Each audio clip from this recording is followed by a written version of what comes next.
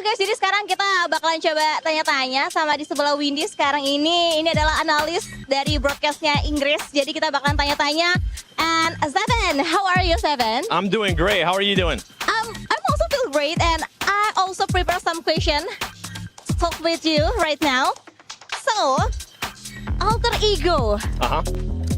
What do you think about their performance today? An amazing performance. I mean, the strategies that they were doing too, the rotations, they were leapfrogging people. On top of that, Rosemary put up one of the best performances we have seen. Over 5,000 damage. That's just insane. Wow, and 78 points in just 6 games. That's insane, Seven. It is insane. I mean, they already overpassed what Alpha 7 was able to do in day 1. They also overpassed what Fourth Tribes was able to do in day 1. So going into day 3, the final day of group stages, I think if they continue on that performance, they could end up being in that first place. Wow. And who do you think is the key player of Alter Ego?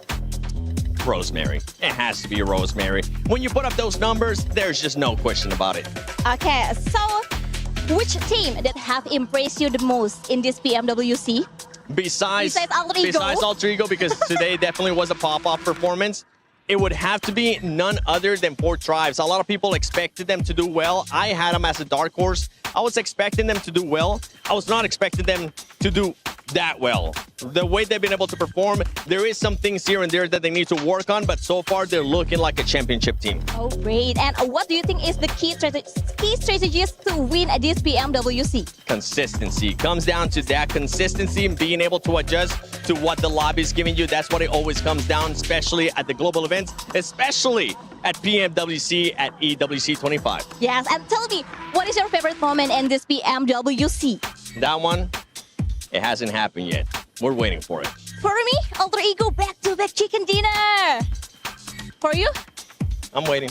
Oh, okay, so... It's gonna happen in the grand finals. Oke, jadi kita tunggu aja ya nanti di grand final seperti apa ya. So, thank you so much, Seven. Thank you. Bye, guys. Terima kasih. Terima kasih. Sampai jumpa. Ever wonder what it feels like for the players to step out onto the stage of the Qiddiya Esports Arena? Come along with us. That's right, Barney. As the pressure is mounting and heart rates are rising, we're entering the final stage of our group stages here. Only time will tell which one of our teams will be duking it out in the survival stage and which ones will be getting a spot, a direct qualification to the grand finals. Today is going to be Group Green going up against Group Red in a finals showdown. But you know what? I feel like it's going to be absolutely incredible today. I can't wait to see what's going to happen. Can anyone catch Fourth Tribes Esports at the top of the standings? Let's find out.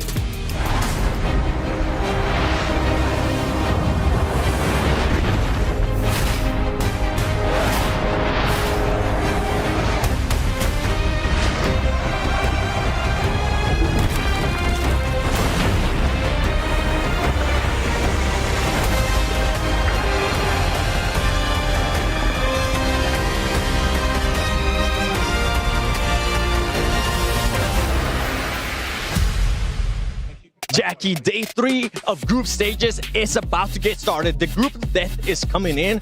On top of that, Alter Ego, can they do it again of what they were able to do yesterday? 7. Yesterday, the smell of rosemary was in the air, filling the arena. Alter Ego out here straight knocking high ground again and again and again. Every single time we see them on this stage, they deliver. But it doesn't stop there. It builds up. Anticipation keeps on going. TT come in from the side. How they doing it? IDA, they're building points. DRX, they're out here giving it. Every team delivers chicken dinners. Oh, the smell is delicious. I'm ready. So let's calm it down a bit. Let's reset. Yeah, you know what? Let's start the final day of group stages. Thank you very much, Jackie and Seven. They were very excited right there, Neptro. Okay, so much hype. You know what? It is deserved because we are in the last day here of the group stage. And looking at the group stage here, we got to look at our MVP contenders. And if we look at this graphic, we're going to be seeing not just one Alter Ego player. Surely there's 2. No, it is going to be 3 Alter Ego players in Krypton, Alva, and Rosemary. The hype is through the roof for Indonesia. Okay, we got to... Hold on. Jackie's very, very infectious, okay, with that hype right there. But they had an incredibly good day. 78 points in a single day here, just eclipsing everyone in their first 6 matches. Can they keep it going? I think they can. The way they were looking at day number 1, coming into day number 2 for them, day number 3 overall, I'm super excited to see what they've got going. Yeah, but of course, because they pretty much secure their spot going into the grand finals, that means that they're going to have a big target on their back in those finals. So, of course, we'll see how that's going to be working out for them. One of those teams that will be putting a big target on their back, I think, is Alpha Gaming, actually. They didn't look all that good in day number 1, but we know they have it in them. As long as they stick together, I think they could do some really cool stuff today. Yeah, and I'm personally going to be hoping for the other Alpha team, Alpha 7, to maybe here get a great third day for themselves in the group stage. Because, of course, they currently the cutoff team, then 8th position. And let's keep in mind, in the format, the top 8 teams at this stage will be going directly into the grand finals and avoiding a very annoying survival stage. But with that said, how about we go take a quick look and update on the club championship? Welcome to your Club Championship update live from the Amazon Esports Arena. I'm Taylor Reflections Noble, joined by the wonderful Veracity. So, what's going on? Well, Taylor, we had an incredible grand finals that took place just yesterday. AGAL had a 1-3 deficit, made an incredible comeback over none other than TT Global, walking away victorious 4-3. Amazing stuff from them, and marking their very first victory here at the Esports World Cup 2025, along with being the 10th unique club to walk away victorious with a championship to their name, you know? Which is huge, and so is second place, which is what TT Global was able to achieve during their last competition, earning a valuable 750 points towards their club championship trophy race. They're also competing this week in PUBG Mobile's competition, which happens to be their only game title that they're competing in as it currently stands. They need a top 8 finish during PMWC to capitalize on the points they've already earned. Points mean prizes here, Taylor, and the leaderboard for our club championship. Team Vitality are still reigning the charts with 2,400 points to their names.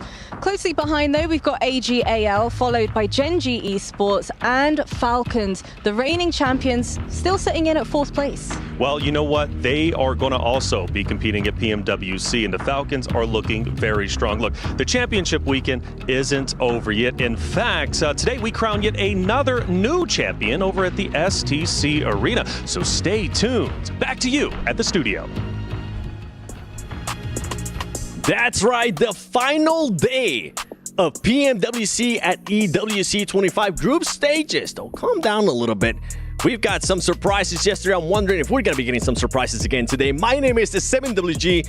I couldn't be able to do this by myself, so let me just join along with Niptura and Maxman. And Maxman, I'm going to go with you first because you're looking fresh, my boy. Thank you. How are you feeling today? Thank you. I'm feeling ecstatic today, Seven. Of course, we're going to be finally sending a few of our teams in the survival stage. Not going to be super happy about that, but also we're going to be sending 8 teams right into the finals. We already have a few teams that are pretty much secure to make it to that stage, but at the bottom of the top 8, it is going to be quite risky, and we're going to see a lot of movement throughout these 6 matches. It is going to be very risky. Nep, how are you feeling? Yes. Okay, with that one, you know what? Let's take a look at the top plays from yesterday because we did have some insane plays. I wouldn't be surprised if we end up seeing a little bit of Rosemary there because Alter Ego over and over and over again, it felt like, Neptura. It sure did. I think we thought it would. I don't know if it's going to be obviously Alter Ego overtaking 4th Rise. Like, of course, they was that like a 30-plus point lead they have to try and break, which it is doable technically. But the teams that below the bottom, the top 8 are going to be very hungry because we said it. Some teams said, "Oh, we want to make it through survival." I don't believe that. I think that's absolute copium. I think they want to dodge the survival stage. They want to get their spot into the finals. They want the lion's share of that $3 million prize pool here. So you want to try and be on this page at the end of today's 6 matches. And actually, I kind of want to talk about Alpha 7 here. In 8th position, they are playing today. A lot of the teams above them are not playing, so that means they're going to overtake a lot of these positions. But do keep in mind, as we go on to the 2nd page very soon, all the teams trying to catch up. You got, of course, IDA, Thundertalk, WBG, Alpha Gaming, Horror. All of these teams are trying to chase down Alpha 7 here. So Alpha 7, sure, might look nice and comfortable now, but I think as we go on into today, they might be slowly slipping away if they don't bring their S-tier plus gameplay. I mean, we already have some teams that are going to be going to our survival stage. Influence Rage, you can see there, they've already played their 12 matches, same as Fireflex Esports. And then it's going to come down to seeing what some of these Chinese teams are going to be doing. Thundertalk Global, Weibo Gaming, a team that we were expecting a lot of, especially at the start of the tournament. We really haven't gotten a chance to see much out of them. One team that I'm currently looking at, though, Neptura, is going to be none other than RA Esports, the hometown heroes. Yeah, I think it's going to be really interesting to see what they do today because we have seen them before. This squad is a really good squad. They're a solid team, but they were very, very quiet. We did not see hardly anything from them in their first day. So I think everybody, and me in particular, are really looking for more from them. And we say that all the time, right? You were saying, oh, it's a blanket statement. It is a blanket statement, but it's a true blanket statement. We want to see them play how we expect to see them play, and we expect to see them play like R8, a team we've seen before. We just didn't see that in yesterday's matches or the day before. Unfortunately, we haven't seen them play similar to how they were playing back in PMSL MENA. We were covering it right here, Seven. And Skaton was stepping up, Ida was playing really well, and especially Marth, the player, the new addition to the team that actually is a very strong support for the entirety of the squad. And unfortunately, that strong synergy and team play that we witnessed in MENA is just not really coming to fruition here at PMWC. So I want to see a bit of that glimmer of hope we saw in PMSL MENA. And if they can do that, top 8 comeback is possible, but it's going to be very hard to execute. Well, one thing I'm happy about with RA, when we got a chance to see them play already at PMWC, I saw that Marth has some good performances here and there, and that was a player that... Sure, we're talking about Rosemary, hyping him up. The guy is the MVP, current MVP of SCA for PMSL. But we have to look also at his teammates. Krypton, incredible performance. I think he got an 8 elimination game at one point throughout the day on one of their chicken dinners. And Alva, the quintessential setup player for his team, looking for the off angles, trying to set up transition points for his team, trying to claim control of these circles every single time. Those 2 chicken dinners without Alva, chances are, is going to be slipping right through their fingers. So if they can maintain that today, I'll be very excited to see if Alva can do similar things to yesterday. I do want to say as well, though, it's going to be interesting to see if any one individual player has a not even as good a day, but maybe even a rough day. If one of, I think in that dynamic that they have, if any one of those players has an off day, we could see a very different alter ego, because the way we've been talking about them, Alva, Krypton, everybody there, they're so important to each other that if one just has a little bit of a slip up a few games in a row, we could see a very different alter ego. And if I'm not mistaken, if Rosemary becomes MVP of the tournament, I know we're not in finals yet, we're still very early. The last time from memory that we've had an SCA MVP was Tony K here, but when it was PMWI. After that, we had Top. We had, of course, the side of Doc being MVP. We had all these different players. We had Notable. We didn't have an SCA players in over 2 years almost. The Twins back in the day, too, from Bigatron. Yeah, it's been a while. I think it would be nice to see an SCA player, especially the likes of Rosemary. And I mean, I got a chance to talk to him for a little bit, just to kind of put my input there. And he was saying, I know that I have performed really bad in previous global events. I'm looking to change it. And currently, he's doing just that. He is. I mean, he's been definitely popping off. It's not just a solo performance, right? He is set up by his team. A strong team is needed if you want one solo player to do well, unless your name is Doc. Then maybe it'll work out on your own.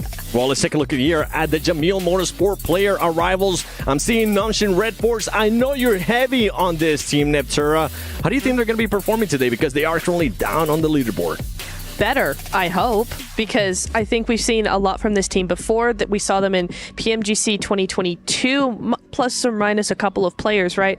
But we've seen them at Global for quite a while, and to have them come into yet another Global and do nothing is quite surprising to me, quite surprising to a lot of people. So I would like to see just a lot more from them. I want to see them be a bit louder. I think their big thing is how silent they've been. I'm not used to seeing them be so quiet, so invisible. So for me, I want to see a lot more coming in, just taking up more space, being a bit louder with how they play. Yeah, and it could be a little bit harder, too, considering that some of the other teams are starting to be a little bit louder than usual, too. We'll have to wait and see if that team has what it takes to be able to do that, right? Now, you're not going to have any of the surprise teams in regards to Yangon Galacticos. They were able to perform really, really well. We'll see what they're going to be doing. But let's take a look at the Aramco Power Rankings. The teams that we ended up selecting, I selected Alter Ego, Team Falcons, because, I mean, we need to see what this team is going to be doing, and the special invite team as well, because they did surprise us a little bit. I know they're not in the top 8, and they're currently not the contenders maybe to even be in the top 8, but I was surprised with the aggressiveness that they showed at one point, Max. Definitely a lot of potential, though. Do you, because you have them in your power rankings, do you think they're making it in top 8? I don't think they're going to be making it in the top 8. The reason why I actually put them in my power rankings, not to get super analytical here with you guys, I just want to see if they're going to be adjusting certain things that they did in day 1, which was, yeah, they were aggressive, but at times that aggressiveness, it didn't really make sense. They were just willing to take fights outside of the circle. Yeah, and that's going to be super important to consider going into day 3 when teams are going to take this a lot more seriously. This is the only chance now for both groups that they have to actually make that top top 8. So those little sort of mistakes, or not even mistakes, just kind of not being very cautious with how they play, not thinking through some of the fights that they're taking, that is definitely going to be a detriment to them in today especially. Yeah, it feels like sometimes they go with emotions of just like, this is the natural progression of the game. I would like to see a little bit more thought. I think just the snappier rotates would make me a little bit happier because they're kind of comparable to Four Thrives when you think about it. Sometimes it's just a bit hesitant. What do we do? What do we execute? And it just doesn't quite work out. But if they do qualify to the finals, I do think it would be through the survival stage when a lot of the heavy hitters would be just taken out of the picture entirely. So there is a lot of hope. I would say we had got like years ago, unfortunately underperformed severely. I do think this is the most hopeful I've been forging from this region in a hot minute now. Now, I know you also wanted to talk a little bit more about Alpha 7 and Max. You're taking pretty much my role, okay? I can't talk about them right now. So with this team, you mentioned they are currently at that cutoff point. They're more than likely going to be passing some of these teams unless we see something crazy from Alpha 7. I don't think it's going to happen. We have seen a 19 elimination chicken dinner out of this team in Miramar. Do we expect them to have a performance like that again or a bit of a slowdown? I think they are going to be slowing down a little bit just to avoid any confrontations they're not ready for. Like I'm talking possibly hot drops, maybe also teams trying to interact with their rotation path on Arango and Miramar more specifically because Miramar is one of their best maps, so teams might want to try and ruin their chances over there. But the teams below them, like you got Thunder Talk, you got WBG, APG, Aura, like all those teams, I think if you want to try and get rid of the main competition in this lobby while also securing a spot into the finals, I think that would be the team to try and chase down. So they might have a bit of a target on their back here. I think that would be the team to try and chase down. So they might have a bit of a target on their back here, and the team that a lot of teams want to eliminate as early on as possible. Yes. Yeah, I think as well, something to consider is A7 do play edge and spread out, and we saw the same from AXTMG, we saw the same from Hora, we saw the same from Intense Game, I think, as well. So there's a lot of teams now playing the same way as them. They got to be careful with that. They definitely do when it comes down to not being able to start slow. That was the big question mark for a lot of people in regards to this team. They weren't able to start slow. One thing that I want to ask you guys quickly, and I want a quick answer on it too. Weibo Gaming, are they going to be starting off slow? No. Yes. Oh, Interesting. 50-50. I like this, and we will end up seeing what's going to happen, and I'm pretty sure maybe we'll get a chance to come back. We'll see what's going to happen, though, because, ladies and gentlemen, we are about to start the final day of group stages. So let's send it over to this stage.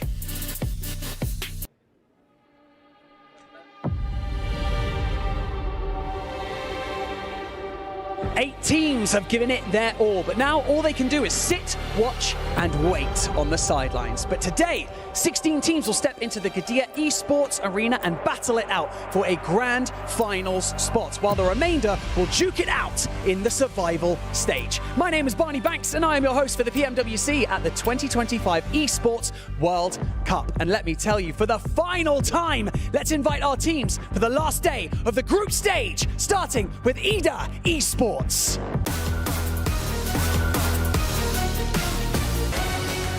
Hora Esports.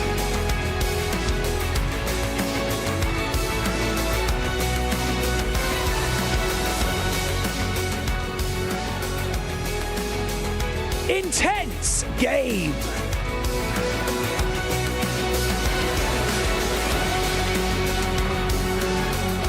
Kinetro Gaming.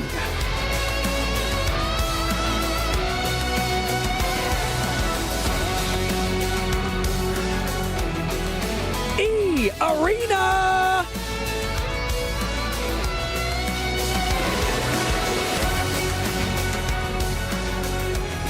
Nongshim Red Force!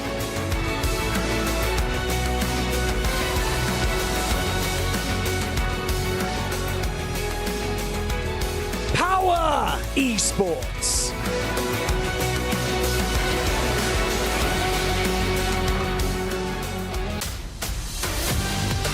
Team Falcons!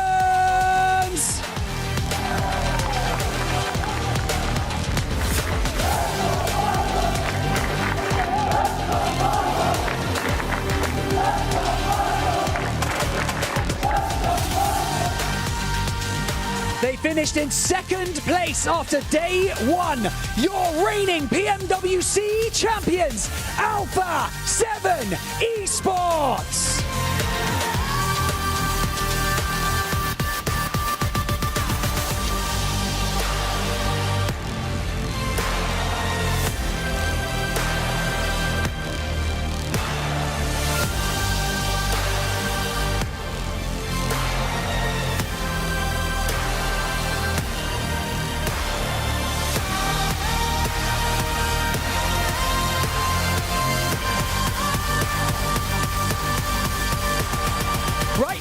in the group stage. Success is not final, and failure is not fatal. But I tell you what, if you put up big numbers, your journey to the grand final, the $3 million prize pool, and the PMWC trophy is that much easier. So get comfortable, because today history could be made. So let's do this!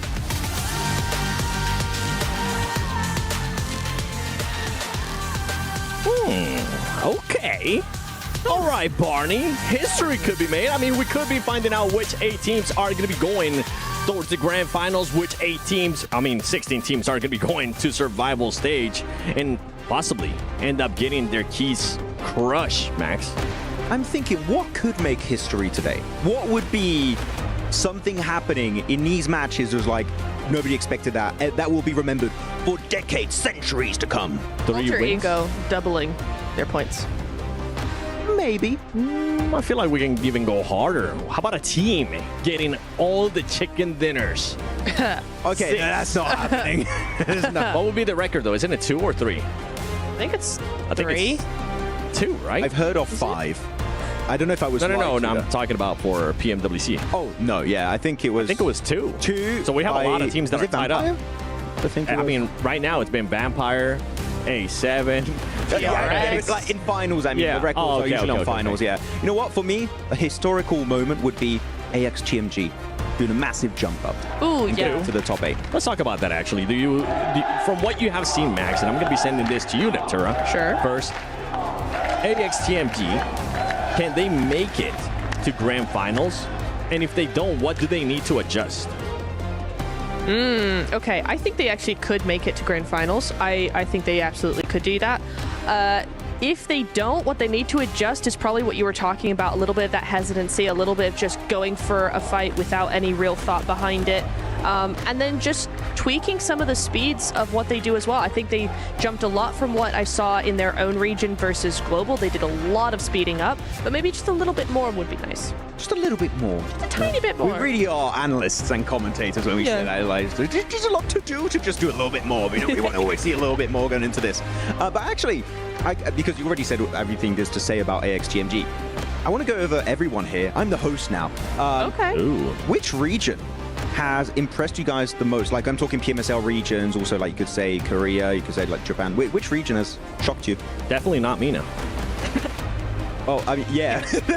I mean, it can go either positive or negative, and I feel like with how positive we have been in this show, with highlighting a lot of the teams, I feel like it's fair to also highlight some of those teams that just have been super lackluster.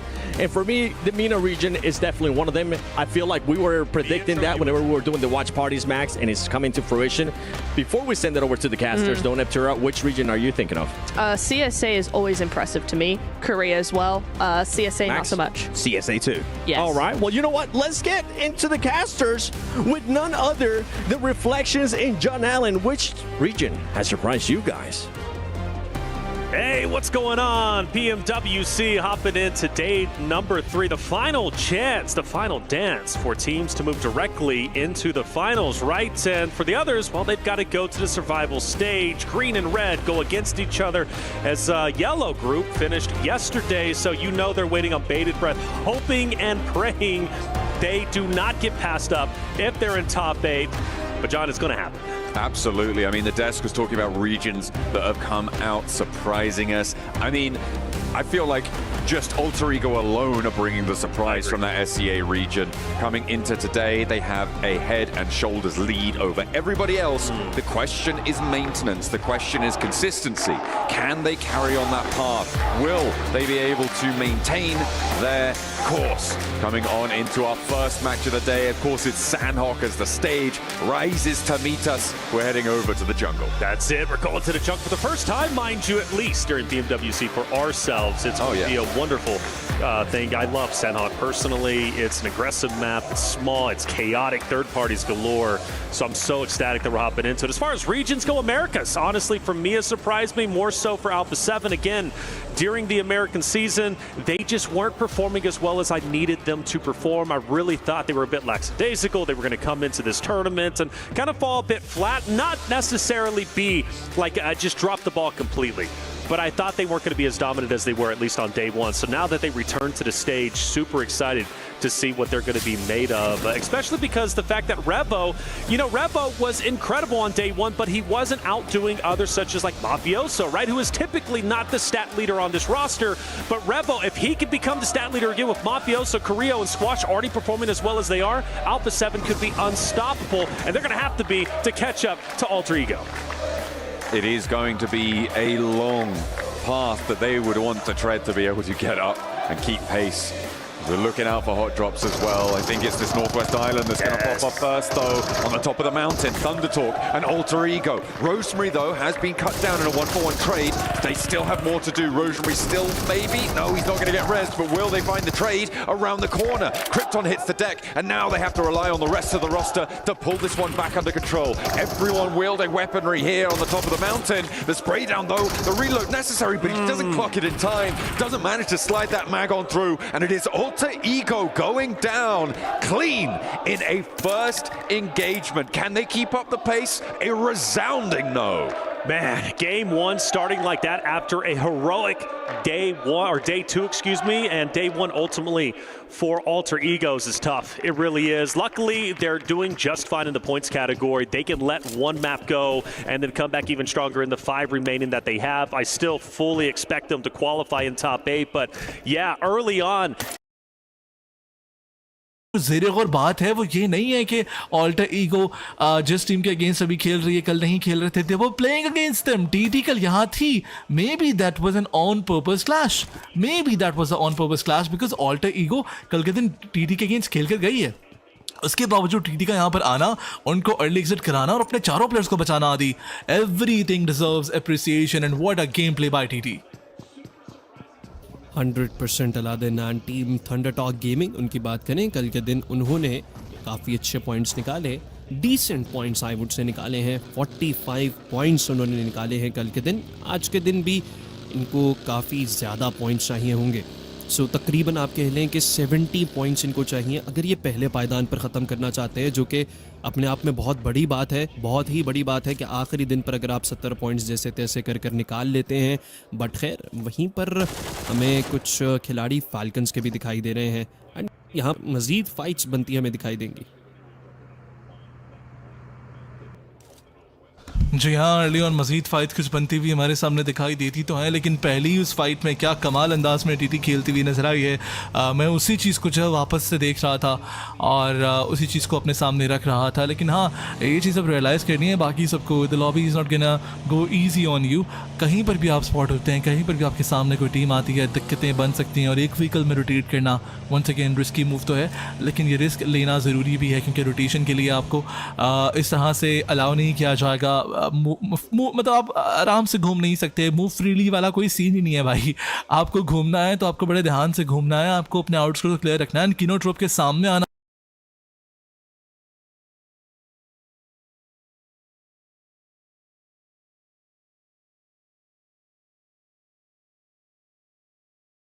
आपको घूमना है तो आपको बड़े ध्यान से घूमना है आपको अपने आउटस्कर्ट को क्लियर रखना है किनो ट्रोप के सामने आना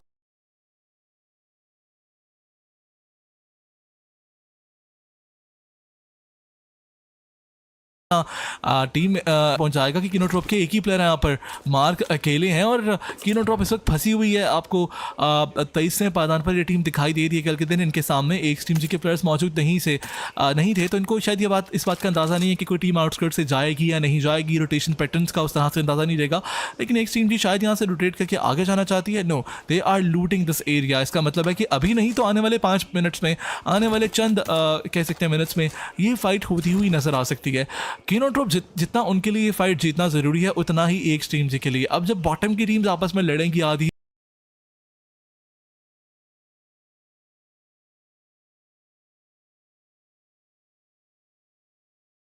ऊपर की टीम्स को मौका मिलेगा मजीद लीड बनाने का और मैं ऐसा नहीं चाहता मैं चाहता मिलेगा मजीद लीड बनाने का और मैं ऐसा नहीं चाहता मैं चाहता हूं कि क्लोज कॉम्पिटिशन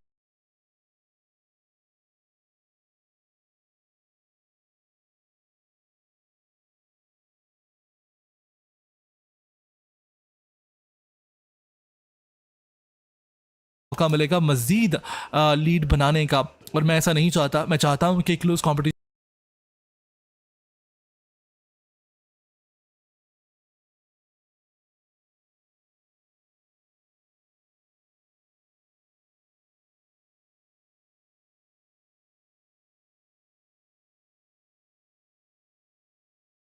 मिलेगा मजीद लीड बनाने का, और मैं ऐसा नहीं चाहता। मैं चाहता हूँ कि क्लोज कंपटीशन देखने को मिले ताकि एक एक पायदान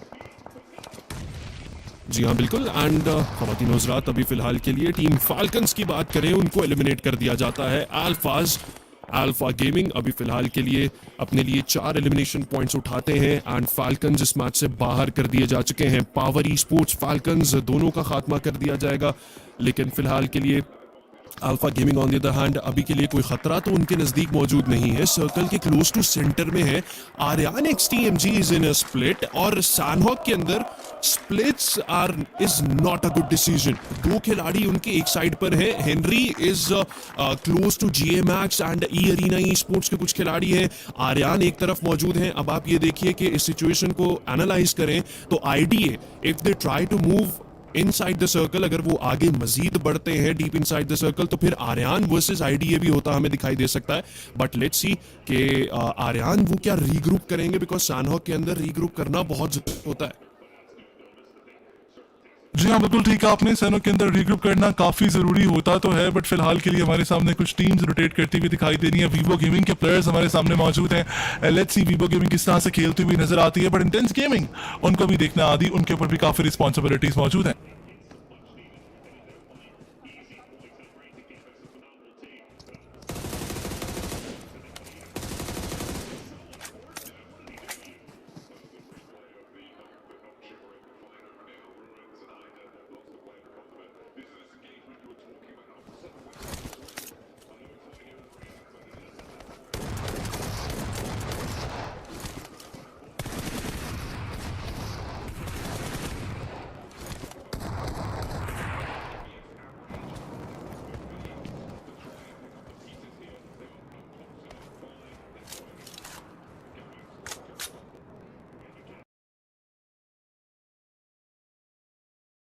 To even take a ton of damage because he felt super confident in his ability to get the win. Gamex not only getting taken down from Alpha 7, but naturally as they move up, they run into Kinetropus.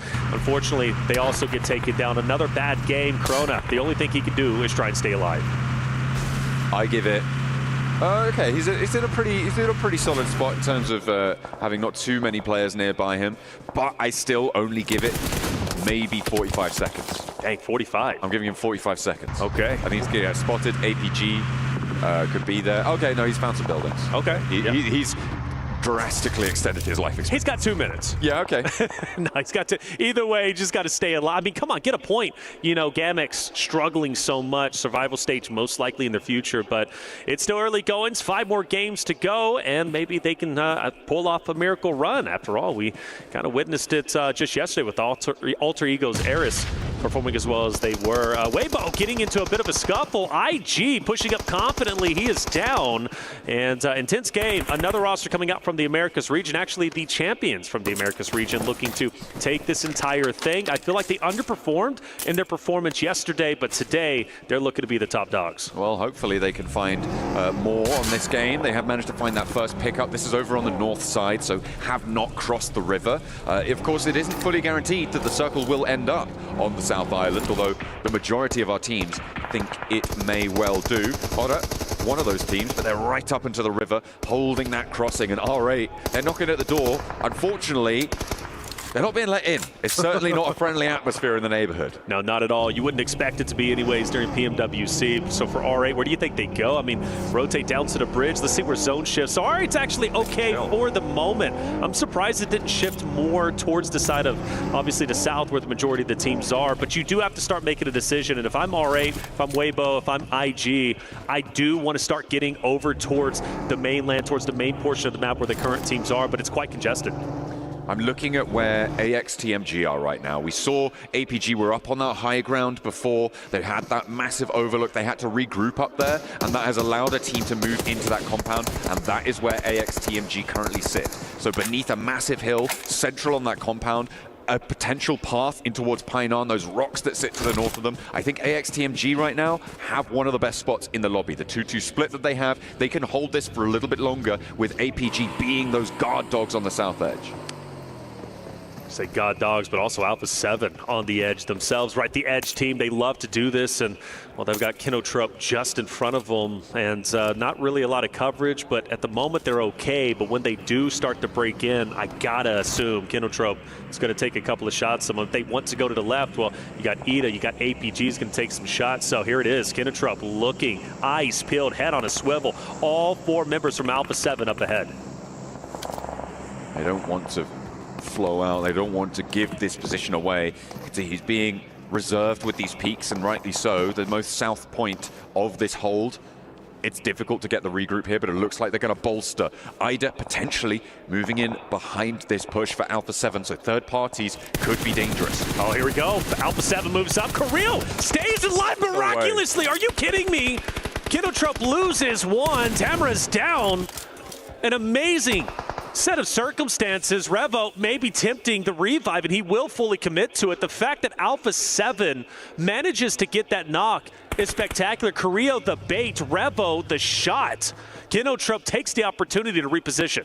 Ida in the background, they haven't struck here. It's a little bit of lost time for them. This could have been a nice opening for them. 2 of their opposing teams in their way did go down or lose a player, have a casualty, but they're just backing off of this fight entirely. Honestly, I don't mind it. I really don't mind it. Get away from this engagement. I think if it would have popped off a bit more, Ida would have been more aggressive, right, and getting in there and getting the cleanups. But when they noticed Alpha 7 was able to get picked up back on their feet, there wasn't a lot of damage to Kinotrope, -1 knock. They said, okay, maybe this isn't our time. Granted, it's not going to be any easier trying to go dead center, and they're sending it dead center into Gamex to the solo of Corona. They're going straight past APG. They're going in to AXTMG, but all eyes once again on this Alpha 7 Kinotrope fight. Kinotrope does not want to give up their ground. They don't have to, but Alpha 7 have to continually move forward. Squash Mafioso from the distance. Revel Carrillo being the tip of the spears to push up. This is going to be a tough fight. They already scuffled a bit. Mind you, both teams get back on their feet, all 4 of them, so it's still a 4v4. They're going to have to get out of there. In the meantime, Ida's crash has not gone well. Ida have lost 1 at least. I think the nades are continuing to pour on through. AXTMG, they have the sideline angle from the east point of their 2-2 hold. They have the north side of the road on the compound, and they have Alpha Gaming, who have those shots down the hill towards the back approach of Ida. It's only 1 player now standing for Ida. It was a Hail Mary. They wasted their time on the south. I think the call should have been roll over Alpha 7, try and move it on in. But as it stands, they're going to have to try and snake it out. In the meantime, Nongshim, they've been slowly executing this northwestern side well. They have been moving through this ground, this terrain, and been vigilant with it. Sure, they've lost a player, but they're on 6 elims. Not too many other players are in their location as well. Well, Thunder Talk started with our first Bloods, taking down Alter Ego Ares, the team who was phenomenal yesterday. And now they run into a full, like you said, Nogsham Red Force, who have been dismantling the left side of the map. AJ from Thunder Talk, the last alive, the solo standing, trying to get any additional points that he possibly can. Again, every single point you gain is critical. They're currently sitting at 50, which I believe puts them close to the top 8, if I'm not mistaken. Doc, one of the main damage dealers, at least onto the Thunder Talk fight. He'll go ahead and relocate. AJ pretty much dead to rights and actually might take himself out in blue. Maybe not wanting to give any points away. I mean, point denial is pretty important, especially when you're facing off against teams chasing for that bubble. Fortunately for them, Nongshim Red Force, 16 points total before this match started. It's not going to be too much of an impact, you'd hope, to alter those tables towards the top 8 if you get that point sent over the other way. But it does look like AJ's just trying to survive as long as possible. IDA did manage to keep their south side of this one. This is mostly in part to Alpha Gaming rotating in onto the north side up to these rocks, but now they've got a challenge sent their way by Nongshim Red Force, who have moved in from this northwest side, and they are going to the standing stones. Emery has a beautiful off angle onto Zial up ahead, but AXTMG continues to have their forces dwindled away, taken down one by one. They're now down to 2. Sirax keeping his head on a swivel. Emery up ahead along with Aaron, and while Emery again through the windows just taking down members not only in AXTMG but also APG up ahead. Devo T wants to try and renegotiate his position, but really they're just going to stay where they currently are. The next zone is going to shift, and it's going to be quite deadly if AXTMG has to re-rotate. They don't, luckily for them,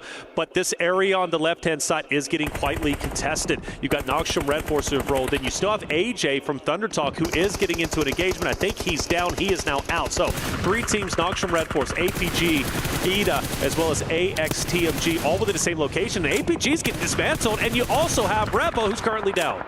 He's been knocked by a solo from Gamax. APG do go down fully as well. IDA picking up a couple of the points there. They're up to 6 elims. That was a really lovely pickup for them. They'll be now on 52 points plus whatever placements they can find. And they are still on that chase. You can see Alpha 7 on the boundary. Looks like they have managed to clear the threat. Oh, maybe not. Ooh, okay, 2 players going down for Alpha 7 to a solo from Gamax of all teams to be able to take a large chunk out of Alpha 7. But they stay alive. They have 4. They'll have to push in quickly, though. Well, for what it's worth, you gave him 45 seconds originally, then I said 2 minutes, and then he ended up almost dismantling Alpha 7. He did his part. R8 behind a wall, taking nade after nade.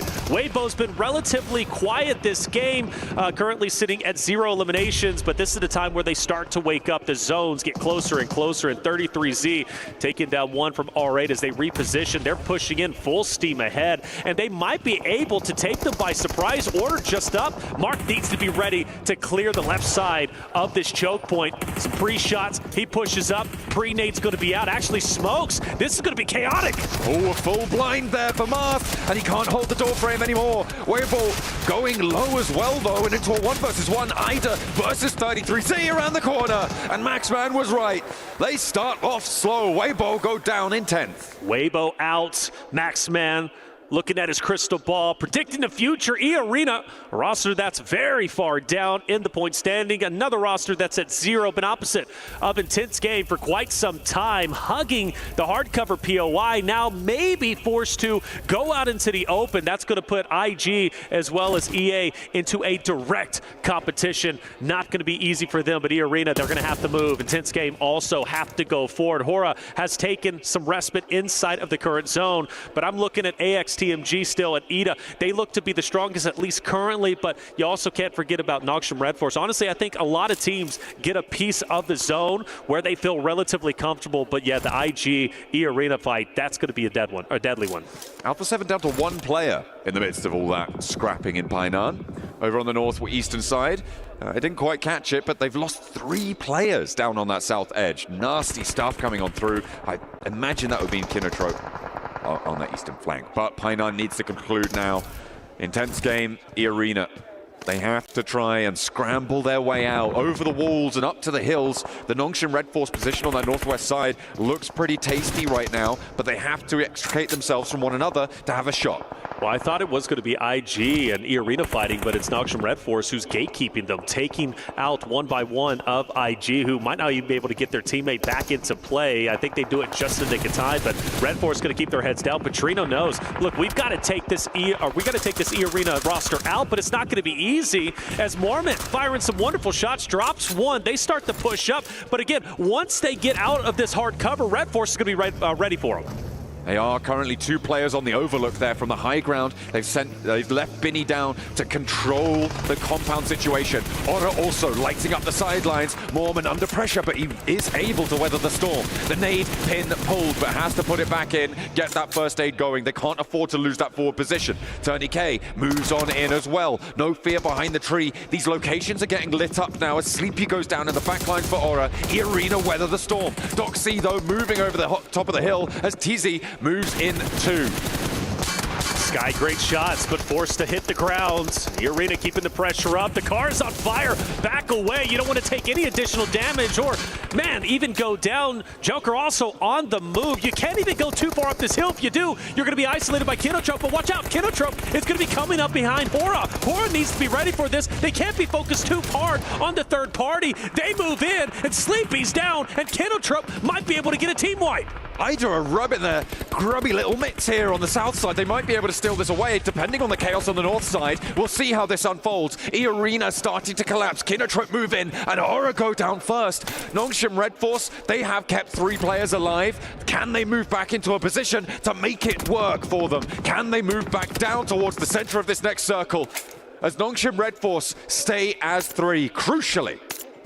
Arena, they're in tough goings. You've got Kinotrope right behind them. You've got Noxham Red Force in front of them. The zone shifts even further, and I believe Red Force needs to take advantage of this. They need to rotate as quickly as they can, because I believe with the elevation of the mountain, they can rotate around, and they can take some respite where Benny is currently at. Kinotrope, they're most likely down and out, and in fact, they're going to be fully eliminated, but you still got eyes on AXTMG. Ida, who's going to be in the hardcover location just down below, and Ida only has 2. Of course, AXTMG only has 1, but they can output quite a bit of damage. But back on board with Red Force. Arena, can they get the full finishes? Yes, they can. And now the attention is turned. For Nongshim Red Force, they have to push back down towards this next circle, but they don't have cover. Ida have it for a little bit longer. They're lighting up these sidelines. There's a vehicle up there as well. Doxy goes forwards. He needs to make something happen here, or they will go down. On the inside, they will be pushed out, but they can survive for just that little bit longer. Nongshim Red Force, they're on the lip of that hill at the top there.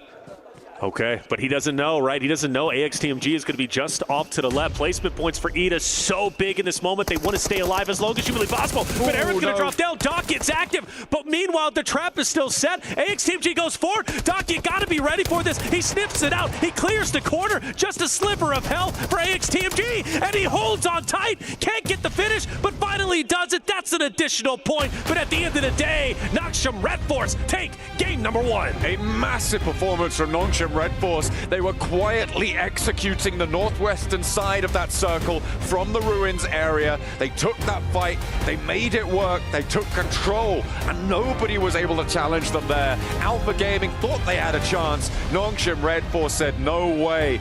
We are here to play, and that is a brilliant entrance to today. I know that Neptura was saying they needed something on this day, and they have delivered here. They started on 16 points. That's going to put them up with a 13-11 game up to 29. It's a way to start the day. Nongshim Red Force looking powerful. Other teams, though, looking a bit weak off of game 1. Falcons, Alter Ego Eris forced to step it up in the next remaining games.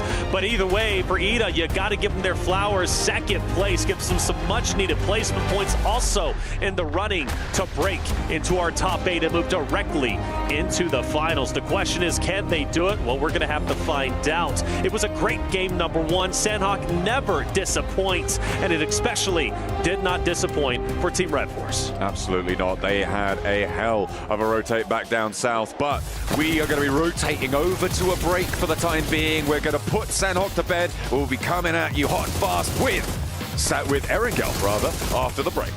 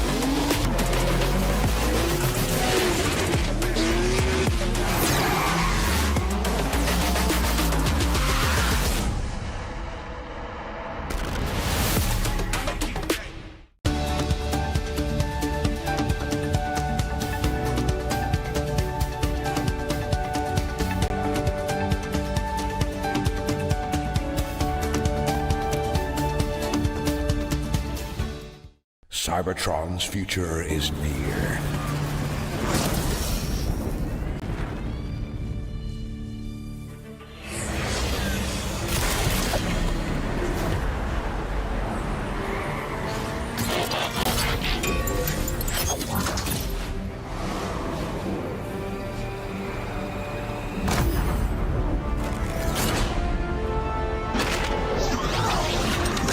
Autobots, roll out!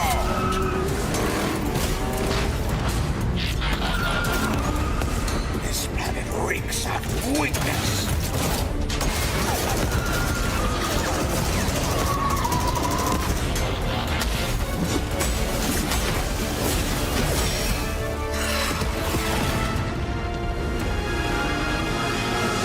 Your courage reignites my spark. We'll crowd a new load of Cybertron.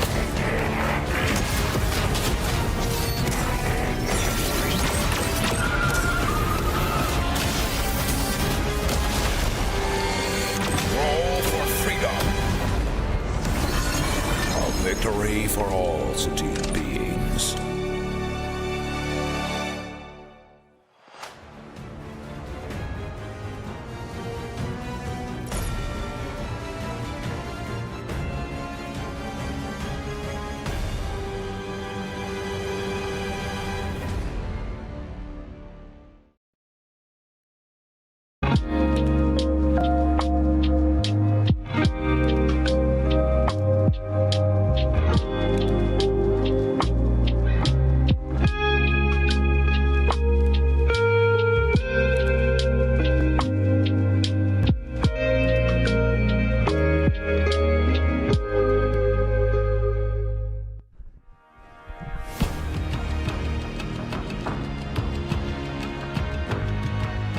Yes, that's the relaxation we're talking about.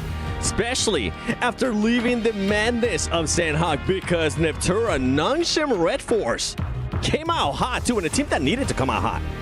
There's so much to like about this game. Nongshim finally. I said in the intro, I said in the pre-show, I wanted them to play a little bit louder. I did. A little bit. I wanted them to play a little bit louder. They're too quiet. It's not what we want from them. And they came out exactly how I wanted them to play. They played it so nicely. They were split over that west side, always get that wrong, over the west side, but didn't overextend, didn't do too much. They just held a little bit of their own space.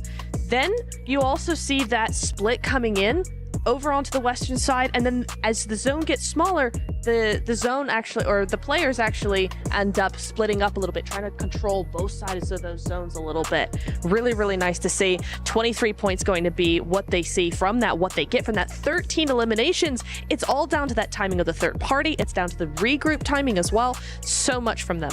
You want it loud? I mean, you got loud. 13 eliminations out of that team. Another team actually surprising us here, Max. Not only just ESports, Kinotrope Gaming being able to put up a good performance here as well with 11 points, and then AXTMG following up the good performances there too when it comes down to Sandhawk. And remember, that is one team that kind of has an advantage, I feel like, over everybody else when it does come to Sandhawk, because they played a lot more in the region. Yeah, that's true. They do play a lot more going into BMPS, so they had a lot more experience going into it, into PMWC. Can I go deep on AXTMG, because I got a complaint. You know what? Oh, let's go. Yes. AXTMG, you had such an amazing compound. Why do you send two players solo into Ida? I don't understand. If you go north and you just hold on together, because you can have two teams in that compound. You can have one south of the road, which is Ida, and one north of the road, which is going to be then AXTMG.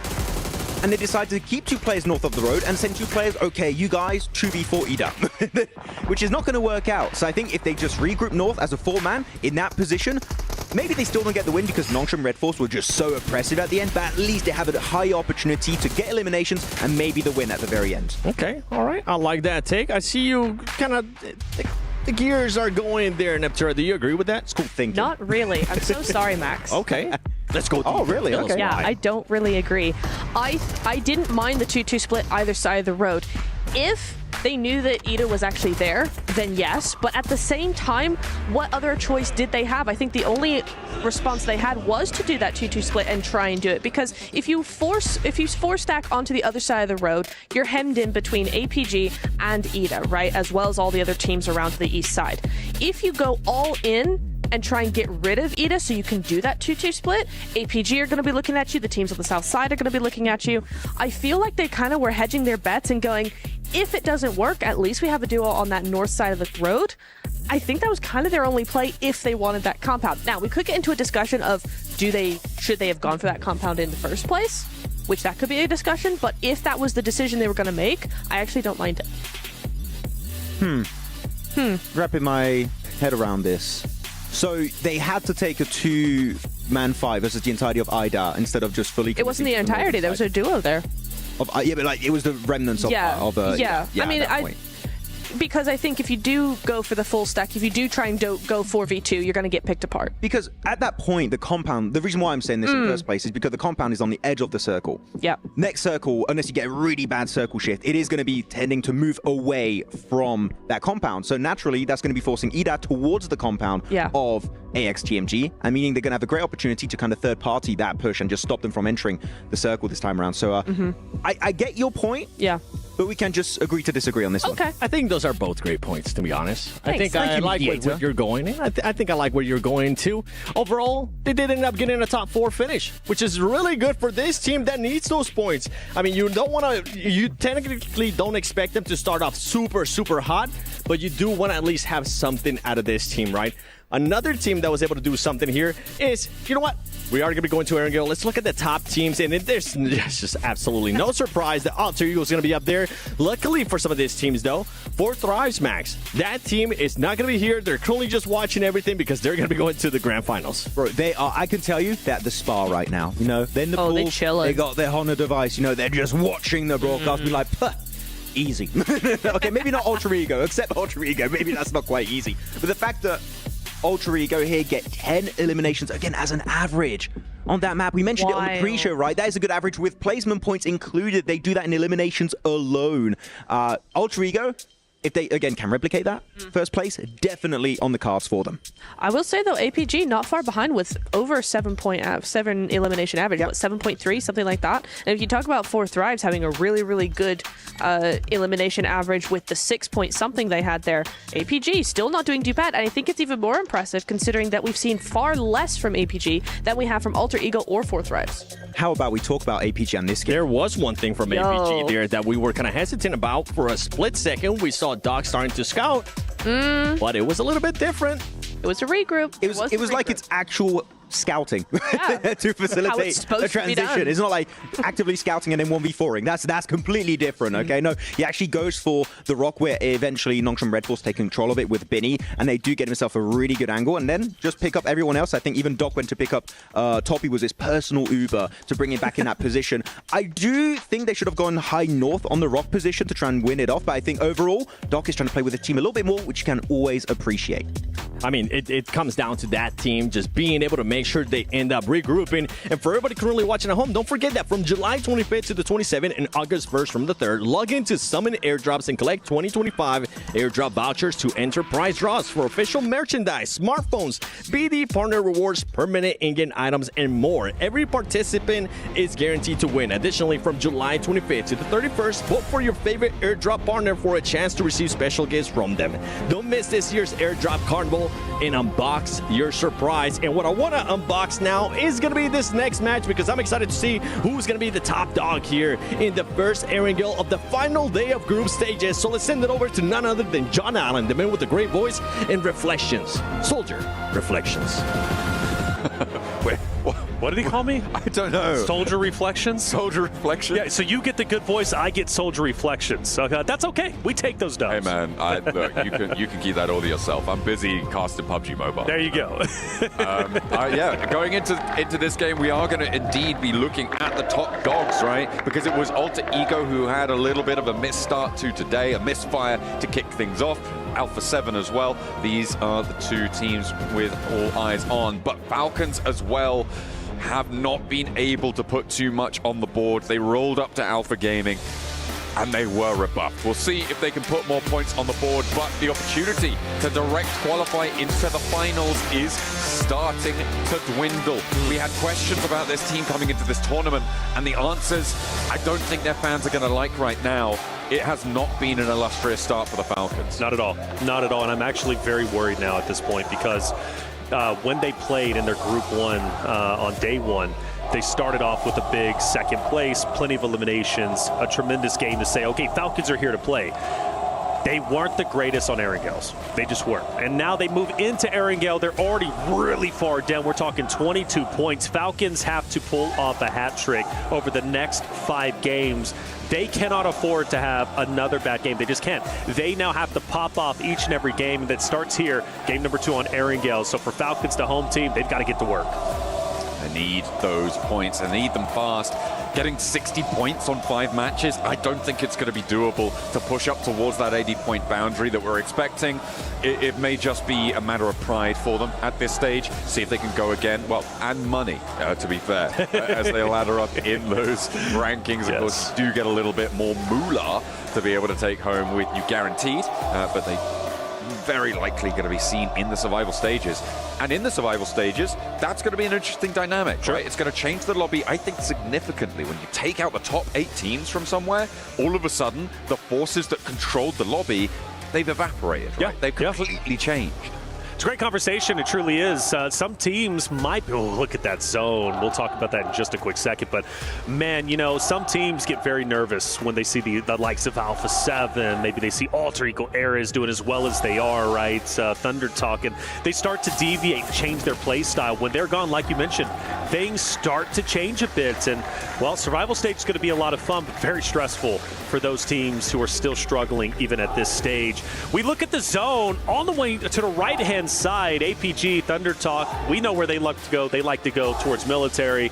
They might run into each other. Kenotrip on the western side bridge might decide to stay there. But early wins, though, for Power, who needs some points. You've got Red Force, who's coming off a tremendous win. They get a lot of points. They are now elevating themselves up into the top 8 potential position. They're well within that zone, could play potentially the gatekeeper role. For others, though, as we know, towards Zarki, Alpha 7, E Arena R8, they've got a relatively long rotate, but I believe they're going to hug on that north hand side of the map, maybe towards Yasnaya. So that side shouldn't be too busy. But yeah, for Noksham Red Force, Power, we got, of course, Alter Ego's Ares, who needs to recover after game number 1. I think they're set up quite nicely.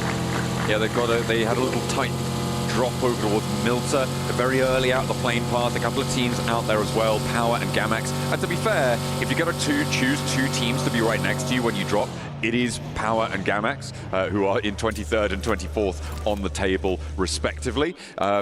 Yeah, and they managed to get all the way up to Lipovka fairly unscathed. We saw Kinotrope as well taking up Ferry Pier away from 4 Thrives, obviously, who normally drop there. We've seen them drop there for the past 2 days. Of course, not playing today. That spot was open, and Kinotrope have been able to take up that mantle, which does mean that there's potentially different dynamics if Alpha Gaming opts to go for that Westbridge rotate instead of going directly into the zone, right? Going past Thunder Talk, which is also an option. You say that, it's not going to be an easy one, though, is it? Thunder Talk's been putting up a wonderful fight, and I think for them, they want to prioritize this rotate onto mainland as quickly as possible. There's just no way military is going to be obviously within that next zone, so they want to try and get a move on and potentially get some distance between them and APG. For the other rosters towards Zarki, nobody's moving just yet. Relatively slow goings. R8 did disengage. They're now moving up towards the north-hand side, which could give them a pretty big advantage, in my opinion, if they can set it up properly and have the wherewithal to know, okay, we might have a couple teams rotate in towards Yasnaya. We could play gatekeeper. That could be some much-needed points going their way. I mean, after all, same kind of conversation with Noksham Red Force, R8, AXTMG. They're a little bit on that bubble, right? They've got a lot of ground to cover, and they're running out of time. Thundertalk being cautious on this bridge crossing, rightly so. There's nobody currently challenging them, but because of the number of parachutes that they saw heading to that northern side, they would have seen at least 3 or 4 teams heading out over towards the mainland from that Novo drop. They are being nice and cautious to get across this one. They're serpentining across the bridge, they're leaving backstops. It's nice and disciplined from Thundertalk, and they are going to be able to carry their journey on in towards the south side of this circle, moving now to the south edge of Milta. Weibo, pretty easy rotate for them. They're going to be just fine. Team that is at 42, still very much possible. Revo, a bit of a misjump, but that's okay. He's styling on us anyways. Again, up there towards intense game. The arena. Thundertalk goes over to the right-hand side, maybe closer and closer towards Gamix. But one thing about this zone, right? I mean, it's so much water, right? There's only going to be so much land that's going to be usable. It's obviously playability-wise. So, yeah, I think it's going to be quite a bit tight. I do worry maybe potentially about Falcons. I think they're just fine at the moment. But if they do decide to hang around school area, you've got Ida, who's already going to be there, most likely very early on. They're probably going to stay there for the time being. You still got IG coming onto your backside. You have, of course, E-Arena. So Falcons going to be just fine. For Kinentrup, though, I am quite excited based off of where they're currently positioned, but power is getting dangerously close. Yeah, a lot of contest for that central location.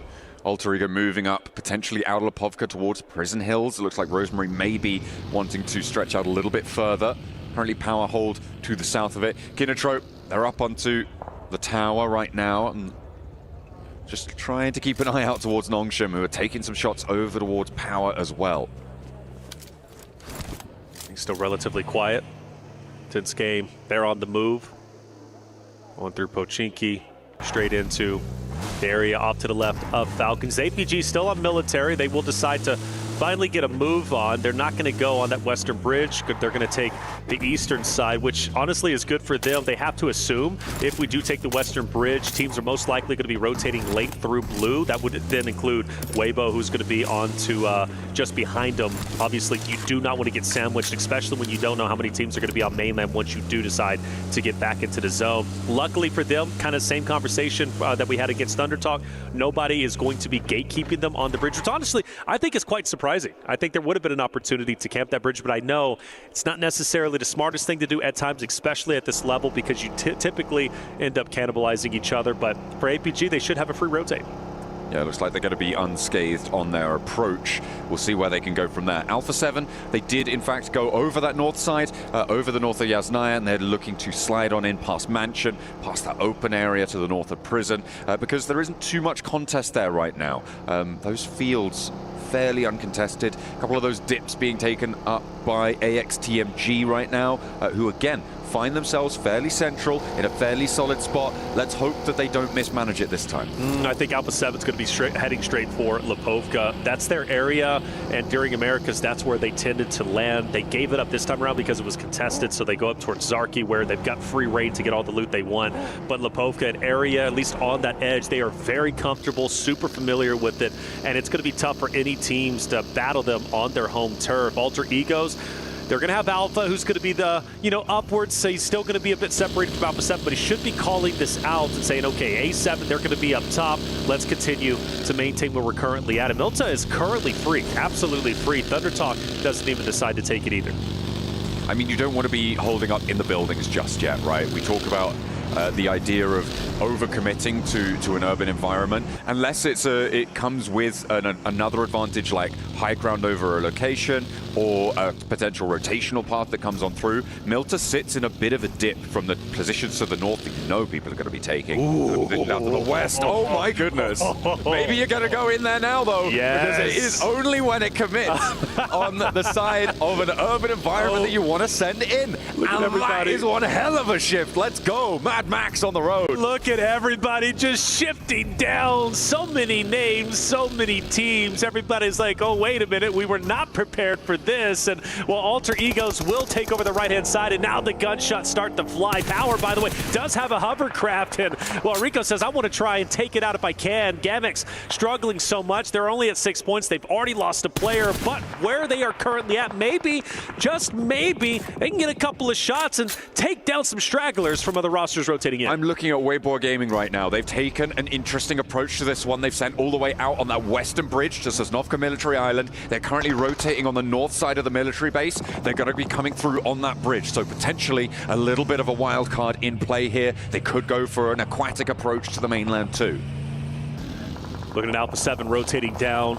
Ida just next to him. R8's going to be onto the backside of Revo. That's going to be tightly contested depending on where they decide to stay. I expect Alpha 7 to hug the edge of the zone, which is what they're very, very comfortable with doing. But I agree with you, Weibo, loving it. We do have AXTMG rolling up. We got Falcons on your screen. Narvalo looking to put in a little bit of work. Henry cooking a nade, so you have to assume this fight most likely is going to be going down. You want to take out AXTG. You have Strex, who's already going to be out of the way. Narvalo repositioning. This fight may be disengaging. Falcons might want to get out of here. AXTMG says, come back. We actually want to fight this. We're ready. I mean, this is the scrap for the shelter area for the hill that overlooks Milta and access towards places like the roadblock that sits on the northwest side of Milta. So potential to get a lot from this position, but as soon as it's contested, it gets sluggish, it gets slow. And it looks like these two teams are going to divide themselves from one another and just stay at arm's length. So survival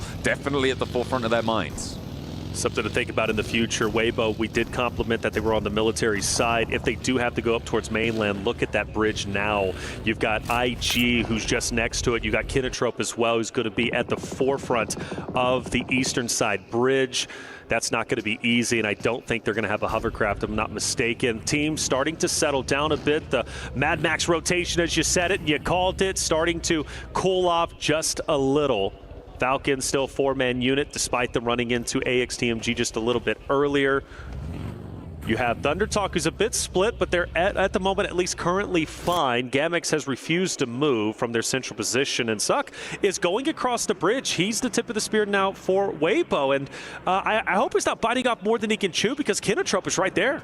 He's got that east side, right? There's a couple of those rocks that you can stay on. They're going for that scouting position, a shift out to the west, and they're going to be happy that they've now got that foothold. You're going to see the rest of Weibo now looking to regroup, spread out along that coastline. It's difficult because there are going to be players in Milta, and those angles start to get covered off on the position on the east side of the exit from the bridge from Weibo. They're going to have to try and find something. There are some options as well to the western side. Obviously, you've got the gas station just as you come out. Yep. It's pretty difficult to get in towards that, though, uncontested, especially with how ram-packed this circle is right now above them. Well, good news for them. IG does decide to rotate in towards the northern side, Kinotrope as well. But when you do hug the edge of this this water side, you know you're going to be taking some shots, not only across the way, but as soon as you peek your head at the top, it's most likely going to get popped off. I mean, Kinotrope, great example. They've been looking to gatekeep. Unintentionally, they didn't know about it, but they knew there was going to be a team most likely coming across that bridge, and once they see it, it's Kinotrope who's just absolutely ready for it. Ida, however, is set up still quite nicely, and I think for them, especially R8, AXTMG, going to rotate straight into them. I think this might be a big game from Ida if the zones continue to bless them.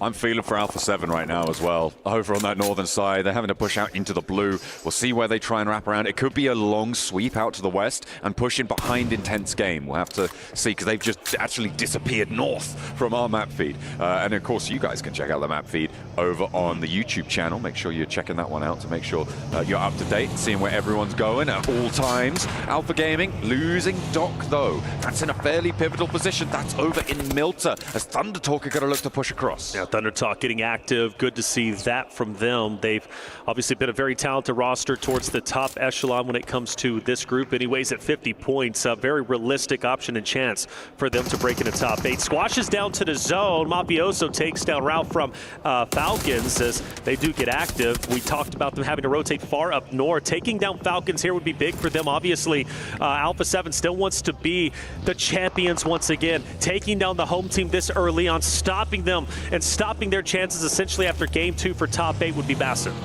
This is so nasty for Falcons. They managed to get that first knock. They do a lot of damage, but now Redox is isolated. Novalo's isolated. Koa's out in the middle of nowhere comparatively. He's over the road, back where we saw them before, up towards that hillside.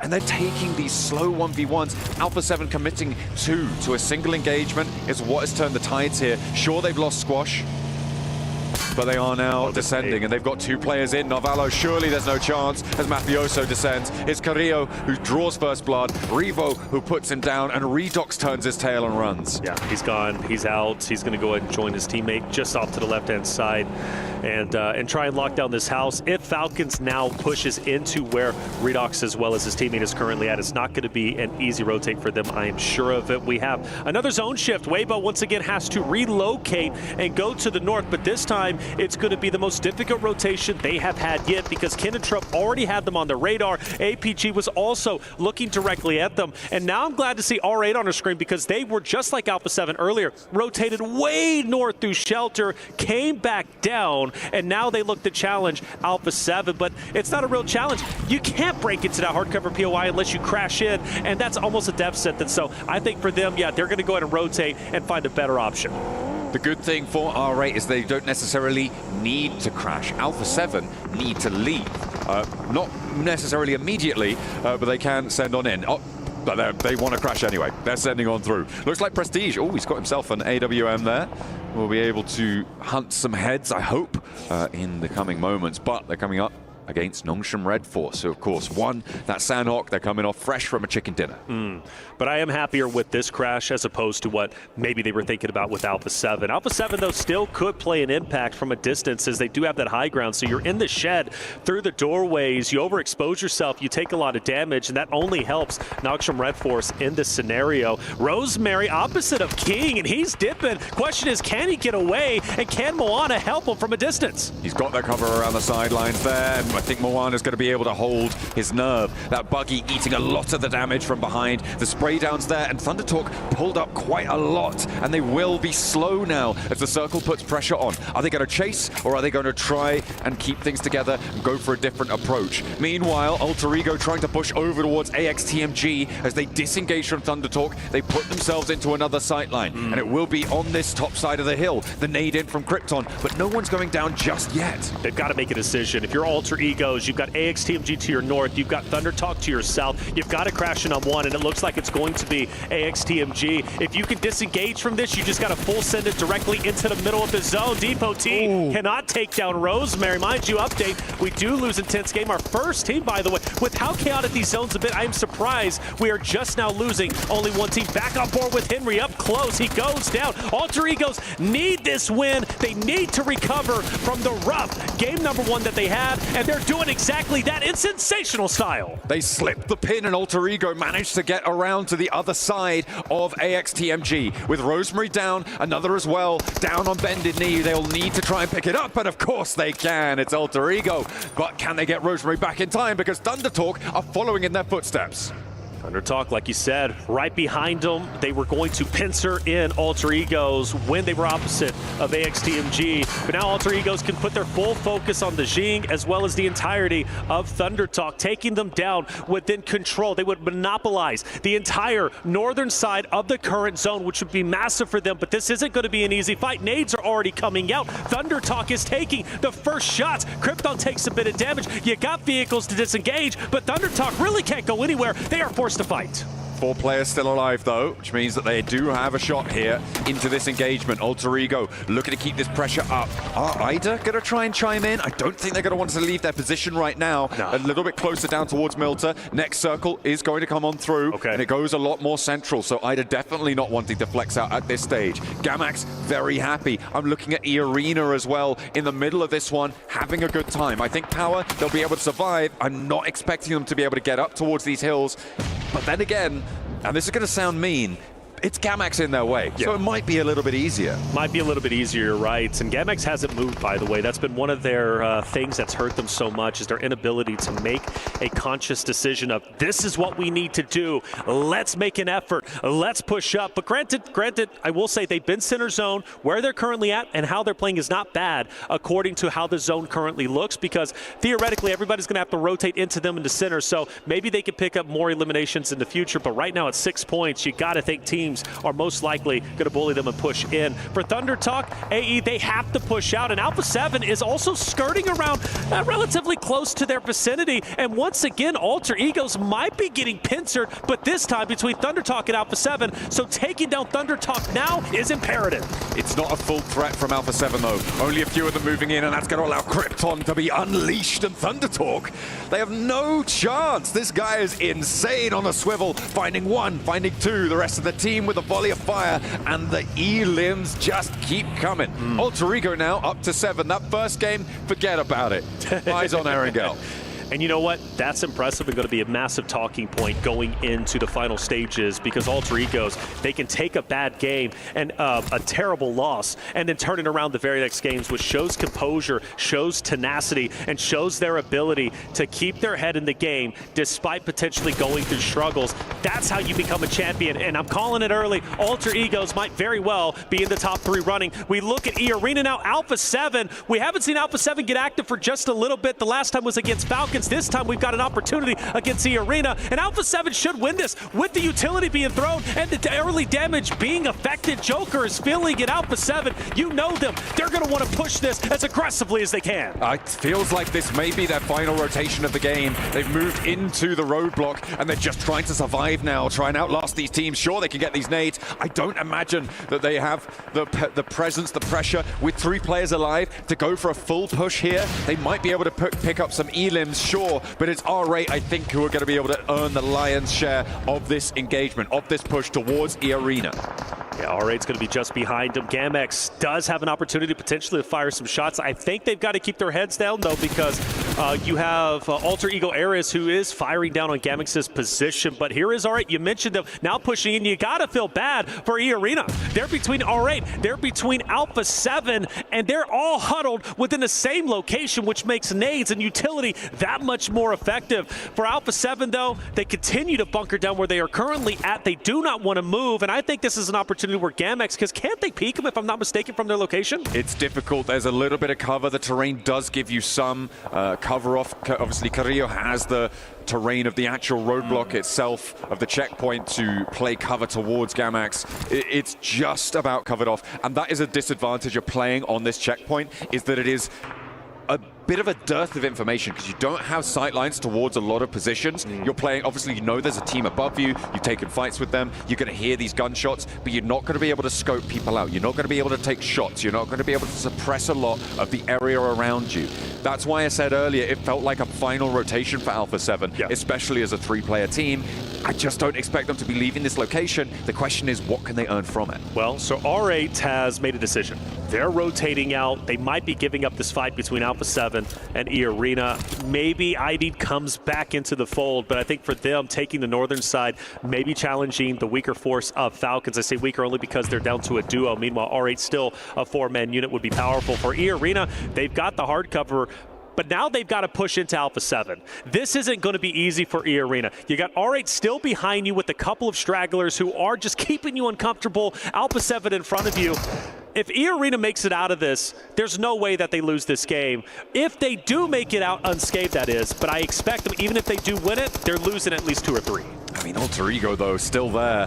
That's going to be one hell of a hurdle to cross. They're already up to 11 E-limbs, by the way. R8 trying to make their approach, and E-Arena will go 1-for-1 on the trade. Ida has to back up and look for the res here. Prestige not going to waste any time. A big nade coming through from Mormon, though, and that's going to change the tide of things. Prestige needs to commit, needs to get some damage here. Looks good with the arc. Is he going to be able to connect too much more? The reses are coming through for R8, and they're keeping the pressure up, but the res comes through, and now 4 players still stand for E-Arena. The nade, again, not connecting. I am shocked. E-Arena has 4 players up, and they're actually doing a ton of damage to R8. Prestige from a distance. Hill makes it so awkward, he can't even get up. You got Albrifus from APG, who might be on the backside. I think he's thinking about it. Okay, do I have clear line of sights? If I do, I'm taking him, and that's going to be all on R8. And actually, here he goes, getting active, and this could help E-Arena so much.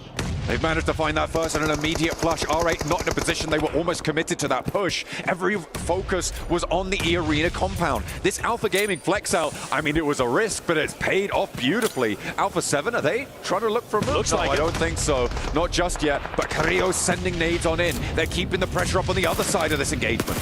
This is messy. This is chaotic. The winner of this fight could very well go on to win game number 2 airing gale of the day. The Alpha Gaming has moved even further up. They're taking the forward position. E-Arena now has a couple of players who are down. 2 players to stand up. Carrillo, he wants to push up. He wants to at least get a line of sight on any stragglers who peek their head over the corner. Prestige finally moving in. He's been waiting to do this for the longest time. A nade's being cooked. He swings the angle. He gets the drop, but it's not done just yet. E-Arena fights back through the window. R-Raider down. It's down to Mark, who hits the shotgun shot through the doorway, though. Clutching up is our boy Mormon from E-Arena. But now, is this the time where Alpha 7 says enough is enough? We know you're weak. We're taking you down. They don't have the pressure, and that's the disadvantage of this location. They are just hiding here. They don't have the time or the angles to push up towards it. Fortunately, they don't have to, because the circle is going to force E-Arena over towards them. They have got that top shot going over their heads from Gamax to suppress E-Arena's rotation, and even further behind them, Alter Ego have those shots. It's going to make E-Arena's approach really, really difficult. Power trying to leave Milta as well. The options are shutting down now for E-Arena. Hovercraft for power, by the way. They still have it. We'll keep that in mind. That's going to be so valuable in these open in-game fights. For E-Arena, astounding performance. 4 alive. We cannot discredit how amazing that is, getting pincered between R8, having APG also moving in on you. The fact that they move out with 4 is something I was not expecting. If Joker can somehow, some way get on top of this roof and look down on Alpha 7, E-Arena could make a play of a lifetime and push even deeper into zone, but he's already taken damage from the distance. That's Alter Ego, and even with that high ground advantage, you just can't take those angles. The shape of the terrain just doesn't allow it. They try and go for this crash. Alpha 7 have such a strong hold, and Carrillo's holding face against 2, finds them, and immediately shuts them down. Mormon in the smoke, and Carrillo retreats a little bit closer towards his teammates, but he's hopping out. He's getting bold. The weapon swap's there, and the team of E-Arena are falling. Joker with a nade, but Carrillo is farming them as they approach. Oh, but the nade connects on the Carrillo. The farming ends, and Joker becomes the farmer himself, but only for just a little bit. Carrillo should get back onto his feet. And now we are down to our top 4 teams. And finally, Gamax starts to get active. They're getting pushed, and it's Alter Ego. From the northeast side, Power have managed to move up behind Alter Ego, so it could be dangerous. The ground floor now taken. Moana, Krypton, followed by Rosemary into the ground floor now, pushing Gamax up on high. Molotovs to burn it, to slow things down before they can get this res, though. These nades are going to start to come on through. Healing now being done, and Alter Ego have pressure from the high ground that they have just deserted. Rosemary bottom left. He's been the highest damage dealer so far. Krypton as well, to be a great courtesy to Rosemary's performance. Gamax getting pieced apart, but Arthur wants to stop the bleeding. He wants to put Alter Egos into the grave, but will it be possible? I don't know. You got Rosemary, the top dog, with Krypton down below, and he's hugging a corner. He's hugging it tight, but the question is, does Gamax give up their high ground? They're on the second floor. I don't think they do, but Arthur is burning, but only for a little bit. He has that first aid. Nades being poured over towards Alpha 7, huddled behind the checkpoint.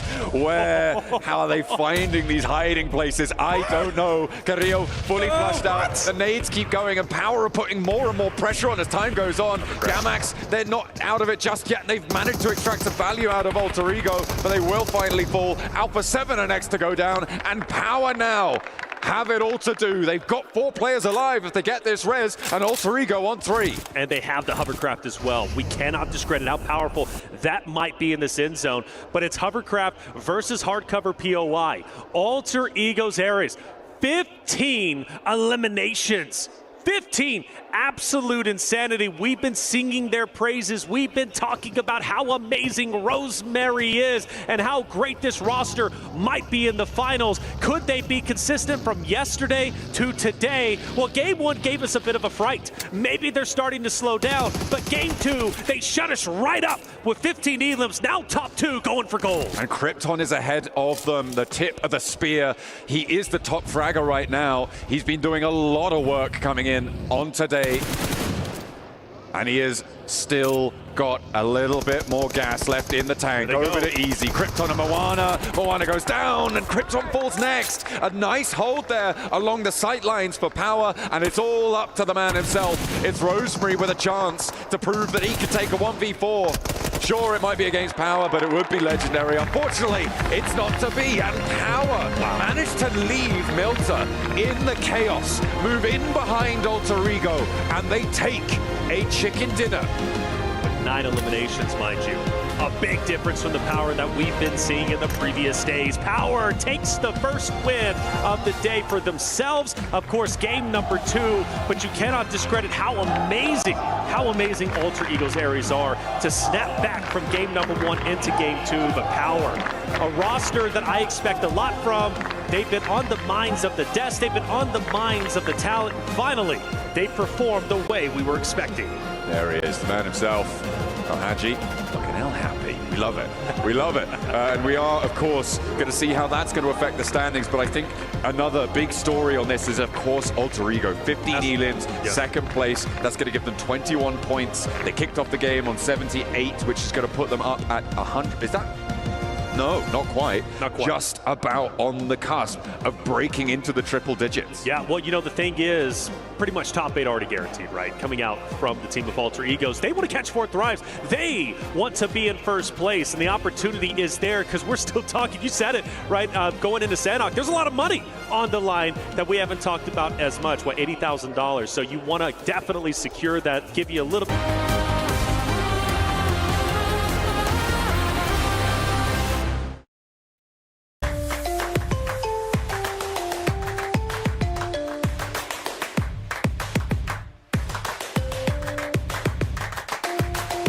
Level up your gaming experience with over 8 billion playlists, only on Spotify, the official audio streaming partner for the 2025 ESPORTS World Cup.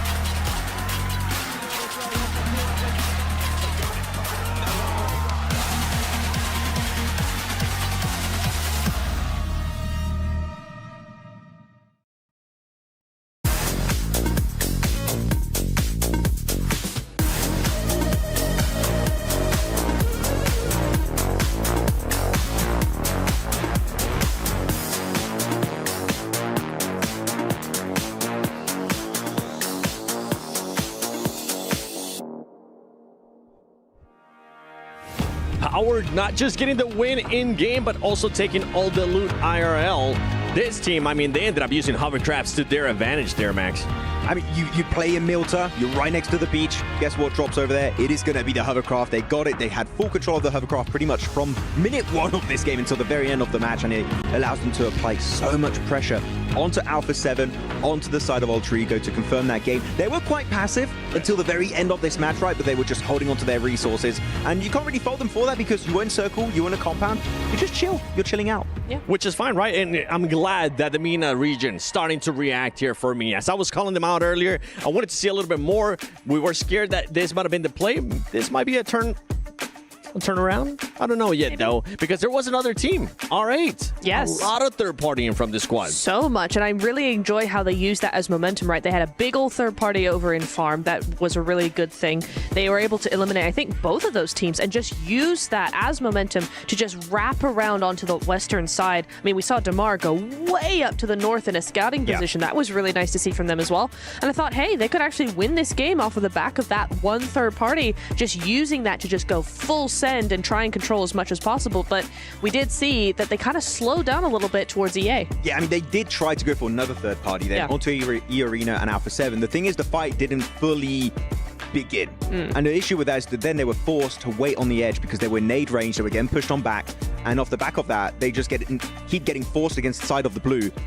And unfortunately, that's the main issue with third parties. When you are delayed significantly, you're then forced to go into a fight you just don't want to take anymore. And because of that, R8 were not able to go the entire way. The first third party, amazing. Second one, a little bit lackluster for me. It was a bit shaky there. And then on top of that, I mean, you had E Arena Sakura just popping off through the smoke. 2 players, 1 shotgun. He made it happen, as we're going to be taking a look here at the match ranking. Alter Ego Ares, even though they didn't get the win, this team was just absolutely dominating. 15 eliminations, 21 points total there, Max. We really need to talk about Alter Ego right now because take your time. They drop Lipovka, they go for wide rotation into the side of Milta Power, go back up to the mountain of Lumberyard, eliminate, I mean, every single team on Lumberyard. I think that 11 eliminations the moment they start to leave Lumberyard. Go for the push onto GMX's compound, and that's keeping in mind that the circle just kept shifting away from them. Like, this is not a gifted circle win that they could have gotten. No, they had to fight for it tooth and nail the entirety of this match.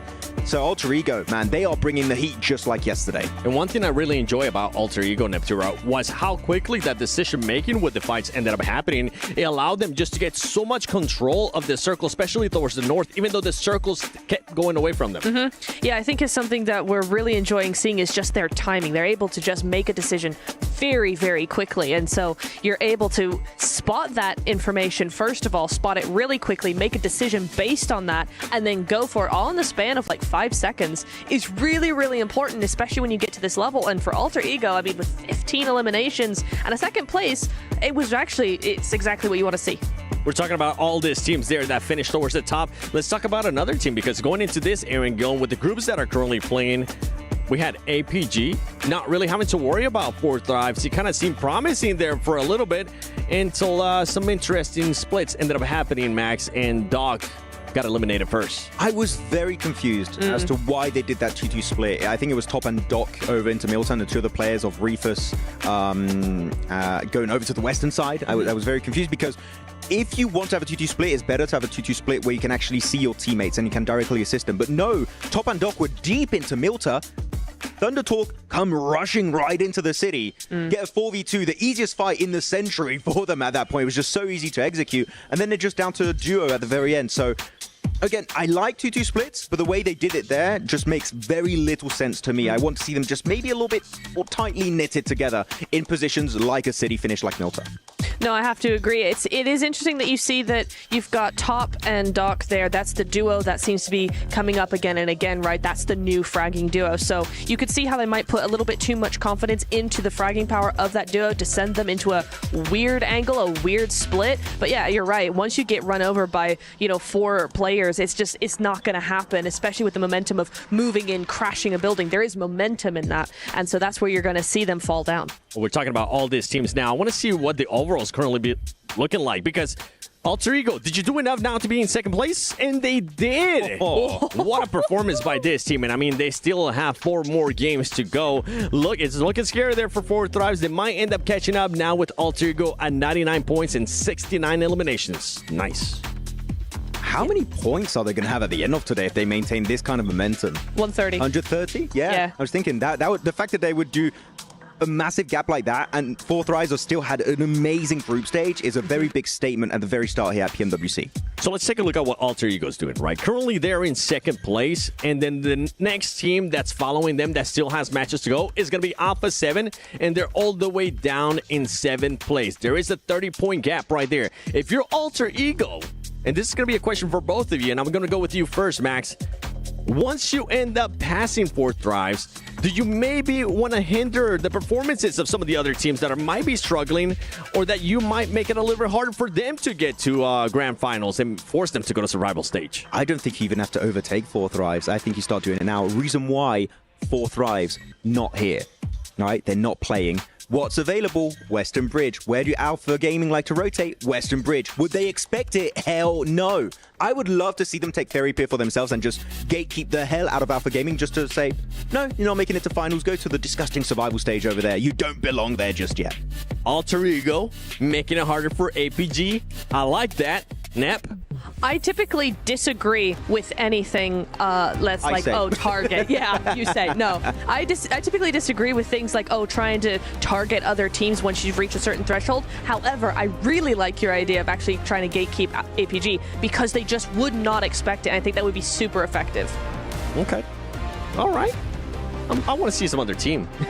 Pretty much just get spoiled there by the way that Alter Ego's playing, because this team right now, it feels like they're doing just everything absolutely perfect. Going to this second Erangel, though, I want to see if they can continue on this momentum. So let's send it over to the casters. Soldier Reflections and John Allen. Doing the test for putting in the heavy work as much as you guys have there. Map number 3, halfway point for today. And time, again, is running out. We were kind of calculating how many points the teams need to be at. I think 63 was the number that you were calculating. I don't do math, you do, but hey, 63, I think, right, is where the teams need to be by the end of Game 3. That would put you at a 7-point average over the games that you've played so far. That would be more than 80 points over the course of the 12 matches that you get to play, which is where we're expecting that bubble to be. Obviously, Alter Ego Ares blasting that metric out of the water. They're on 99 on 8. An incredible performance coming through. That's over a 12-point average, which is insane. Generally, we talk about these first place teams hovering around a 10-point average. So to be up and over 12, over 8 matches is pretty crazy.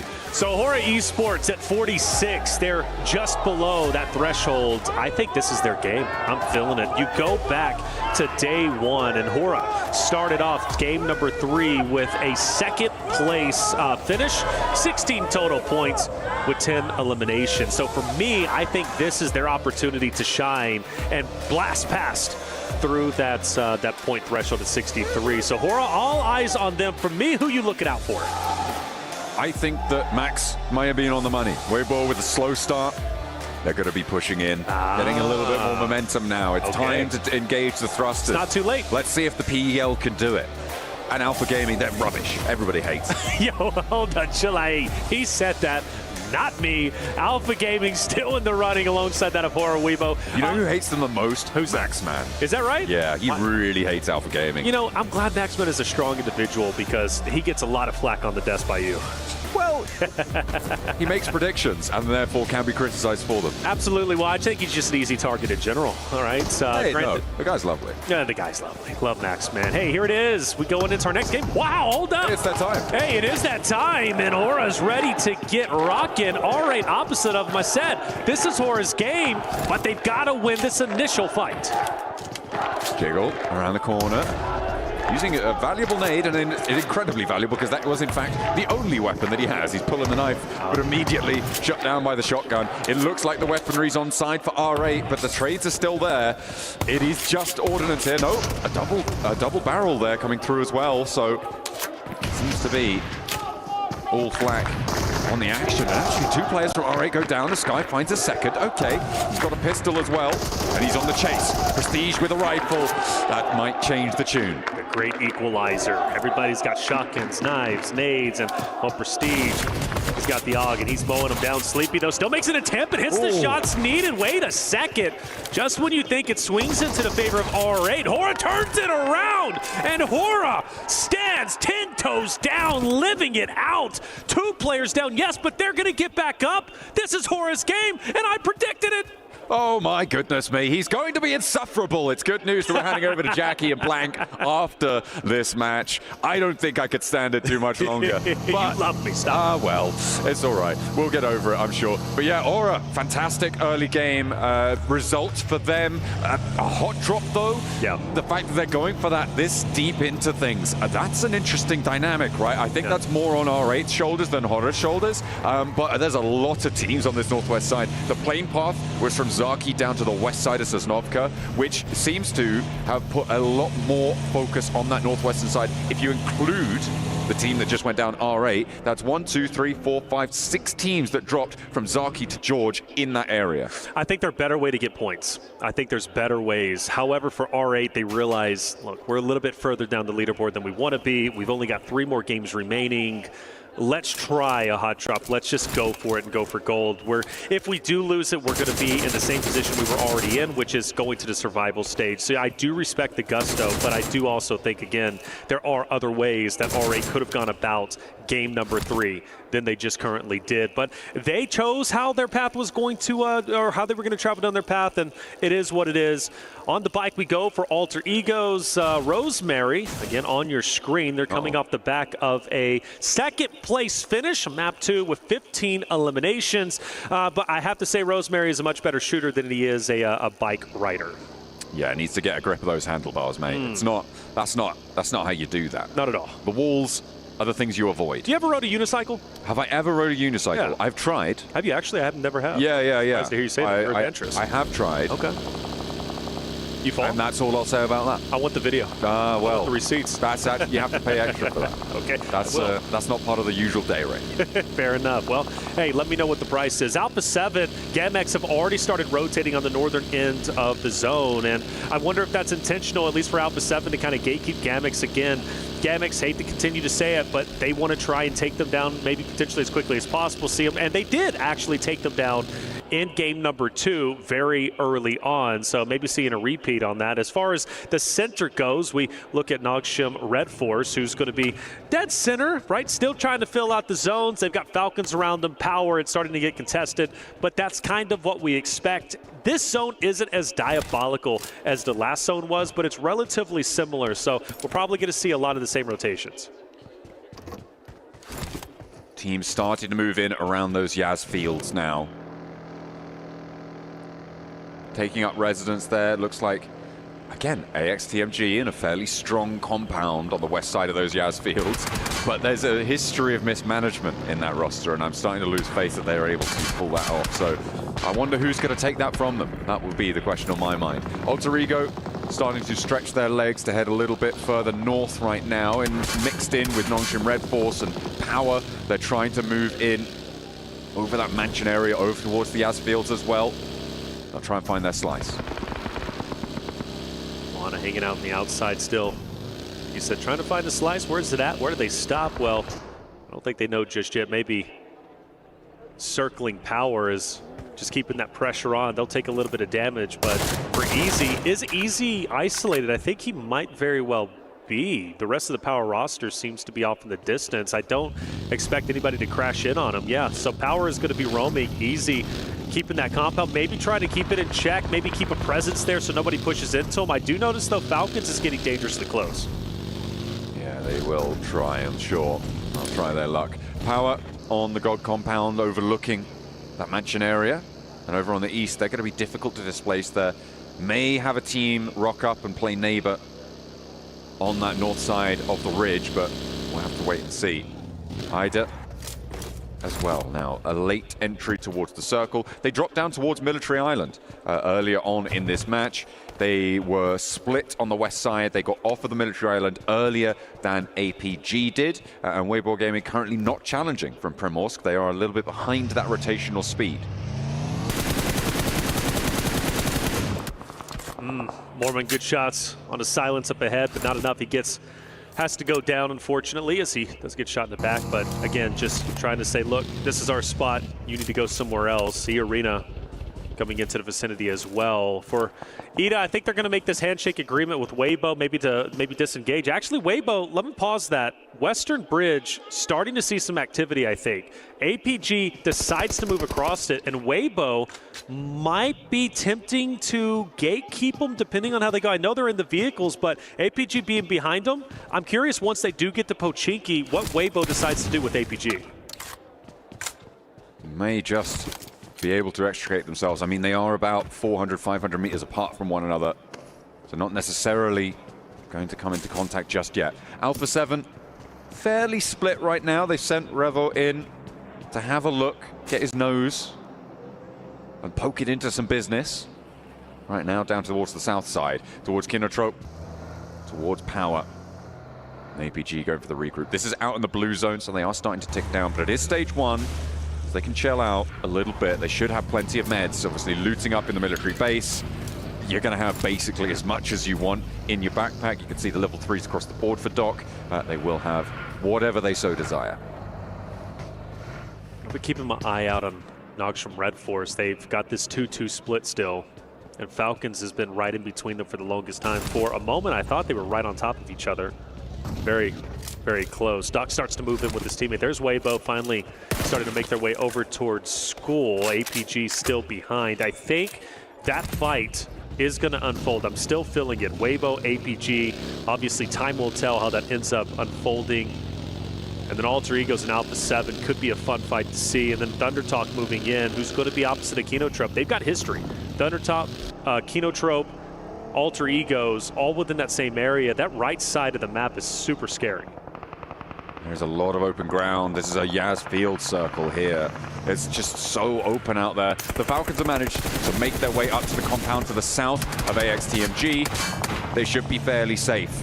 And teams are going to have to divert around them. It's going to be very difficult to crash into these areas now as teams have found their footing in the zone. Down towards that southwest side, Weibo have managed to pull up just behind Ida on that southwest edge. They can chill out, but as you say, it is Alpha Gaming who are still yet to push in from that southwest side. The east edge is where I'm now looking. Thundertalk and Alter Ego, both are still yet to come in on this next circle. That's right. Still hanging out on the edge. A little bit of time to do so. The longer they wait, the more established teams get and hold up in their hardcover POIs. It will develop over time. For now, everything is okay. Obviously, we lost R8 a little bit earlier. Alter Egos did lose one a second ago, but at least for the time being, they're going to be okay. So APG does start to get close, and Suk is going to be kind of isolated out there with his own vehicle as APG starts to close in. Team Falcons start to fire a couple shots off in the distance, and we now start to see what Alpha 7's going to be up to. And yeah, Thundertalk are moving in. Revo set the trap, and here come the shots. Thundertalk rolling on in. Revo immediately clipped off the eaves of the roof. And it is going to be a 1-for-1 trade. King looks a little bit more resable, though, as Revo's going to have to try and drop down towards Carrillo if he wants this res. But the rest of Thundertalk not going to sidle in. Okay, Mafioso goes down as well. Ooh, that is nasty. As AJ cooking the nade, he's up onto the second floor. Carrillo turns the corner. There's an off angle that can suppress his corner as well. So it is a dangerous choice. Squash up onto the top floor, but Carrillo falls as well. AJ perfect with the nade, and now just one of Alpha 7 remains. It's Squash. He's pushing on the upstairs, but sees the fire, licking at his ankles, and they've given them the old topsy-turvy turnaround. AJ's back with his team. Now Squash is a slayer, and he's been known to clutch up, but in this moment, is it too tall of a task? Well, it's up to him to decide. Jumps out, takes a bit of damage. If he can pop this medi, he should be at least a little bit better off than he was before. Thundertalk can get overly aggressive, and if they do, Squash can capitalize off it. Let's not forget King is still relatively weak. Squash down low. Thundertalk hasn't pushed up just yet, and honestly, I'm a fan of that. I'm glad they didn't get over aggressive. I think most teams would have. Thundertalk realized, look, we've got the rest of the Alpha 7 roster down. Why do we want to expose ourselves to 4 individual 1v1v1v1s?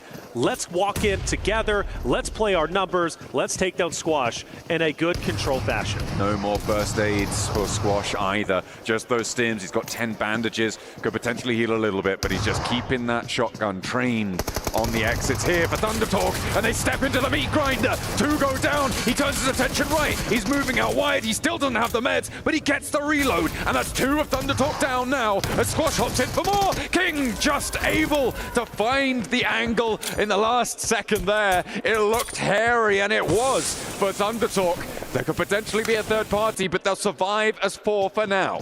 Yep, great work for ThunderTalk, but almost a heroic effort from Squash, a man who's been known to clutch up. And speaking of clutching, Rosemary has now entered the fight. Alter Ego's Ares is starting to move up, but they're doing it in a controlled fashion, just waiting for the perfect opportunity to fire those shots at the second window of Shing, who's up ahead for ThunderTalk. The rest of his team starting to come through. This isn't going to be an easy fight, but the good news to them, maybe unbeknownst, is, well, ThunderTalk is still recovering in a way. Yes, they've got their health, but now they don't have their wealth. They only have 3 men to work with, and it's all because of Arthur as well as Rosemary up ahead.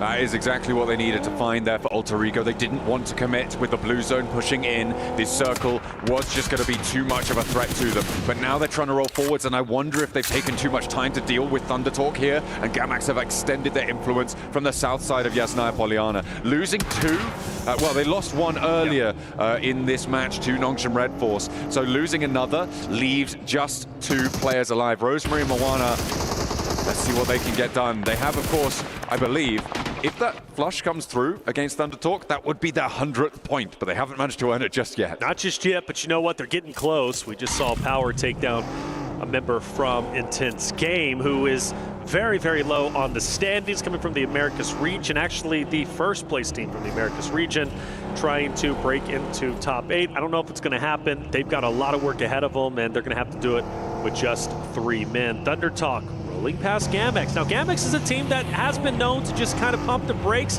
not lay on the trigger, and it looks like they're doing exactly the same here, or maybe setting the trap. You do got a Gamex member who's going to be up ahead, but the question is, will they finally attack?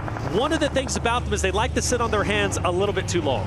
See AJ just waiting there, waiting for the rest of the team to come back in towards him, for King to regroup, then they'll go for the next push. But across the Yas fields, it is so barren, it is so open. There's a couple of options, but they're not going to have to take them. They're going to have to head instead out to the west side. Now we're turning our attention to the teams out there, and on the east end of Rozhok, you've got Ida, who have a hold there. E-Arena now pushing down towards that south edge, could potentially be looking to crash towards the Falcons' position, and in fact, they have managed to take the lower part of the compound away from the Falcons. This could be one of the biggest fights we have seen yet in Game 3. Securing these compounds dead center of zone could very well be the difference between losing or winning, and I've got to be on the side of winning. I think this location specifically so critical for E-Arena and Falcons. They understand that. I don't expect them, though, to crash in just full send. I don't. I think they're going to stay here as long as they can, maybe wait for one to make a mistake. The teams on the outskirts is what's going to truly be interesting. Hora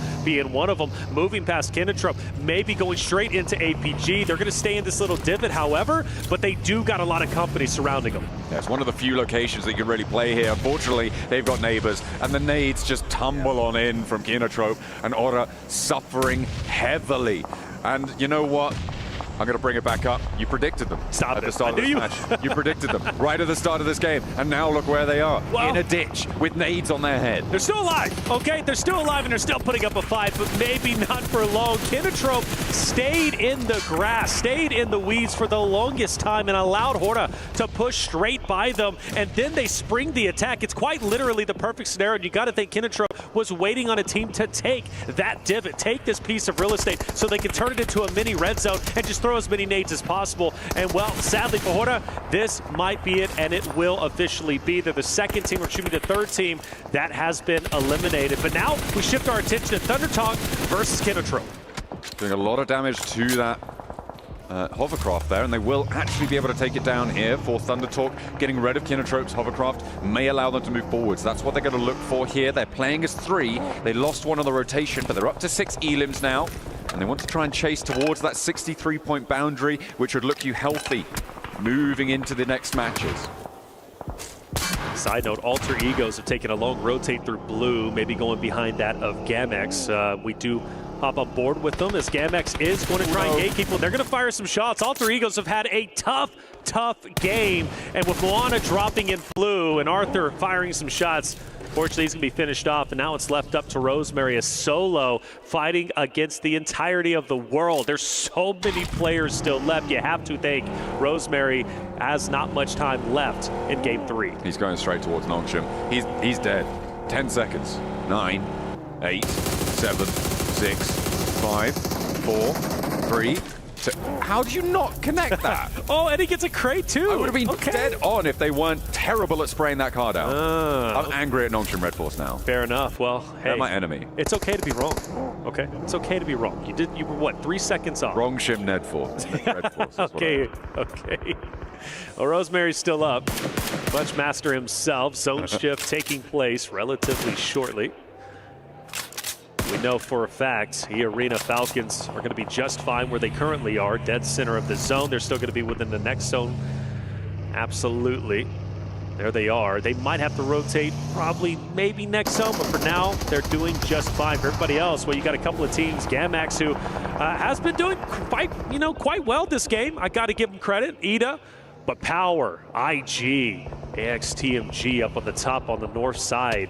It's going to be quite contested up there, and still you've got Kinotrope, you've got Thundertalk and APG all within that eastern side of the zone, still waiting for this fight to conclude. Thundertalk can't really make a move. Kinotrope has to kind of stay low.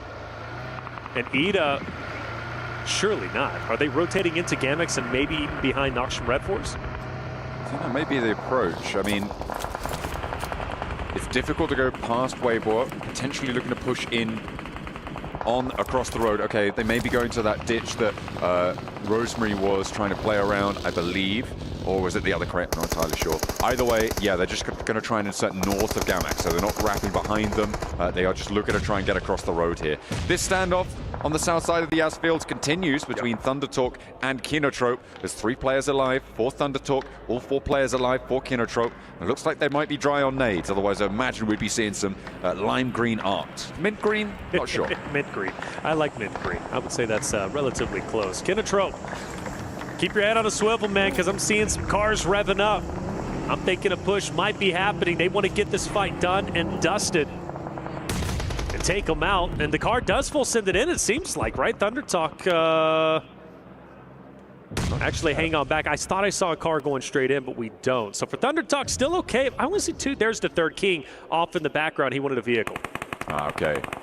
He's just grabbing that back into control, making sure they have a multi-pronged attack if they want to go for this one, because it is a 3v4 crash. Not too much assistance going to be delivered from off angles here. Maybe a chime in from AXTMG if Kinotrope don't keep their heads down, or if Thundertalk get a little bit too bold. Grenades opening up. Imagine the players are going to try and follow this one in. They'll know now that they're playing towards the back. Another bouncer, that's a stun over towards the back lines there. And that's why you can't stand up too much. That comes from across the way. That is AXTMG. Push is finally in. AJ surpasses the hill, gets taken down immediately. Kinotrope knows the push was coming through the smoke. They were ready for it. And they capitalize. AJ could still get back up, surprisingly, but Sitting wants to push in, he really does, and he's been hinting at the pokey push. It would be epic if he rolls in and runs over several members of the team that they've been fighting against for the longest time, of course, that being Thundertalk up ahead. The thing is, and I default to you, John, I mean, neither team can disengage in this moment. Like, they just got to continue to bump heads. Yeah, it's a really difficult position to be in for both of these two teams. Those ditches are really tough to deal with. A double spray down there from Darkin, though. Have the backup of Emery, but he has to hit the deck and will not be able to assist anymore. Darkin goes down despite his gargantuan effort that he was able to put in. Another nade sent in from Arthur. Doesn't quite connect onto Emre. Suk, by the way, for Weibo, has just been in the middle of this circle like a turret. He's been taking shots over towards Thundertalk, now down over towards Ida, now over towards Gamax. And I'm assuming Nongshim Red Force, I'm pretty sure they'll have eaten the lead there. But he's a solo outpost for Weibo, and he has been for quite a while. The guy's nuts. The guy's nuts indeed. I mean, to stay that center and beat a turret, as you said, not an easy task because you know everybody's going to be focused on you from time to time. Finally, some fireworks going off. AJ's up close on final mark, going down from Kinotrope. Kinotrope looks to be losing this engagement. Only one player left alive. ThunderTalk with one themselves. Both teams cannibalize each other, and it comes down to a 1v1 between ThunderTalk and, of course, the last remaining members of the other roster they were fighting off against just up ahead, being that of Kinotrope. And that's one of the tough spots about being in that position, right? Is it's really it's a lose-lose situation. The most you walk out with is elimination points, but making it to late game once that fight finally concludes usually doesn't end very well. Crawling on over. Now AXTMG, they flexed out. They're moving on up. Trying to take the fight, but immediately that's Falcons actually taking shots out towards the north. They've been inside their compound for a while. The Falcons maintaining control. We saw, of course, Arena earlier pushing up towards them on that western side of the compound, but the Falcons do have some dominant sight lines out towards the north, out towards the east. A crazy hop over the ridgeline here coming through from Kinotrope, but it is not going to pay off, unfortunately. It felt pretty, but it didn't end up that way. Well, for ThunderTalk, they walk away with only one player alive, but give them credit where credit is due, 8 eliminations. They've done fairly well this game in the elimination category, and now for the remaining solo, his job is to stay alive. We focus our attention on Arena, who takes down IG with quick fashion. Intense game, only one player up. Padrino, who's going to be on the outskirts, and Falcons still going to be opposite of Arena, who might be in a better position once the zone shifts, depending on how it ends up unfolding. You talked about Zook, who was that of course, turret center of zone. Weibo starting to move up just a little bit, but it's getting a bit dicey between themselves, the solo of Ida, but also Noxian Red Force. Doxy getting collected there and sending on out wide. For Noxian Red Force, they're going to try and regroup over towards this approach towards Sook, who's finally getting pushed off this hill with Alpha Gaming starting to poke their noses in. Oh, wait, no, take it back. It's just repositioning so he can hold the hill even better as they come on through. Ida do fall in this game as well, which means that now we're down to just 6 teams remaining. An immediate knockback onto Reefus there from Noxian Red Force. All right, APG have to get him back onto his feet if they possibly can. A 4-man unit here would be powerful. Everybody is basically a 4-man unit outside of APG unless the res does come through. Zook still dead center of the zone. Noxian Red Force, great shots onto Weibo up ahead. Now the question is, how much value is Zook going to provide when we see Noxian Red Force decide to push in to the 3 stragglers on the left-hand side for Weibo? Zook should have broadside on this approach. It's going to force XZY, who has been lasering some shots on this hillside, to be into a low ground rotate. Beanie going to try and move on in as well, but Order is starting to cook the nades. So is 33Z, and they are now exchanging ordnance from one another. The spray down's good, again connects over towards Order. In the meantime, by the way, Valo did just take a knock. I believe that's from Henry, not likely to get flushed just yet, but this fight seems to be a little bit stagnated that we're on board with Weibo. And Noxian Red Force just taking a second, taking a beat. Spread out quite a bit, aren't they? APG taking some shots onto Benny from the distance. And Weibo able to recover, and that's going to be big news for them. I thought the curtain was closing as Noxious Red Force started to push in. E-Arena Falcons still opposite of each other. This fight has yet to unfold completely, but it's about to start. E-Arena has to push up now. Blue Zone is going to encompass where their current location is at. They've got to find a way to break their way through the defensive setup of Falcons in a hardcover POI. In my opinion, I think it's going to be an impossible situation, but we go back to game 2. I thought they were stuck between a rock and a hard place in the hardcover POI they were in, and they broke free. Is this time going to be any different? It doesn't feel like it. There is a position ahead of them that has control over their sightlines, that has a really solid spot. The only thing that could change it is AXTMG. If they roll up towards the Falcons, there could be a third-party situation here that could go pretty much either way. So we'll have to wait and see if that's going to come into effect. But E-Arena, they get the res, and they're looking to try and push up these hillsides. They've managed to actually get fairly far around on the northern flank of this ridgeline, around the Falcons' foothills. Will AXTMG take shots? I don't think they will. They're so focused on APG now because they realize APG's on the outside looking in. They've got to come through, and Henry is firing shots down Lay. Zyal is taking a vehicle in. So this fight between E-Arena as well as Falcons, it's just going to be those two teams. Nobody nobody else. The winner going to be in such a powerful spot as we were setting up earlier, and the fireworks are going off. E-Arena's already lost one. It's teams chasing for that bubble. Fortunately for them, Nongshim Krypton, everybody there, they are so important to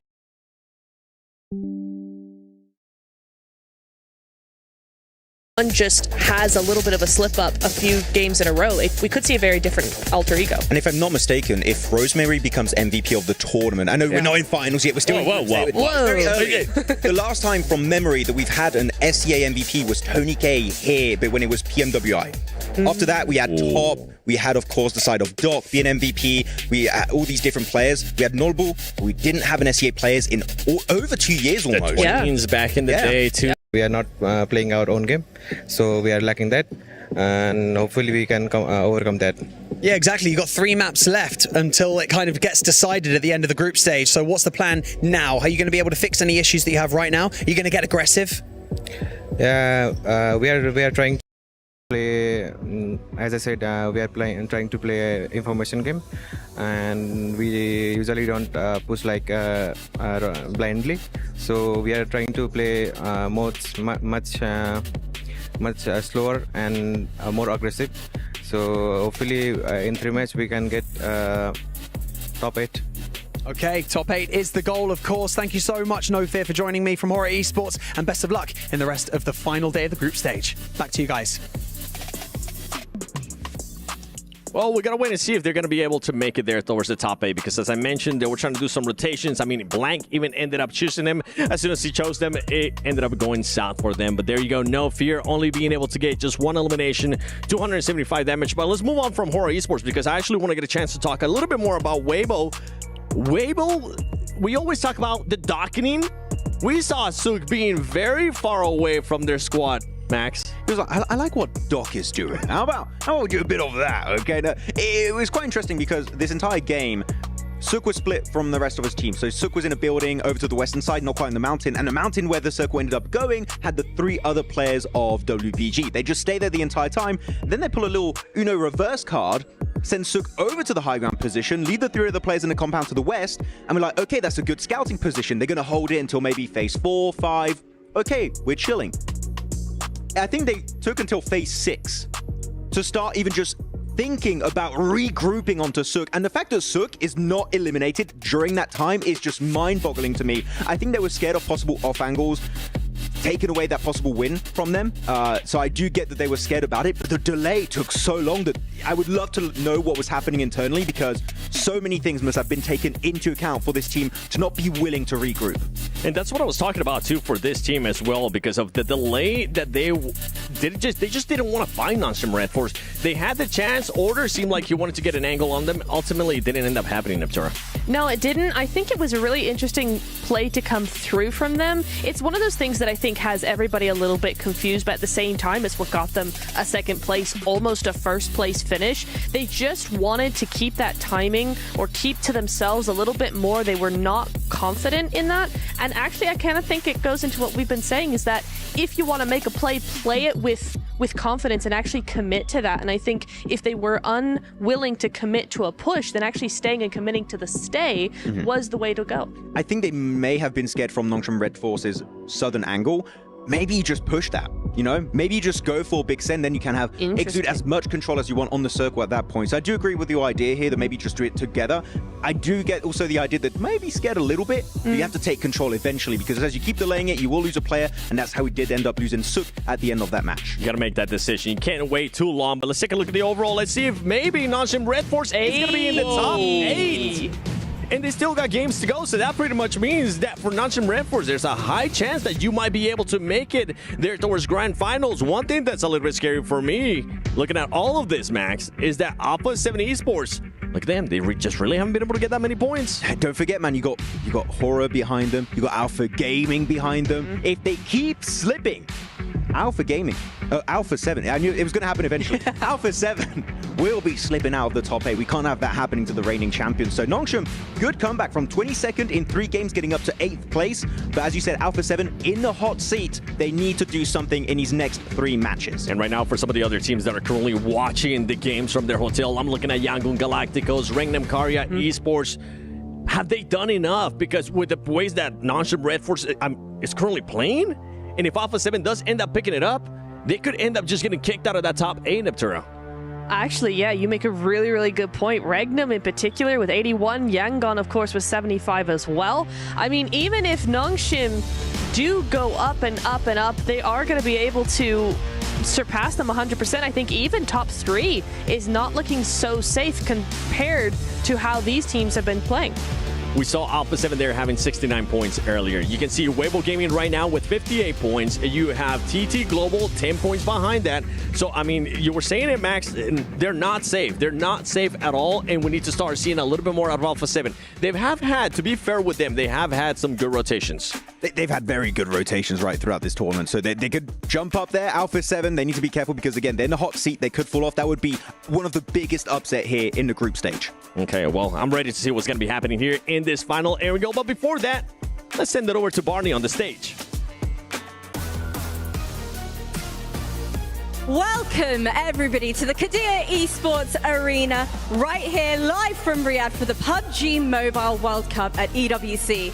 I am Veracity, joined alongside the lovely Barney Banks. And Barney, I want to kick things off, first and foremost, for apologizing for my behavior yesterday. It was unacceptable, totally uncalled for, and this gorgeous stage is more than big enough for the 2 of us. It is big enough for the 2 of us. You know what? We can let bygones be bygones. The stage is big enough. It's absolutely fine. I'll kick things off by talking about map number 1 because it was quite pivotal that 2 teams that were high up the leaderboard got eliminated early on, both Alter Ego and Team Falcons. But ultimately, at the very end, when the final circle pulled in, it was Nongshim Red Force going up against EDA Esports, and Nongshim Red Force took the victory and secured 23 points on the board, Veracity. That's impressive, Barney, but I loved match 2. I'll tell you exactly why. Alter Ego Ares went from not a single elimination in match 1 to... You know what, Veracity? I actually 15 eliminations, forgive Barney. you. So what I'm going to do is I'm going to take map number 2 and I'll see you later. Have some fun up there. Map number 2, after a dramatic shift south from the circle, it was teams descending onto each other, and ultimately Power Esports took the victory, even though Alter Ego Ares managed to secure 21 points on the board. Match number 3, we had a pretty slow start. Team Falcons secured a vital building. E-Arena took them out, and Nongshim Red Force faced off against Weibo Gaming. And again, for their second chicken dinner of the day, Nongshim Red Force managed to secure the victory. What a phenomenal day we've had so far. Only 3 games left, and we can't wait to see who makes it into the top 8. See you there. This is not over, Barney Banks. Someone get her down from there. Jasmine, do you need assistance? It's like some kind of Bond villain. It's just that, look, she's like, can someone please help? Oh, mate, what a cool stage, though, bro. It's always so exciting, and especially today, especially now. Last 3 games, group stage, the anticipation, the climax, the teams that have been putting so much into every outing in this lobby. Red, green going at it today. Group yellow is currently out. Those are the teams that we will be chasing over the next 3 matches. We've had 3 bangers just coming off the back of with Reflections and John, and it will be me and Jackie. Me being blank. That's me, I'm Jackie, hello. To take these final 3 games and see who will be grabbing that 80 grand that's up for grabs at the top spot. But not only that, the top 8 spots that will make it straight through to the finals, and which 16 teams will be joining us over in Survival. You can see already, if you haven't been hearing the reverberations, the audio capacity, the set of lungs we've got on this audience when Falcons have been in the arena, well, you're probably going to be hearing some of that today. Hey, getting the little pre-game rituals in as well, Alter Ego. I don't think they need it. The way they have been performing as individuals and as one collective, the 5 fingers on one hand forming a fist for Indonesia and punching through the competition. 5 fingers. Yeah, 5 fingers. Well, and a thumb. It makes more sense with the 4 fingers as well. 4 players playing. Yeah, fair enough. You got me there. You got me there. You have me. Yeah. You have me. All right, fair enough. Fair enough, Blank. 1-0 Blank. We have Erangel coming at you. We'll have 2 Miramars to finish things off, but this is our last Erangel of the group stage, and we'll be starting over in Severny down towards Old Sozinovka and military base. So the team's players for now. We are starting very far up on the map here. Alter Ego currently on top, not far away from overtaking 4 Thrives in that first place position. Alpha 7 also hoping to maintain over towards the top 8 here with 69 points, followed shortly by Nongshim Red Force with the 67. This is a nice stat to look at as well, man. Obviously with Falak not being here, but Rosemary still having opportunity to build on those high caliber plays he's been making. Unbelievable damage, fantastic impact. But this is what I was saying, right? It's not just him. It feels like the team has been setting up each other perfectly, Blank. The comms are clean, the decision making is brilliant. If they keep going like this, it's going to be devastating. There's been a lot of talk about Rosemary, honestly, and there's a lot around him, but I think that when we really boiled it down, that there was a huge amount of success which was pinpointed around Alva as a player. In terms of his scouting, dangerous missions that he's been on to set the rest of the team up nicely. He's been a very, very key pickup for that squad to allow Rosemary to succeed in the way that he has. Consider the leaderboard right now pretty tight, honestly, pretty tight. With Weibo currently at 58, TT with 59, Ida at 62. So there is chance for teams to jump up. It's not just Nongshim Red Force fighting for this one. They're in a worrisome position. Ida could overlap them potentially. We already have an engagement starting off here over towards AX, losing a player in Rozok. Not the dream scenario you want going into the later half of the day. A rough drop. Oh, mate. It's not what you want, Blank. Try and get that sorted out immediately, get the things going, the blood pumping.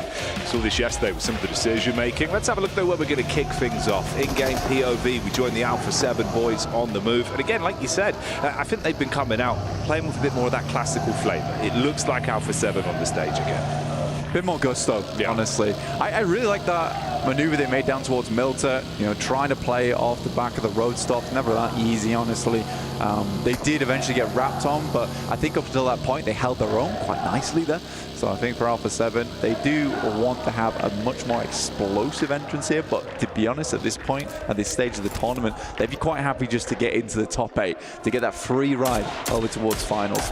This is Alter Ego, actually. Who else other than Rosemary? Got a bit annoyed at us for talking about Alva too much, wanting to remind us who's the king. Oh. It is crazy as well, because it's one of those dynamics, right? We say it sometimes, we have like a 2-2 split of players that compete amongst each other within the same roster.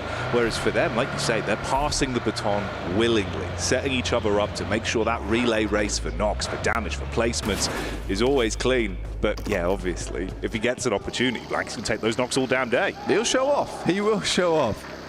I think for another team like that right now, it's somewhat of a different story, is Alpha Gaming, where it's a weird one. Yeah. It does feel like a case sometimes where a player will just send out the rest of the team, you know, bless their hearts, they will just join in, send with. Even that first Sandhawk today, where we saw Alpha Gaming shoot down towards the south side to take out Team Falcons, despite having one of the strongest compounds inside that circle early. It was a weird one for me. At the moment, they're not doing too badly, you know, 50 points, but they are in 15th right now with that scoreline. So they want to bump that score up. It would be a bit of a jump, but it's not out of the realms of possibility for Alpha Gaming to get just a gigantic match. It's hard to count this team out too early here. With 3 matches to go, though, not a lot of time left, and that fuse is burning down. It is. And the base that will be behind it detonating, of course, is that rupturous, screaming energy we have heard again and again for the Falcons fans that have been in the arena. And that's scary. We were saying on day one, sometimes when things aren't going right, you're hearing that echoing constantly. It's more and more pressure that's being layered on you. Yeah.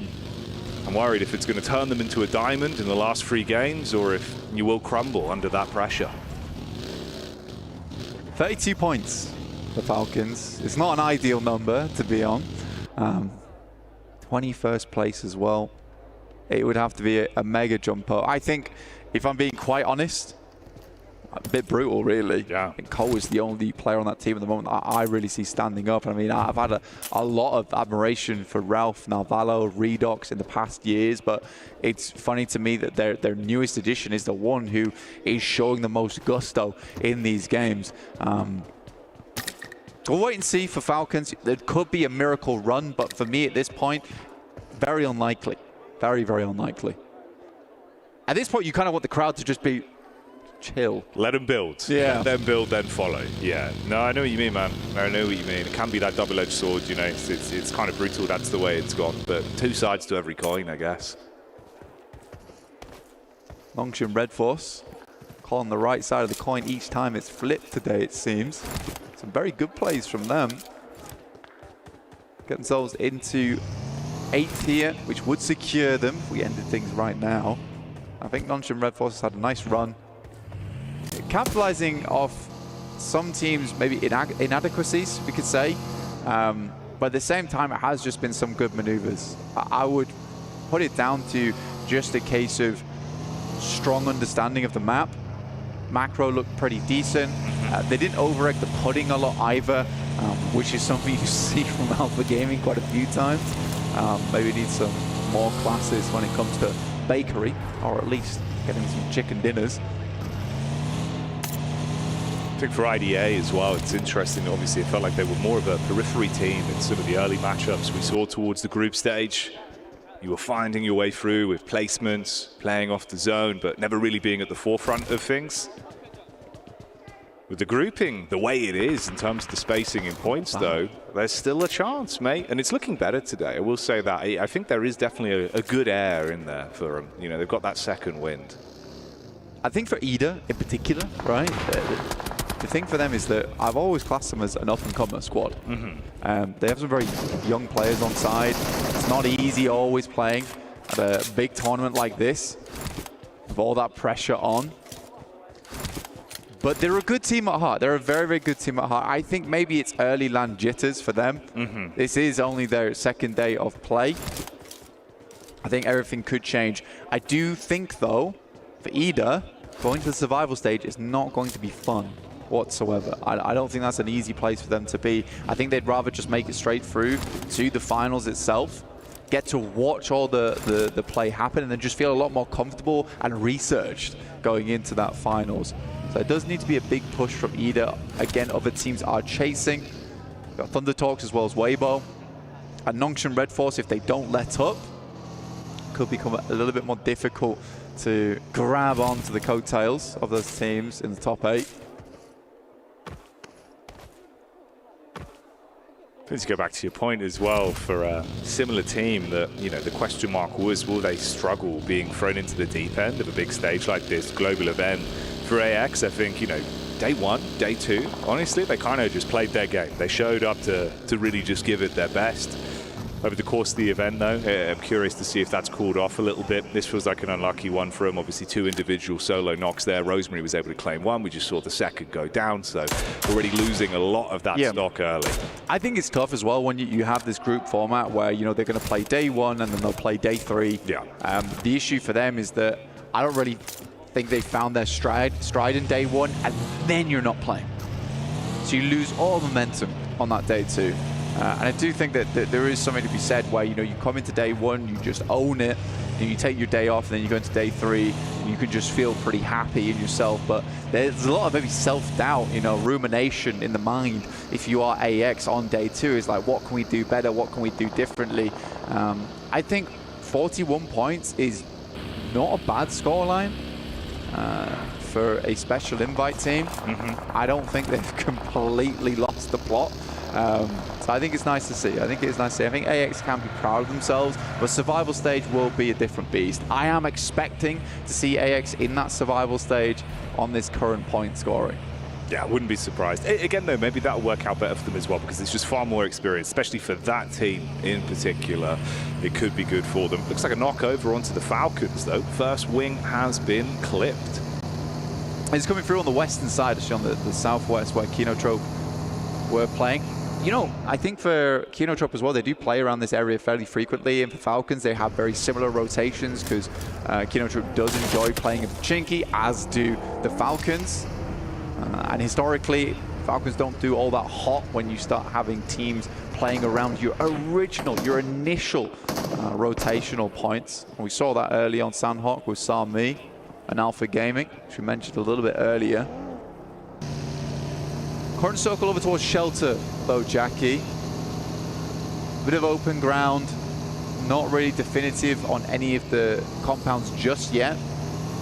Teams will find places to hunker down. We're over towards the gondolas right now for Alpha 7. This is all the way up towards Stalba. So they've still got a ways to go. I think they're one of the only teams, if not the only team, currently still out in the blue.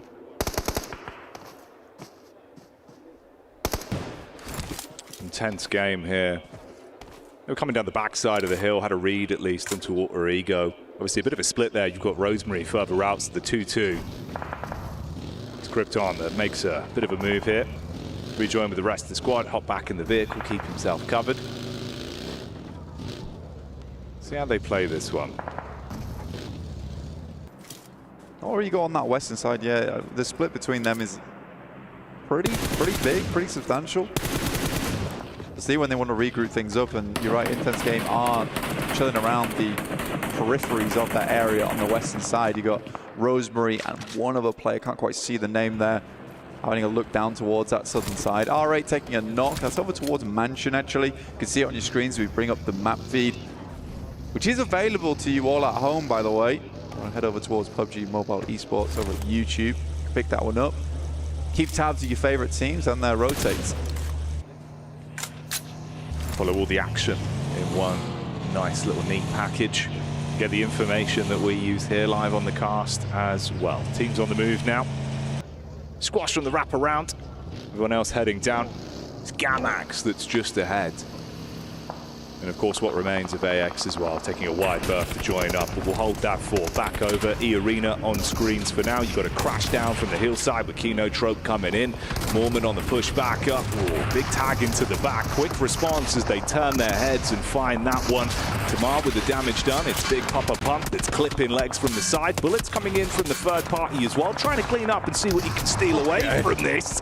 Had the smooth moves, but an instant shot back over. That's TT that are taking pot shots at it. That was a messy engagement, massively messy engagement, and a perfect opportunity for ThunderTalks as well, because this is around the center of the circle right now. ThunderTalks is able to clip two teams out at the same time. In E-Arena's looking a little bit worse for wear here. King's not fully committing over towards it. Here's Alpha Gaming once again looking to ruin the day of the Falcons. That is a brave nade sent by Doc, and Reefus is just forced to handle it. Danger close, but the danger is Alpha Gaming, and it's their middle name right now. And just one man left, Narvalo. 4 nades in the backpack, casts out the first stone as he throws it over. Top from distance, trying to catch Reed from the side. If he does peek out to shut him down, nade could be on target, just short. Close though, Hovercraft comes in, delivering players up close. Come on, this nade's gonna go off right next to you. Doesn't do all too much damage to the Hovercraft just yet, starts to smoke. Molotov sent through into the building, they don't have a read on his position just yet. More paranoid about the compound. I think he's down to his last 2 nades now as well. Yeah, that's all the stock he's got left. Cooking this right down towards the end. Last one's going to be prime. Sideline chip damage over. They don't want to run into this and throw away one player. Ooh, but Top will get the shot on the peak. That's what they were setting up for. Good watch from Top there. Holding in the background, has done that quite a few times there for Alpha Game when he's forced to pick up the pieces when the front line heads on in. But for Alpha Game, very, very important match for them, right?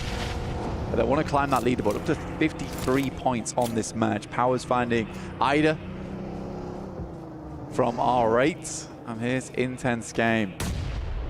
Pretty long range on this one. Long, broad, open spaces. Rosemary down as well. Alter Ego probably want to chill this one out. Yeah, I think that was the team name from the back line. So the splash damage knocked him back down into his last legs. They have the smoke to at least reset, block vision, see if they can try and cauterize this one a little bit.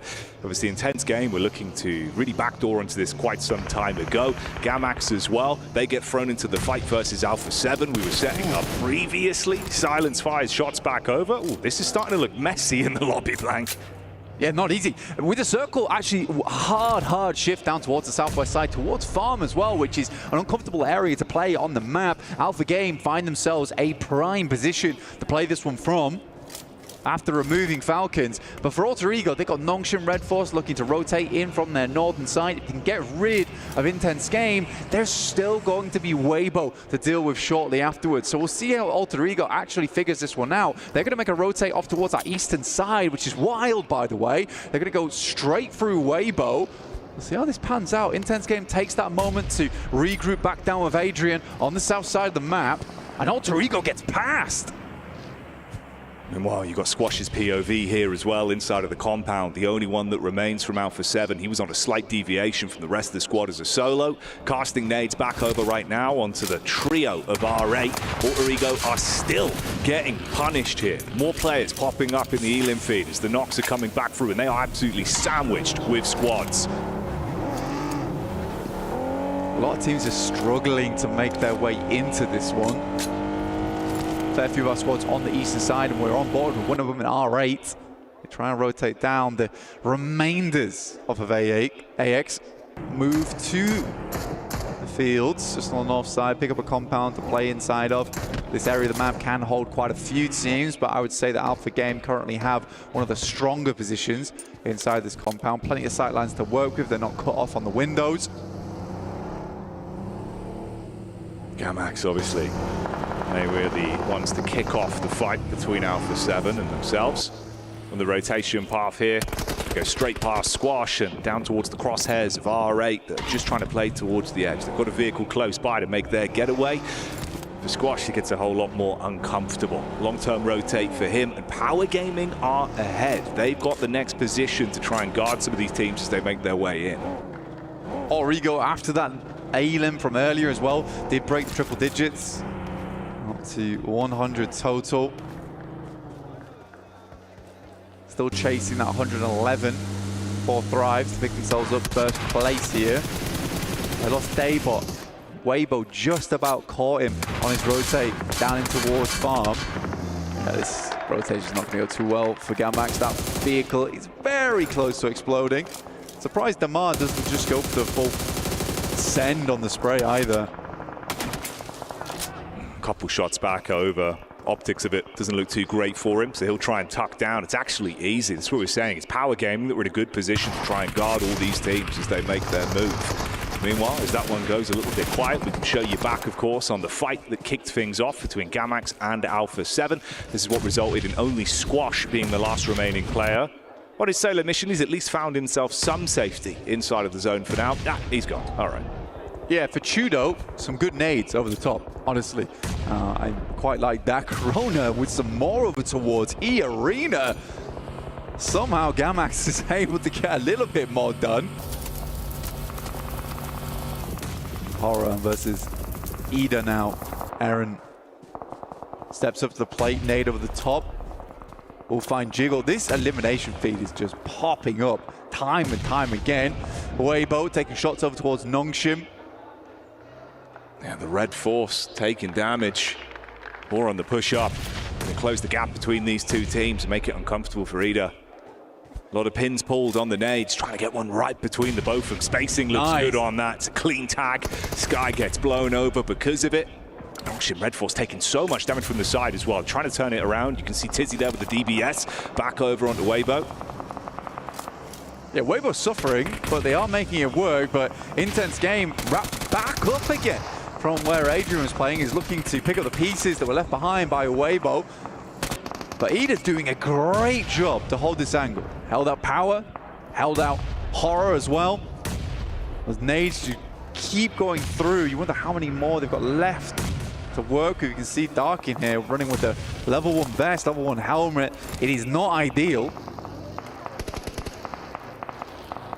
This is the rough part for Power as well. At one point, it felt like they had a good position to try and hold back some of the other teams. Now the shoe's on the other foot. It's only really Al Hadji that has a chance to make a getaway play as a solo. Rest of the squad were pinned in, play zone nipping at the back of them, and they've all just been picked off one by one. So he's just got to bail on the rest of the squad, look for a later survivability game from this.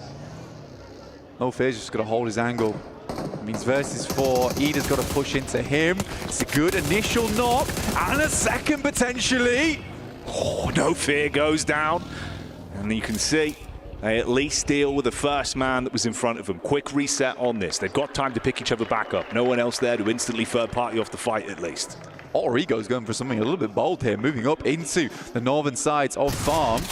Alva's looking to move further in as well. This is a replay from earlier between Nongshim as well as Weibo. Good nade down there as well. Actually would be quite a nice storyline as well if we get this fight here between Origo and Alpha. The way we can set that one up, the dynamics, you know, the two sides of how they play, complementing each other or fighting against one another. Nades over the side for now. Man. The fact that that is right on target, the kryptonite for him, blows him away and fragments the team. The advanced scout now down. It bounces off the tree, by the way. Wild rebound. Yeah. Straight back in. It might have gone a little bit further. Rosemary, 3 nades. These 3 nades need to be real effective here with Daybot down. It's just 2 that they're running with for Alter Ego. Krypton does get flushed out. Alva versus Alpha. Here in Farm.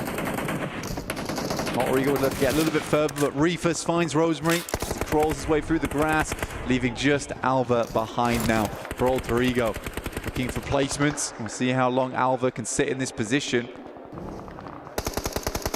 Al Hadji was found as well, of course, after bailing out as a solo quite some time ago. He was spotted and sent to the circle and has been dispatched to Power Gaming. Exit stage left here at the 4th game of the day.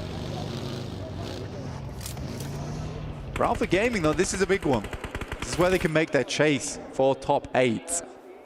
Most eliminations right now for Damar, you can see.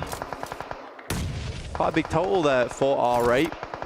Marth and Damar still alive, direct center. But Ida is just flowing through. That is until Xing will find Darkin on the front line there. Pops him for 1. Nades continue to pour across. And Emre's just going to wrap. They're going to give up Darkin. I like this, you know. You see there, the boys from TT are looking to move in, but this is a dangerous cross. Oh. Going for the quick jump in the vehicles, try and have some cover from the reach. Oh my. The Bison lets it load, but they're able to handle themselves on that one. Dispatch R8, keep themselves in a good spot. And like you said, that Elim feed has not slowed down. Consistent bouts, it's constantly going. But with that, Ida makes it into top 8 over Nongshim Red Force, so they bounce them down into 9th here. Weibo moving up now into the smoke directly on top of Ida. You got he who moves in, but not for long. He is not him. Eren will put him down. The 5 Elims on the game, 9 total. Jumping up now past Alpha 7. It's a massive game from Ida. That's what we were saying. It looked like they were maybe a bit of a periphery team, but now they want to be at the forefront, straight into the smoke with the bonnet. Hello, Eren, and goodbye with the DBS. I pick up Emre there. Takes him a while. Nade goes over the top, 33Z's able to sidestep that bad boy. Continues to take chip damage. That one should be on target and do just enough. And Eren will put another one up for Ida. The solo soldier in the middle of a broken field of vehicles. Thunder Talks versus Alpha Gaming here, Jackie. Likely to be the concluder. Intense game on the sidelines. Have been huddled for a long, long while. Eren continues to take pot shots, but Xing will finally take either out. A 4th place though, 10 elims. I think they'll be very pleased with the result on that game. Yeah, grinning from ear to ear. Ooh, trying to reposition right here, right now though, on the move up. There's the damage back over from Alpha Game. It's Rayfus that's able to get the spot onto him. Always on these roofs, playing these individual shots. Barraging down the bullets from the barrel, keeping them pinned in. What? Oh, hello. What is Doc doing? I mean, AJ constantly plays anchor for the team. We saw him on top of Observatory. Now he's playing over towards this loot crate, using this impromptu bit of hard cover to his best ability. And he's making it so it's very hard for the boys from Alpha Gaming to start moving up. I'll be surprised if he's able to get an angle over towards Reefus, potentially. Another loot crate comes dropping down a little bit further in. Creates even more cover towards the center of the map. And with that shift on the circle, sending over towards Thundertalks, they took the opportunity, but a nasty spray down in the midst of it. Oh, that is absolute filth. He's been playing this roof to a T. Every peak on target. Luckily enough, it wasn't the double spray. Could have cut them in half instantly. They can tuck back behind the rock, reset from the fight, but it is uncomfortable. Vehicle on fire. They got to bail back, hop in the car. Man, if he got that explosion in the vehicle a little bit sooner, could have been nasty work. But AJ, once again, at distance. Shin goes down, Doc stepping up, and Alpha Gaming refused to lie down from farm. At least got that backline, the protection. Trying to hold him at arm's length. This is AJ. He's making some important plays, but up close and personal, that one's going to sting onto Doc. Was not prepared for the close quarters engagement. The cheeky peeks through the smoke are going to end right here, right now. Intense game, just consistently being hit from the side. They can't peek up against it. 19 bullets left in the mag here. It's the big machine gun in the back pocket here for AJ. Not sure how effective that's going to be at range. There's 19 bullets, got to count on that 5.56. Top's looking over. They do get Doc back up again. A disgusting single nade from King over the top will shut down the hopes and dreams of Intense Game. That is a max man grenade and a half. And you mentioned it. The switch to the last weapon he has with ammunition. At this point, just trying to create space for the team, and they are going in. Straight in the vehicles, looking to close the distance. This is a great wrap from Alpha Gaming. The lineup as well is beautiful to see. AJ's position is now compromised, dropping the smokes, hiding behind the vehicle. Zhol zigzagging his way over, and Doc is relentless on this position. Oh, Jing was so low. Mid-fight, trying to top himself back up. Big damage as well. Further impact found from Doc. And from the side, they've got to try and pick this one back up. Only a duo effectively left at this point with the double knock there. AJ at least gets the shot back over. That was the flank from Zol. For Thundertalks as well, it's an important game for them to ladder up over the top of Alpha 7, which they should do on the placements alone, but they'd like to go further. Alpha Gaming are absolutely ruining the chances. Top starts to move up, a nade up the top, bounces off the top of the vehicle on the explosion, will finish the job. And now just AJ, he's done so much, but can he do any more? Just the machine gun in hand at long range, and Alpha Gaming, they hold all the space. An unfathomable nade on target and blows them to bits. The last man left alive can do nothing to defend himself.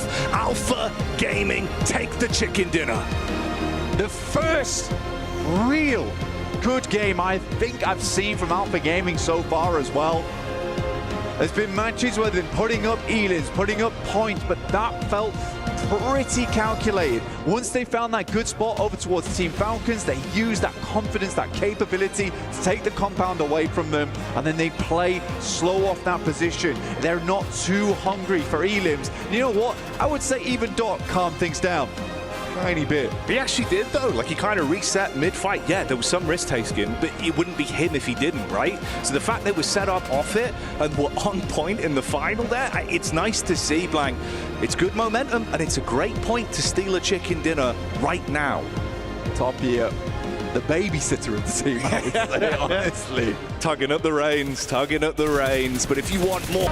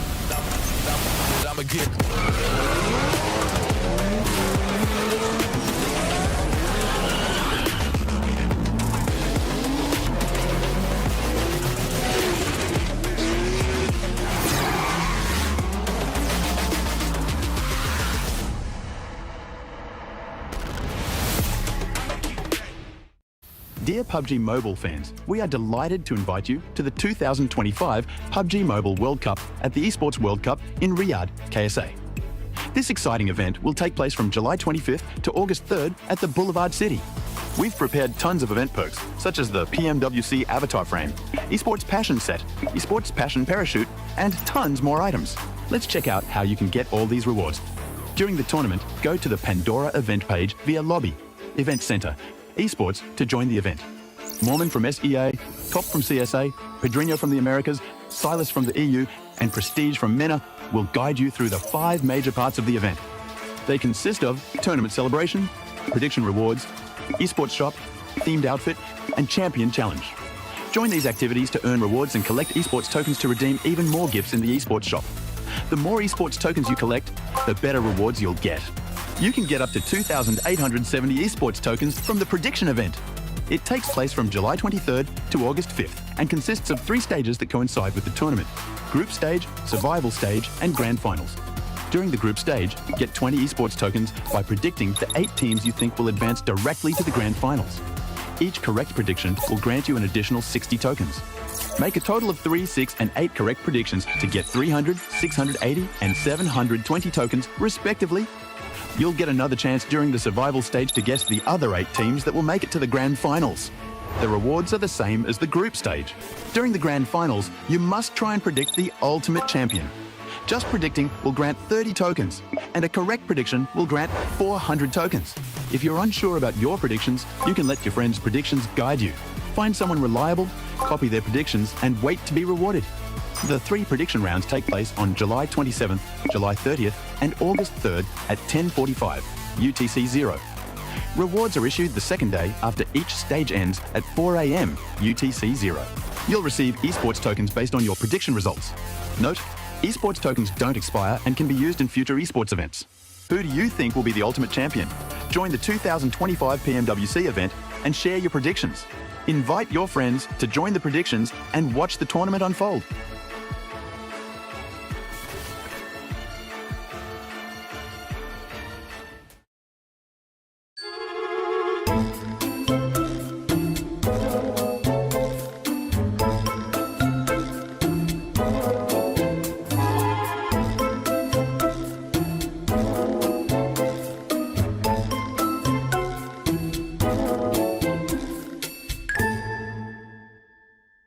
집 뛰어야 돼요. 건우야 너가 오른쪽 집 째줘. 기다려. 확인. 건우야 밑으로 뛰어야 돼 왼쪽으로. 가야 돼. 폭난다. 밑으로 네 집 뒤에 붙어 있는 거 있나 확인해도 돼. 기다려. 나이스. 집안에 네 집안에 하나 있을 거야. 건우야. 내 집안에 하나 피 먹고 있대. 근데 라스 하나 라스 하나 나오는 거보다 건우 나 폭 갈게. 아 자신 있게 이거 어차피 우리가 먹었어. 먹어 그냥. 막게. 까비. 야 나오는 거 봐. 나이스. تعال تير 10 يمشون كيزي يمشونا يب شو كيزي نايس باقي فوق سطح ببيت لك تروح دور ثاني حجي دور ثاني بس خلنا ناخذ السلاح ايزي نايس حجي نايس يلا يا ايوه نكمل. 야 다시 하기 전 라스 하나. 천천히 해봐. 피. 그래 우리 3명이야. 라스 하나. 라스 하나. 어딨어? 야 이거 좀 오른쪽 무리다. 오른쪽 잡자. 좀 무리다 이거. 야 나오는 사람? 살릴게. 살리면서 하자. 왼쪽만 잘 봐줘야 돼. 왼쪽 뛰어오는 거 보는 중. 얘들아 이거 잡으러 갈 때 양쪽으로 앵글 걸리면서 가자. 아 뛸게. 공방한다. 맞춰. 잡아. 나이스 좋았다. 조용. It is crazy to see what one of the best teams of PMWC can achieve when they actually end up playing as a team, Max, man. I mean, APG finally getting their first win. This is their best game of the tournament so far, and as you said, they're playing as a team. It's amazing, it's beautiful, it's unexpected because Doc is on a team, but actually we're sticking together, so I'm very, very excited. And definitely a well-needed chicken dinner because they were in the middle of the rankings, right? They weren't quite in top 8. I think this game might have been doing just enough for them to actually put them in top 8, but can they remain there until the end of the day? I think with this performance is definitely going to up the pressure to some of the other teams because remember, we're done with Erangel, Neptera. We're going to be going into Miramar usually potentially Alpha 7, one of those teams that ends up saying, you know what, we end up performing a little bit better there when we go to Miramar. That's a team that needs to perform. It is a team that needs to perform. I think we're going to see as well a lot of teams that are very good. Oh, hang on. We got an end game, Max. This is actually going to be the time they leave farm, and Alpha Gaming have an amazing game plan to just overwhelm all of Thundertalk because their players knocked, they're wounded, they're not ready for a crash. And actually, Alpha Gaming just don't go for the normal play that a lot of people would go for, which is crashing the rocks. No, they take this massive spread over to the east, not only controlling low ground, but also taking the high ground angle away from AJ, forcing him to kind of play more passive so he can't get shots on the player low ground. And then, as you can see, 1, 2 players low ground eliminated. Only AJ remains. He was also extremely low in terms of ammo for his M4, so long range, he couldn't get involved. That is the only way Alpha Gaming win that match, and it was pulled off flawlessly. And on top of that, Seal just being able to just kind of get that high ground, gave him the big opening. I'm surprised that Thundertalk even allowed that. And with this game right now, I mean, Alpha Gaming, 21 points. I can't wait to see what that's going to mean when we go to the overall. But Thundertalk, I mean, that's another team that's also being able to put up some points up there. Niptura, 16 points for this squad. It's really nice to see them start to perform as well. And what I really love is how they were able to capture that high ground towards the mid phase of the game, right? I think that rather than what a lot of teams would do is just go for all those fights again and again and again and get that CQC, I think Thundertalk really just held back and was like, we're going to wait for all these other teams to start fighting.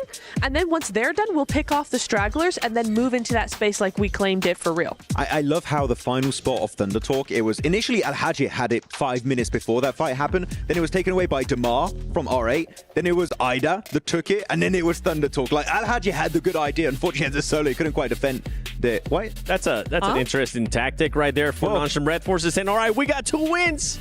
Can we actually keep it going? Wake myself up. Just... I'm like, I can't do it. If not, then I'll end up just hitting myself with the microphone. But I want to deep dive a little bit more into some of these games. Intense game. That was another team that we expected a lot more out of.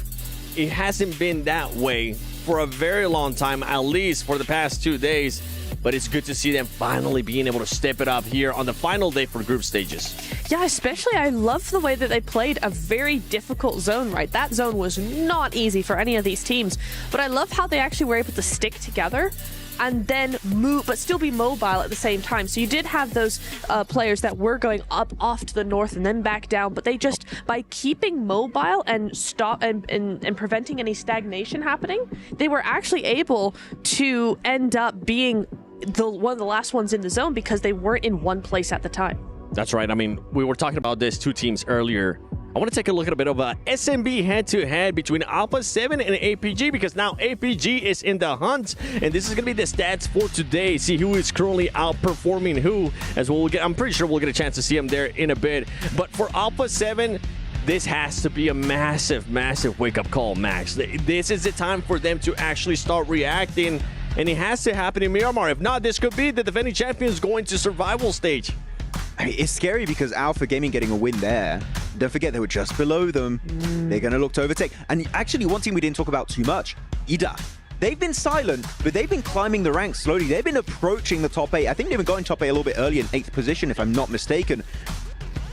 They have 2 teams overtake them out of the squads that are playing today. They're not in top 8. So they need to be careful. That's going to be their main threat, both IDA and Alpha Gaming. And for IDA, I'm actually happy with what I'm seeing out of this squad because they're being a little bit more aggressive. And not just a little bit more aggressive, they're being very aggressive, taking on fights with R8, taking on fights with Hora Esports as well. Yeah, I think the adjustment from yesterday to today has been huge for them. It's been really, really nice to see them be more aggressive, but not just aggressive with the CQC, just aggressive in general with the positions they're taking, with the rotations they're making. It's really nice. I do want to say just tiny nitpick criticism. They took too long on that fight with Hora, but at the end of the day, yeah, I really like what we're seeing from them.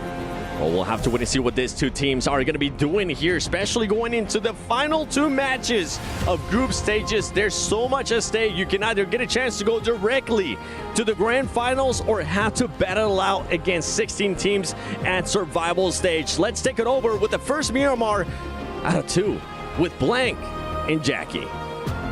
Thank you, Seven. Can't wait for this one. The kick-off, Alpha Gaming, fresh off the back of an absolute banquet of a chicken dinner, Black. It was an APG win, which is always good to see. I think for the desk, they're highlighting that, yeah, it's the first time they're really, you know, linked up as a team properly. And I would say allowed Top to do his job.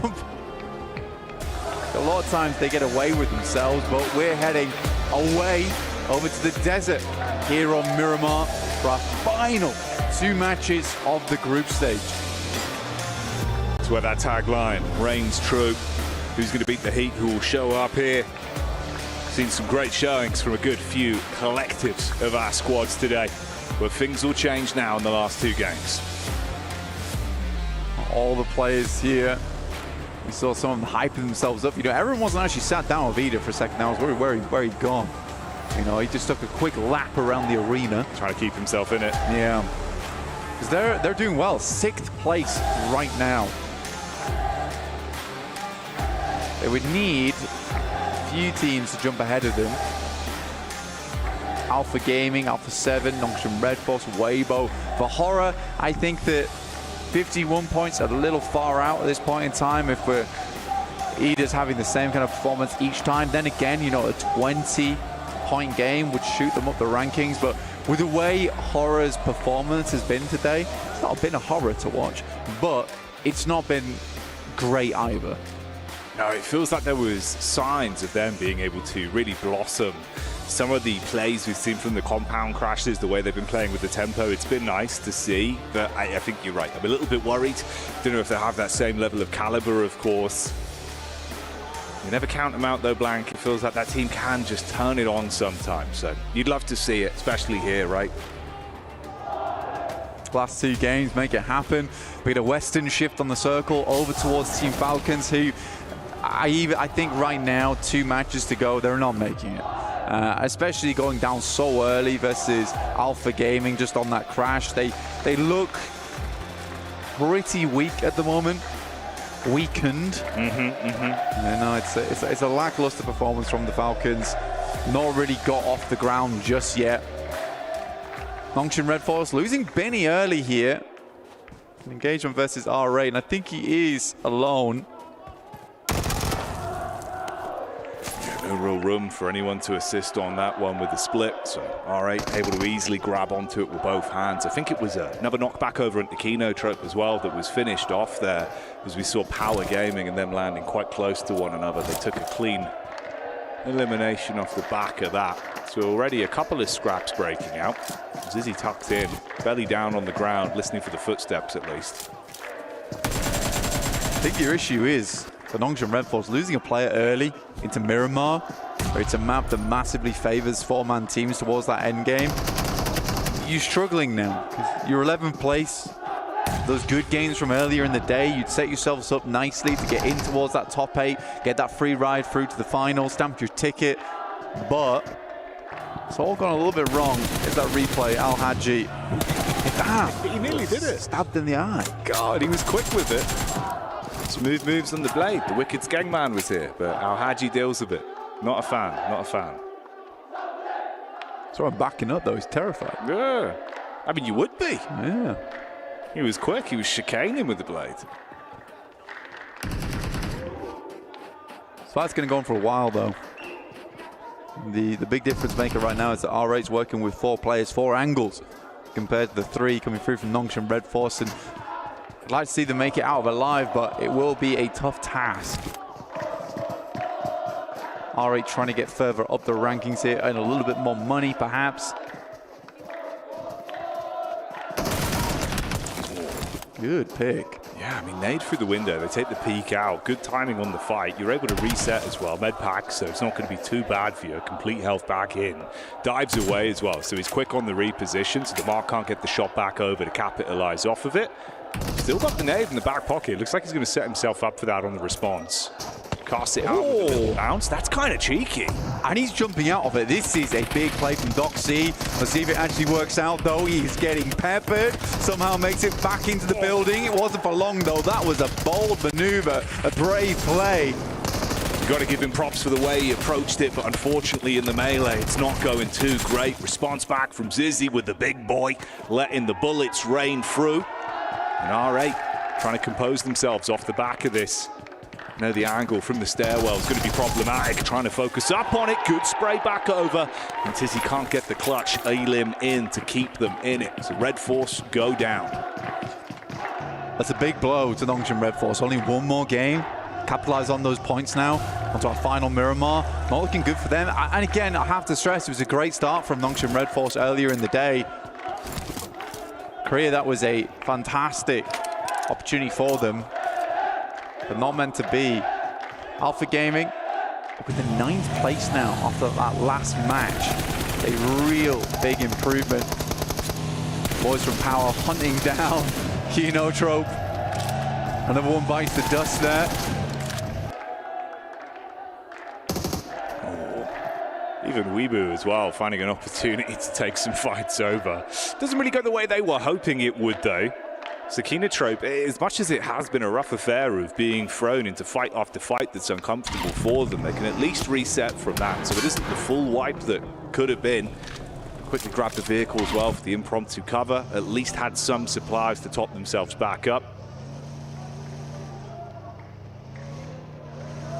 That they are.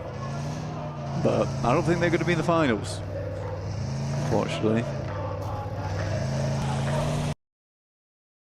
Alpha 7 on your screens. 10th place at the moment, 70 points.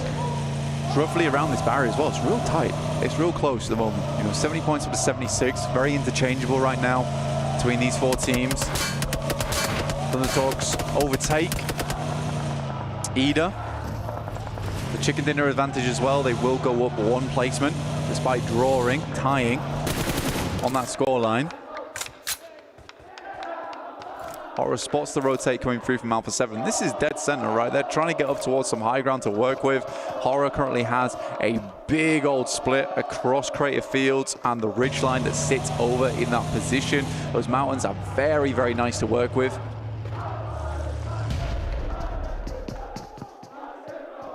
And this is the fight that has not given up. Power have just been consistently stalking Kinotrope for so long at this point, chasing them from compound to compound. Looks like AX take a knock as well with intense game, being able to isolate them once again. It's been uncomfortable in the previous 2 matchups.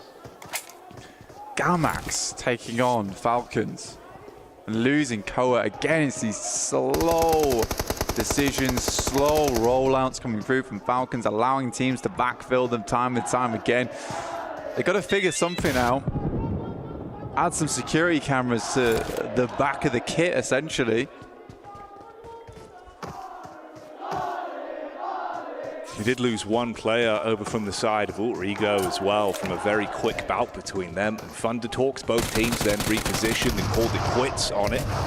Seems like this might finally be the moment to strike. They bait them round the corner. It's a good crossfire. Able to hold on the doorway. Panic stations now to reset from this. The last man unable to pop off as a solo dolo. Al-Haji will handle it, and they finally close it down. Yeah, Ozi-san attempts to the triple step up the stairs. Not going to happen, though. But Power consistently put up performance there. Looks a lot better today. We haven't had that champion moment for them just yet. Towering above everyone else so far, but it's a nice game from here, honestly. Chrono will finish off Koa. Again, I think losing Koa is a big deal for the Falcons. I think he has been the one stepping up time and time again for the team. He's trapped out in Monte Nuevo on that northwest side. Circle centers up though over towards Ida, which is very good for them in terms of their point scoring, staying within that top 8. Currently playing over towards some high ground too on the roadside, so plenty of vision around them to work with.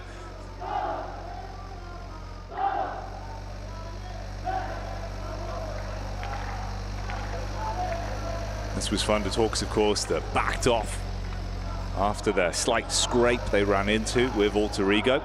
Worked out far better for them. Been able to take extra time to loot it, wrap around the periphery of the zone and start to make a move for the late rotation down. There's a good chance for Thunderdogs as well. If they want to wrap down towards Graveyard, then just scale up the ridge that sits over towards the eastern side of San Martin. You know, you do break off a lot of LOS in that position. You know, it's not much line of sight available to you there. The issue is getting across that plateau. There is towards Power Grid. Very, very open. So I'm curious to see how Thundertalks play this one out.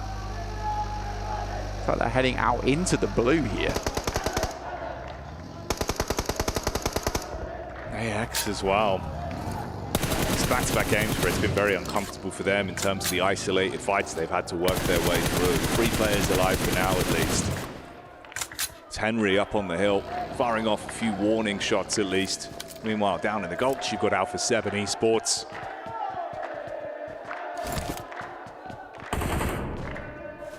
Yeah, Alpha 7's not in a terrible spot, honestly. In these concretes, works well for them. They are surrounded by a lot of height, though. It's pretty terrifying looking up towards, but you know, keep them safe for a fair long time. And the vision is not terrible from this spot either. You can see as Mafioso's looking around, likely he'll spot anyone trying to move up towards them too early. Ida, on the other hand, playing this high ground, going to play pretty smart and slow with it. Creo wandering around the edge here, and Darkin just continues to just siphon off that info from the team that he knows is undoubtedly underneath him. He wasn't on an island though, Jackie. That's the only thing. If he goes down, it will be hard to get the res off towards him, so he needs to be very careful. Pretty much just have his ears open and listen in. Yeah, it's that risk versus reward. Obviously such a powerful angle if he's able to play it, and this is why. Bullets come across. Similar kind of story as well. I mean, you're so far out, so Revo's just going to get the full magazine dumped into it. Dispatched already, so he's hard gone. 3 players remain for Alpha 7. Of course, Darkin's position's compromised, but he can bail out now. You're more panicked about it. And if anyone wants to take the buggies up there, like, it's going to take a while, and it'll be pretty obvious when they're coming. Frida, it certainly is Vamos here. Trying to push forward over towards that top side of the lobby, take over Thundertalks. They move in from that eastern side. I think they take a player from R8 as well in the process. So cut back in over towards San Martin. So a little bit of a different rotation they went for there. Frida, great pickup over towards Alpha 7, directly pushing one of their competition further down on that leaderboard. Currently Alpha 7 in 10th place, and were chasing. Ada could squeeze so much out of this, man. It's really good heads-up play of how they've been ebbing and flowing throughout the course of the day. Some great gun skill on display, heads-up calls as well. Obviously for Darkin, like you said, the amount of time, you've got clear vision for it, so he can reposition. Spots over in the distance, the 3 players from AX that are looking for a quick getaway. The distance unloads. Let's try and get a few shots on target here. Slightly dangerous play from Darkin, I think, holding this angle for that long, especially using up all these bullets as well. Somewhat unnecessary, I'd say. You know, he's down to 60 in the chamber. I think you're right with that. That's the bigger issue, right? Because obviously if he continues to commit to this isolated angle, he could at least guard from Alpha 7 on the move up, but you're starting to run low on the resources.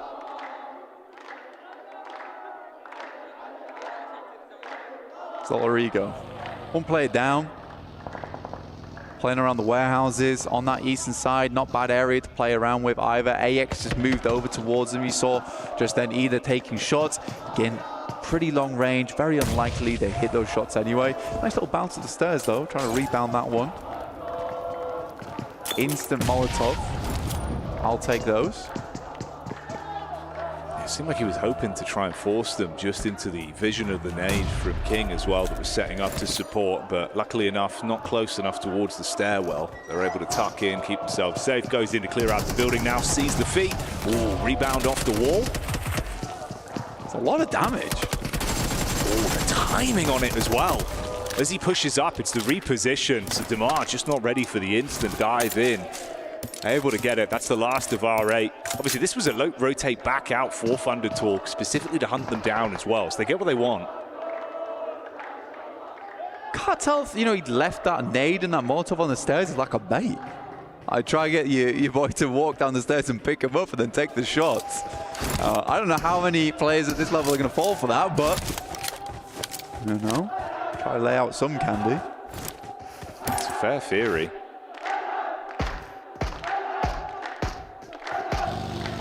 For gaming there.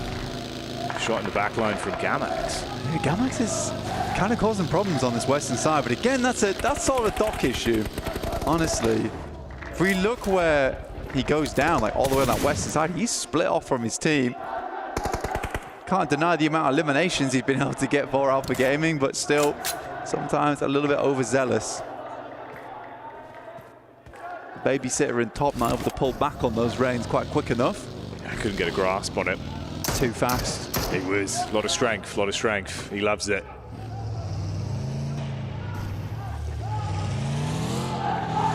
You know what? I think it's absolutely justified the sighting goes down there for Thunder Talks. I don't know why he was on that split all the way down towards that south side, especially when you know players are going to be wanting to rotate him through Picardo, through Power Grid.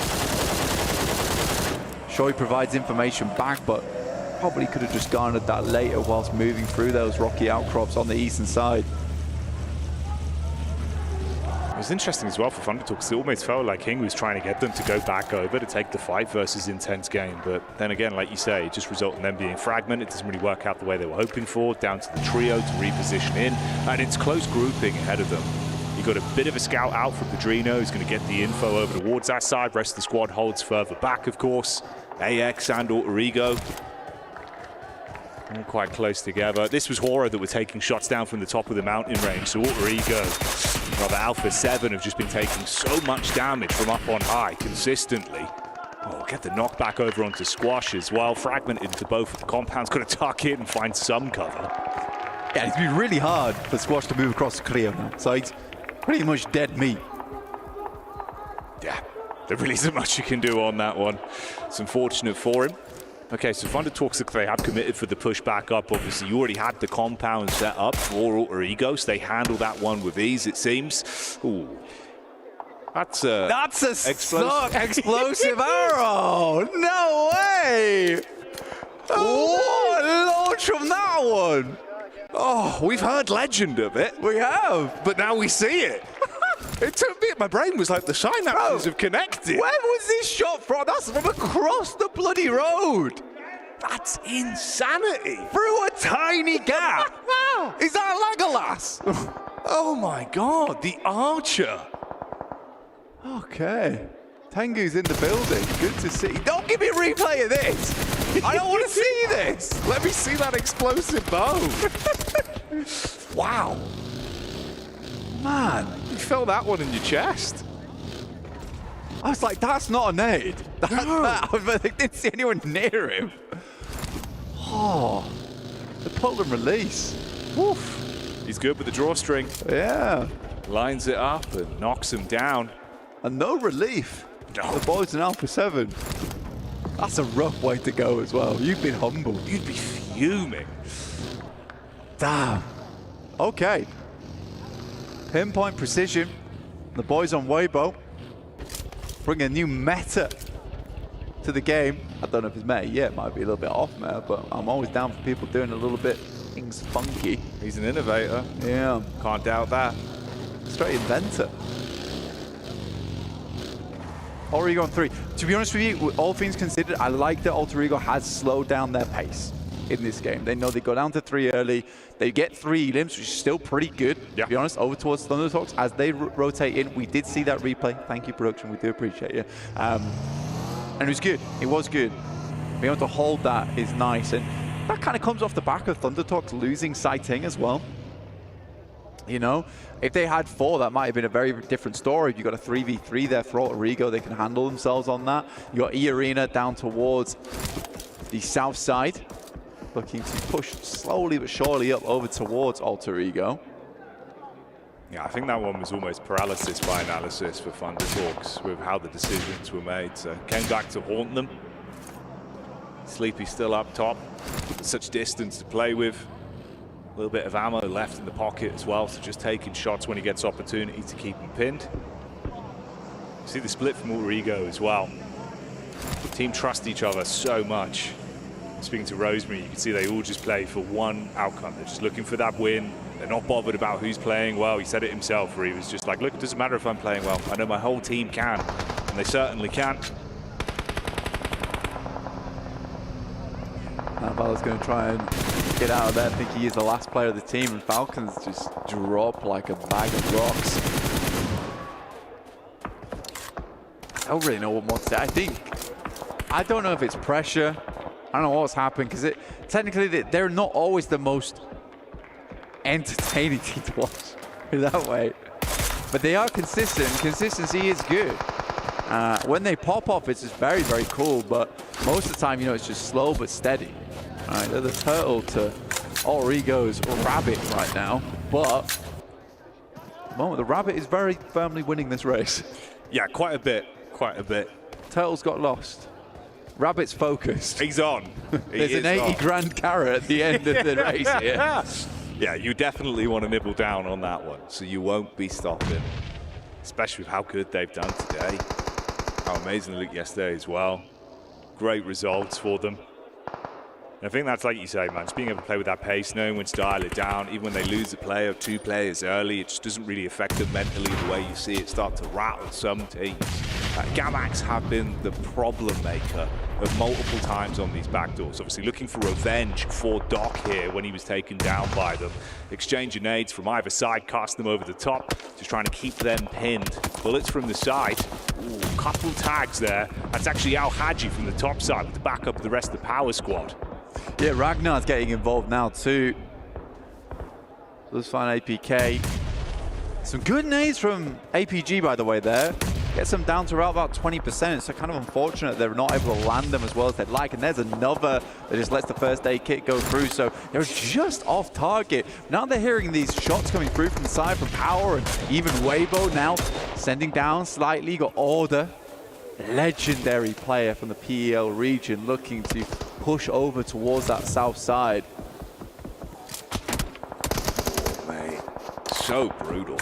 So many sideline angles for Power, and in front of you, it's Top and Zol that are able to just keep you pinned in position. Quick shot back up. Zol loves those fast engagements where he'll burst you down. Easy over the top again, though, trying to keep it uncomfortable for them to actually close the gap and play off one another. It's isolated 1v1s. He's always been nasty with these nades. He's just laying them on top, and Zol knows to back it up. Oh, mate. Can't quite see him. Choreography of PUBG Mobile you need on this one has got to be pinpoint. He's trying to bait him in with the quick shots towards Ragnar up on high so he can switch the DBS for the close quarters engagement. Off the nade, it seemed like Easy wanted to completely commit to it. They're actually doing a good job of handling themselves. I'm surprised he invests the first aid kit there instead of the bandage. Plenty from the back pocket. Wasn't really all that low. He's going to lose a lot of HP from that. Top consistently taking shots there, and Order finally steps up from the sidelines. Order was biding his time. Calm guy is Order. Just will wait things out. A stern look upon his face as well. Will lay down the carnage. Zol's going to try and go for something a bit cheeky, bandaging in the vehicle as he goes.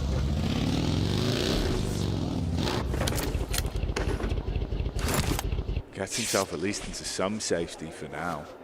High ground round the ridges of the rock face. I guess that's why you don't want to use the bandages, so he can continue to use them in the vehicle. That would make sense to me. It's a fair point. Saves his life. It does. Multitasking. Unfortunately for him, I mean, the rest of the team gone. He's looking for the back-to-back momentum carrier towards the end of today. That's not going to be there. We haven't seen Alter Ego for a little bit, but when they show up in style. Goodbye, Ida. That's how they go down. They've been able to play a relatively passive game on this one. I mean, only 2 elims as well, so Rosemary snatching that away pretty good. And you look at the difference there. 5 elims alone on him, 6 for the team overall. It's compounding, Blank. I mean, Alva sets him up on the tee, and like Happy Gilmore, it's Rosemary to take the shot. For Alter Ego, they've done enough to 107 points. They are really not far off that first place spot in this game now. They just need to go a little bit further. They've just got themselves into placement point range, but it is just 2 players out on this north side versus the full 4-man squad of Horror. Rosemary will step out, get slapped back by the M249, and Alva immediately dropping smokes, but it's not enough. That will be Alter Ego going out. It's a short run to go for Alter Ego, but there is that chance of the last match. They don't make it, Jackie, and they won't pick up that 80 grand. That'd be gut-wrenching as well. So close yet so far. You do not want to leave that fate up to another team. Take destiny into their own hands right now, though, to dive in onto AX up close with the DBS, showing us they can wield these shots. Ooh, showmanship. But unfortunately for them, it's E Arena that step foot and like gladiators walk out with their heads held high. Backline from Easy, sees a target and seizes the opportunity. For a little bit more there, I mean, Aryan was able to get a nasty double nade over the top there in the midst of that fight, which took down the backline coming through from E Arena. That's why Tiny K actually had to move towards the front there. Tiny K, the budget Tony K from oh, dear me. Strong branding. It's strong branding. Really, you know, play to your strengths. That's funny. Tell you what though, man. I can't make fun of it. I feel bad about that. Tiny K. You issuing the apology on that one. Oh God, sorry. Fair enough. We'll let you off. You get one. You get one. I can't say it. Compose yourself, Blank. Ooh. We're back in the room.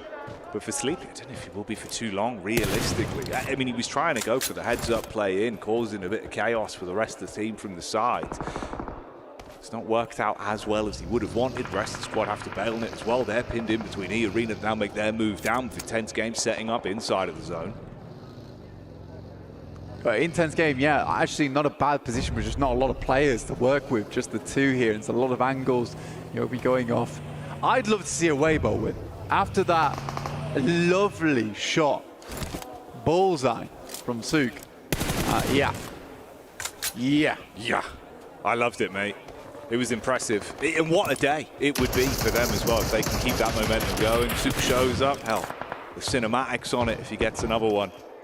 At the minute, though, intense game, like you said, so fragmented in the manpower advantage, can't play off one another, so it's just isolated fights. It's easy as you shut one down. Weibo actually are in a pretty good spot, especially with Order playing the way he is right now. Yeah. It feels like he's just controlling his squad. Such great effect. It's a good high ground that they're playing off the back of, and it's a very interesting arena that we're finishing things off on here, where it's very open, but it's mostly just these rolling hills that are keeping these teams in check.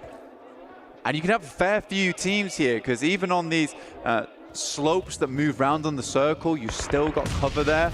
Horror, with 3 players, looking to take down the intense game, but they waited a while to move in towards this circle now, Jackie. They need to sweep through to Tony K. Turn the tempo on. Do the Horror Classic where you expect them to play slow. They suddenly hit you with the fast right hook and you're just not ready for it. The dive in the vehicles now, go for the aggression up towards Weibo. See if they can dive on. It's Order that would be the first fight. Instant flames thrown at the feet. The SMG. How is he on the hills? He's still alive. Finds that one to knock back over with support in the rear, but the DBS replies. 1-for-1 trades on the fight. Meantime, Rapper tried to get involved from the backline. Sky immediately ducks back with the M249. Just a stun grenade in hand, just back and forth. That nade looks good, goes a little bit too far, and he just has to step out. The DBS will not make it happen. I think Order was expecting a little bit of a slower push, but it feeds back into what you were talking about, Jackie, is that Horror shows them something a little bit different, something they weren't expecting. That initial knock changed everything over towards Suk as well. E-Arena, Power, Big Al Haji, and Fahiden looking to make this work.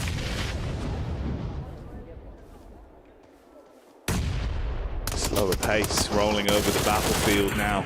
That is until Power Gaming start to bring it back into their camp. Peek up from Easy. He's had some good shots. The damage distribution between all 4 players has been on point for the team. And they go for the opportunity to push up now, knowing they're fragmented. Close the gap. Easy with the scout protection in the back. See Arena losing out on so much here. Just trapped in with Mormon. No fear on the side.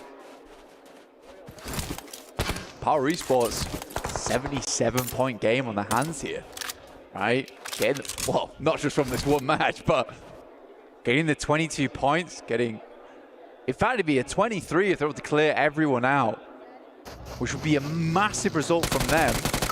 Shoot them up big time on the table to give them the chance of that last game to get into that top 8, but just like that, Power loses tons. How have they given that one away? On a platter. The push-up into the 1v2.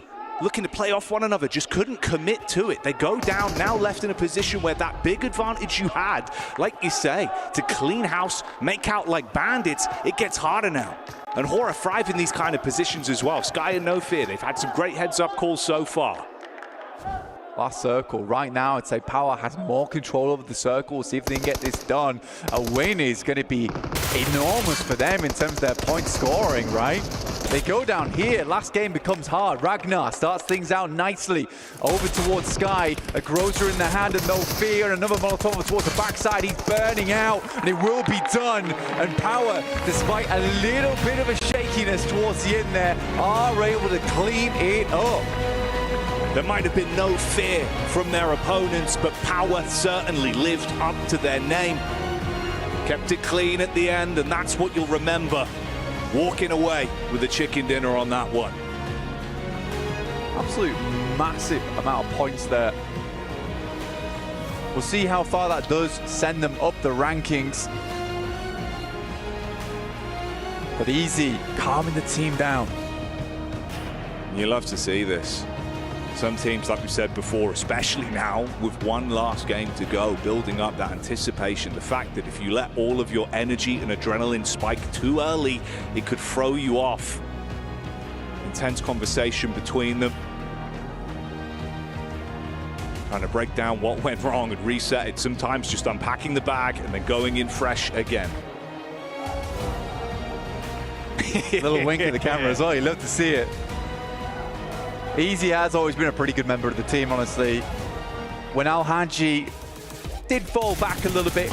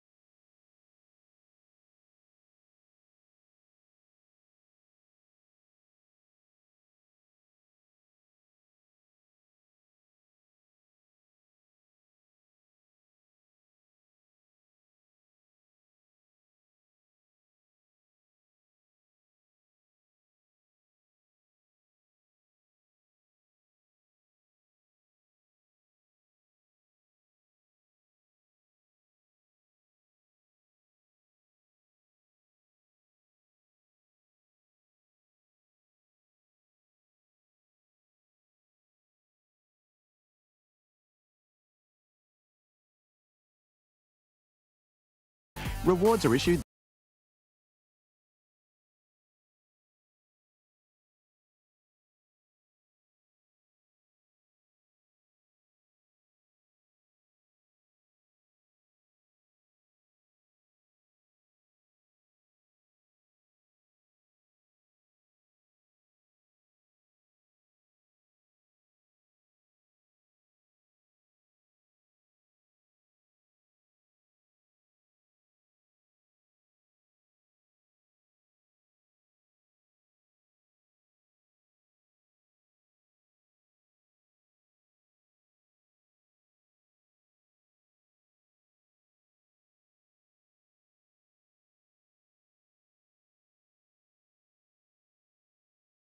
It was amazing. It was amazing. I think they took many notes from the previous game with APG, because that's basically was the exact same split over on the east side, and it worked so well for them. Able to take just so much of that control, so much of that ridge of the zone of everything, and had all the angles at their disposal. Little bit iffy of a push going over towards EA, a little bit, but you know what? They brought it back. They got a big win from it, and they're looking very good now. Mormon, easy 1v2 right there. Like, they just give 2 1v1s in a row, so that was very easy for Arena to secure. So very happy with those 2 eliminations going over to the side of SEA, allowing them to jump up actually in 3rd place when it comes to these match rankings, but 21 points for Power. Actually getting 2 wins today. Is it too late, though, to get into the top 8, or is that going to be maybe allowing him to cross the finish line just at the end? Honestly, don't know, because we've seen what Nonshim was able to do earlier in the day. We've seen what now Power might be able to do when we end up looking at the overall. Alpha Gaming as well. I mean, that's a team that ended up passing Alpha 7. Alpha 7 hasn't really been doing much. Anything could happen here, especially going into the last match. We'll end up finding out which 8 teams are going to be moving on to the grand finals and which 16 teams will end up actually going to the survival stage. Intense game. Once again, being able to get like at least 4 points, but Weibo Gaming, 10 points. Yeah, actually, sorry, I want to go on possibly the second page in a little bit, because Alpha 7, look at, what, bro? 0? They're slipping. I said it 4 times. They're slipping. Really I think they might be slipping.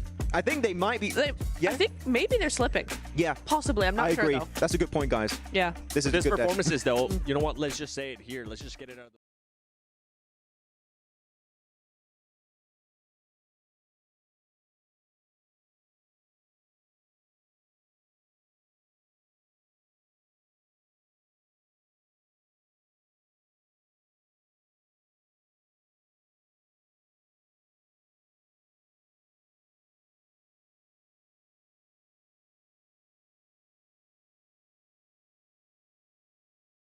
It's something that you can definitely use, and this man is one of the best ones out there, using that explosive boat to his advantage and making it happen too. At some point, I want to see more people starting to use it. If we can just increase the damage that the explosive does, the explosive boat does, and on top of that, just the range. I'm sorry, Alpha 7. It makes sense they had a bad day. Like, you're encountering Sook with the explosive bow. You know what? Everything is excused. It will make sense. I want to get your take on this, though, Neptura. Yes. Do you think with the way that Alpha 7 is playing, going into the last match, even though usually Miramar tends to be one of their best maps, right now they're just throwing?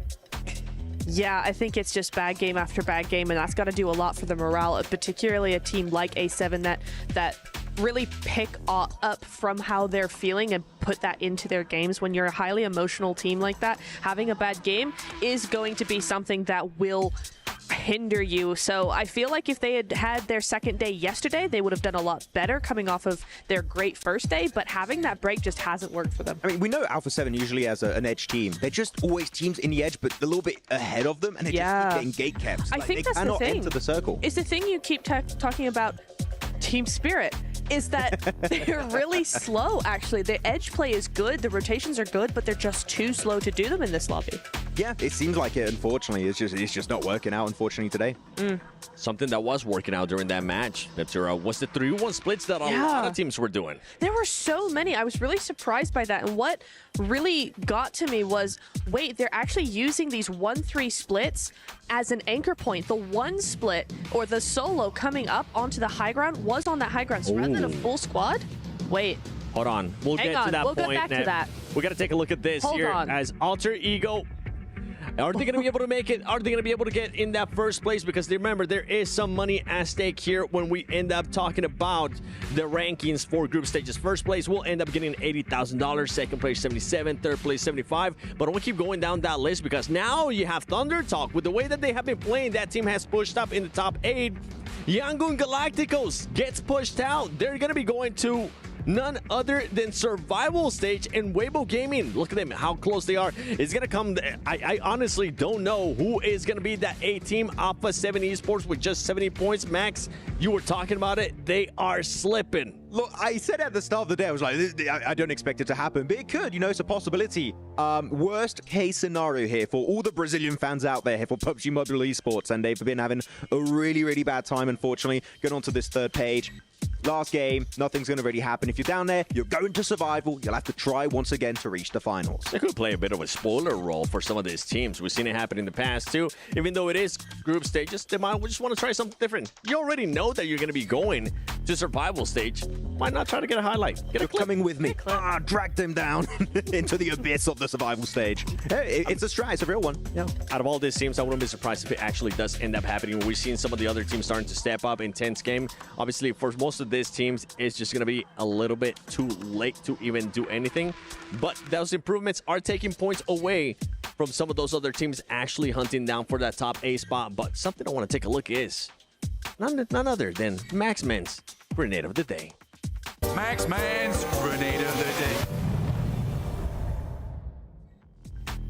That's the first time I saw that intro. That was great. Max Man's Grenade of the Day is coming your way, and this time around, it's none other than No Fear from Horror Esports, getting a double nade right in front of your beautiful eyes. Here you go. It was happening in the area of farm. The guy's waiting, lingering in the shadows. The nade comes on through onto Nongshim, Red Force, and they get absolutely battered. Nongshim sent right back to their home region.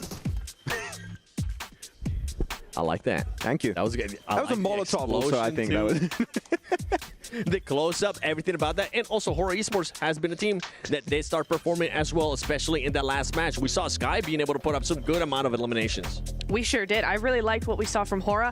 One thing I really want to see from Horror, though, is they're like 10, 15 points away from actually making top 8, pushing other teams down even further. If they can get a really good game this last game, they're looking really good. Well, ladies and gentlemen, it has come down to this. We'll be finding out which teams will be going directly to grand finals. It's going to be close. We don't know who's actually going to be going, who's maybe going to be getting kicked out of those top 8. Be ready, though, because the last Miramar is here. Take it over, Blank and Jackie. Thank you, 7. The stage is set. Our team's in position to get that sweet, sweet first place prize, Blank. That lion's share, the $80,000 on the line, and one team that's only a few points away. If they can deliver an incredible performance here, the chance that you could see 4 thrives lapped by Alter Ego, the opportunity, the narrative, the intensity is building. The group stage is coming towards its close. Dial yourselves in, turn up the stream, and get ready for the last game. We are gassed to be here. The final match of the day, match number 6 of day 3. It's Miramar. It's coming your way right now. Alter Ego on the precipice. Teams battling it out, just mere points away from one another on the leaderboards. So getting into that top 8. Weibo Gaming 76, APG 77, EWC a 78, and guess what? It's Thunder Talks a 79. It's all to play for here, the final match of groups. The shift could be ginormous. The opportunity for so many lies at their fingertips. All you've got to do is seize the opportunity when it is presented on the battleground. A tight lobby, Blank. It's exciting. It's exactly what we'd want for this environment. For Alter Ego, a little bit worrisome. Teams could be hunting them. 5 points needed to make this one happen. Not a lot required. The devious lick of single-handedly targeting them just to steal that additional prize money, the rub salt in the wound, surely you don't take that risk. Surely not, right? It's a terrifying one, honestly. Or Ego, do you jump on top of them if you're going through that survival stage? Do you make that happen? Do you ruin the lives of 4 players on one team? Or would you want to incur the wrath? You would make an enemy, and a very powerful enemy at that. A lot of potential. If they go down early, though, you better hope you wipe the entire squad, because as we've seen, they've been able to reset and pick up the pieces, even with duos. The talent on that roster has been here in full force, but just keep it in the back of your mind. So we're looking at 108 to 111. So yeah, 4 points. 4 points is what they need to overtake. Nongshim Red Force, as the boys were saying, slipping down that leaderboard. Started off so well, but they could only hold on for so long. Now we're in dire straits for them. For other teams towards the top, 9th, 8th, 7th, 6th. All jostling for position here. For Alpha Gaming, where things, you know, look pretty bad at the start of the day for them. They really have turned things around here. 77 points, just shy in towards that top 8. For Alpha 7, a bit more of a difficult task to jump up. Right now, we closed it out. The Thunder Talks, Ida, and APG moving through, with Weibo Gaming and Alpha 7 not quite making it. There is still a chance, though, for Nongshim Red Force.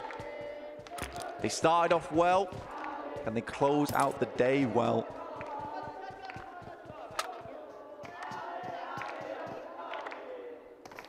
Sam and R8 that are close together, but more than enough space to play around, so not instantly thrown into a bit of a hell in the cell matchup between the both of them. They can keep each other at arm's length, not wanting to run any risks there, but for R8, far less to lose. And of course, Nongshim Red Force, when you look at the point differential.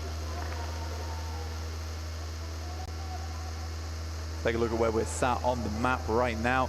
Up towards Hacienda del Patron. Kind of similar to what we were looking at before, but a little bit further off towards that eastern side right now, giving Alter Ego a little bit more chance to play it. Luckily for them, not a single player lost at the start of the game here, so it starts off fairly smooth for them. Thunder Talks down towards their south side though, and there has been some scrapes, some arguments between that team, but it's Nongshim Red Force to find Damar to start things off. The shoe's on the other foot right now, but Biddy immediately knocked. And this could be problematic. Like we said, their fate's in their own hands right now, so you want to reset from this. Quick vision on the jump up. Oh, trying to go for the play as the bullets are shot back towards his face. Both of them feeling relatively uncomfortable. You overcommit into the drop, instantly hit by the buckshot, and you'd be taken down. Prime on the nades as well with a quick follow-up, so if you do peek off the back of it, you'd be hit by the secondary. Clearing them off the angles, clears the corner, but Nongshim Red Force is afraid to move up into this one, letting their teammate bleed out. In the meantime, Prestige will find one, and R8 making it happen for Nongshim Red Force. The dream dying in front of their eyes. They're going to try and revive things right here, right now. Quick response back from Tizzy on the dive in, the shutdown Prestige. And they do save themselves the misery that they would have been feeling. Get each other back up, no full commits, just knocks. Binny crawling on the outside, desperate for a pickup. Just about gets behind this crate, but Marth is searching. He doesn't find him. Playing a game of hide and seek, just about manages to move out of the eye of Marth. But look at that, Nongshim Red Force nowhere near, and despite the slick maneuvers, it's not meant to be for Binny, and Nongshim Red Force will play on with 3. It's rough, man. No one in position to play medic, getting back on his feet, like you said, even with the heads-up plays from the knock state. You might not find him, but you'll snatch away one anyway. R8 with a single elimination. Marth knows he's being hunted now. I can't believe he managed to crawl around that crate, have the wherewithal to come back without. Henry going down, that's to Alpha 7 right now. We're getting a real group up over towards the central side of the map around Hacienda. Not an easy position to play around Graveyard as well, very open, Jackie. the Valley of Death on that side. Sticky sent in over towards Marv. There's no quarter here. Nongshim Red Force want to put the final nail in the coffin to the team that really ruined their chances last match.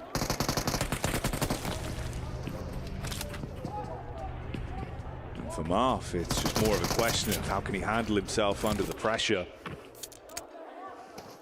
Single molly in the back pocket.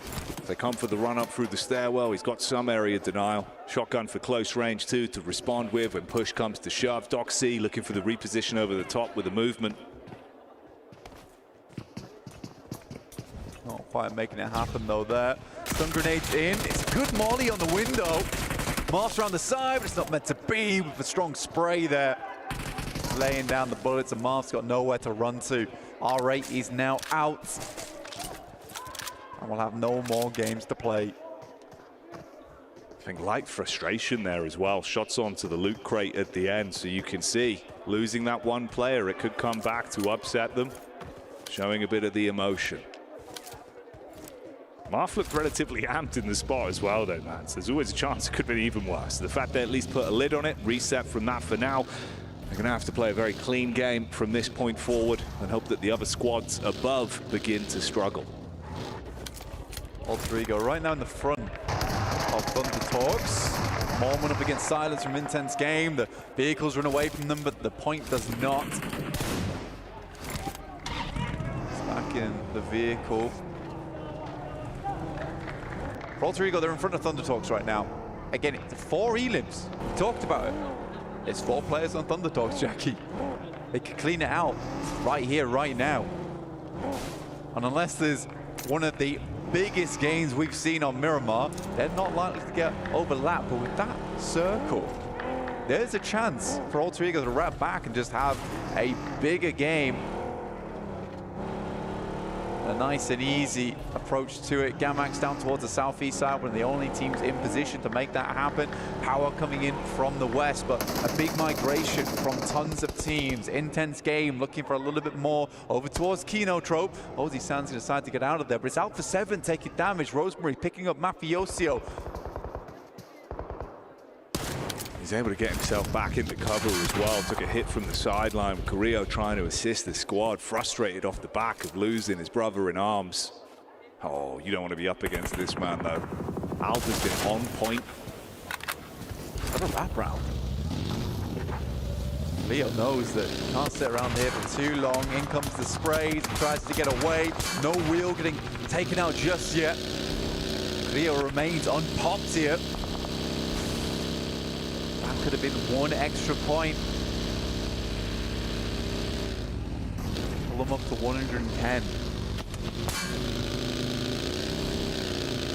Here's the thing, push back from Alter Ego, but potentially thrown in to Aura. Get the slight reposition from them. Really just trying to create space, get away from that. And like you say, that's one of those points already found. It was the sandwich between Thunder Talks in the back line, Alpha 7 coming in from the forefront, heads-up engagement from Rosemary. All 4 players still remain. 10 minutes in now, still 15 teams, 57 alive. It's a lot of players to be working with. Most teams did have awkward starts to the game in terms of the positions they were playing, so we got some slight variations on the rotates coming through. We're heading over towards Truck Stop. Kind of a similar terrain to what we saw last time around. Just a lot of defilades, little ditches, rocky outcrops to play around. There's still that potential heads over towards that western side, down towards Levendita as well as that open field. You do not want to be playing down there eventually. That's where we're currently watching APG on that southeast side, continuing to have a little bit of a rotate, just keeping it calm, collected, smooth in the vehicles, staying hidden, our side.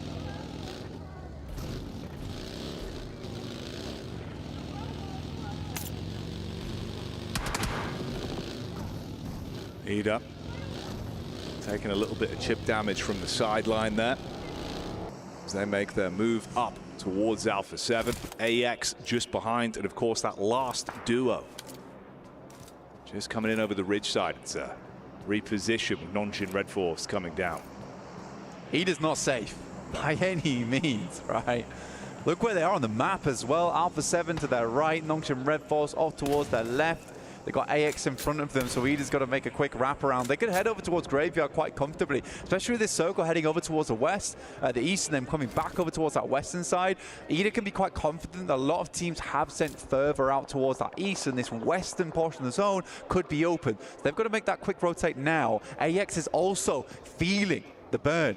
Right, the time is ticking down and they're heading over towards a similar compound. This is a big moment now for Eder. Gotta make the most of this when push comes to shove. See how that develops. Weibo as well in position. Meanwhile, more going the way of Alter Ego. It's back onto Alpha 7. And this is what we were talking about. One elim at a time. Building their way up towards that lion's share of the prize money, but response back over. It's not entirely free. Damage onto Alpha. One player fragmented from the squad as well. Krypton up on high, trying to assist Moana further back. And Krypton actually went down there. And it's not a good play to have go down in this situation. I think for Krypton, maybe a little bit overzealous. You need to provide that information back for the team, and going down up on that hilltop, it's hard to get your buddy back up again. In the meantime, Horror starts to move over the top, senses the nade, sees it go through. Rosemary now with another look to put it on target. This one looks fairly decent.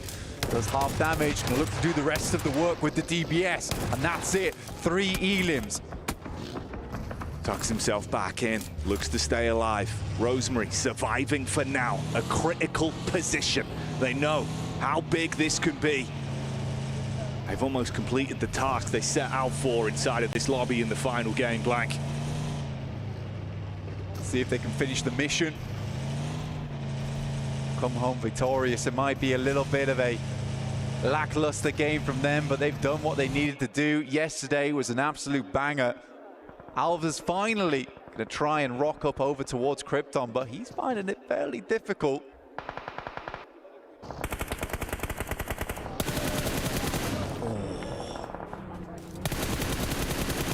Darking down for Eder. Just Rita and Eren now. And this is the team that really wants to hold on to position. Weibo Gaming, the team chasing over towards Eder. This could be a great nade though, down towards them. Instantly orders backing it off, but they will lose Suck. Oh, quick peek up as well. Goes both ways though. You've got protection in the rear, the shots over the side, keeping him back in so he can't commit to it fully. Fantastic work though, dropping Weibo down. I think that's it. That's it right there, over towards the arena. Alter Ego take first place and the 80 grand. 4 Thrives cannot catch up to them. Came into it knowing what they had to achieve. And with those 4 eliminations being found within the first 15 minutes, they guaranteed themselves that. It's just a matter of how far can they go now. They've shown us some stalwart gameplay consistently throughout the entire group stage. But they know their heads can lie easy, at least from this point. For Weibo, 3 plays alive. Eder just needs to live this one out. Eren has the angle over towards AJ. Sandwich between 2 PEL teams. Eren not quite out of his depth though. He relishes in these moments of intensity. Nongshim Red Force still going 4 elims now on the plate and looking to make that more. Hello? There's no way. Oh, mate! Surely not anymore. AJ with a drop down. See you later, Falcons. You would be furious. I looked away for a second. I saw Ralph pop up there as well. Nades flowing on down. More damage done. Koa on his last breath. Narvalo trying to do the work, but doing more damage to himself in the process. Panic stations. And he knocked his teammate as well. Oh! Took him out of the fight. Makes it uncomfortable if it wasn't already. And that was just Narvalo alone, tucking in to try and stay alive. Ida, it might not be perfect in the battle of attrition, but two players could still make a world of difference for them. The most they could squeeze out of this, see if they can keep on going. Alpha 7 have made enemies in Alter Ego, and they are still finding Nox and Elims from that. What an odd final match this is. Looking like my hotel room, because it is messy right now.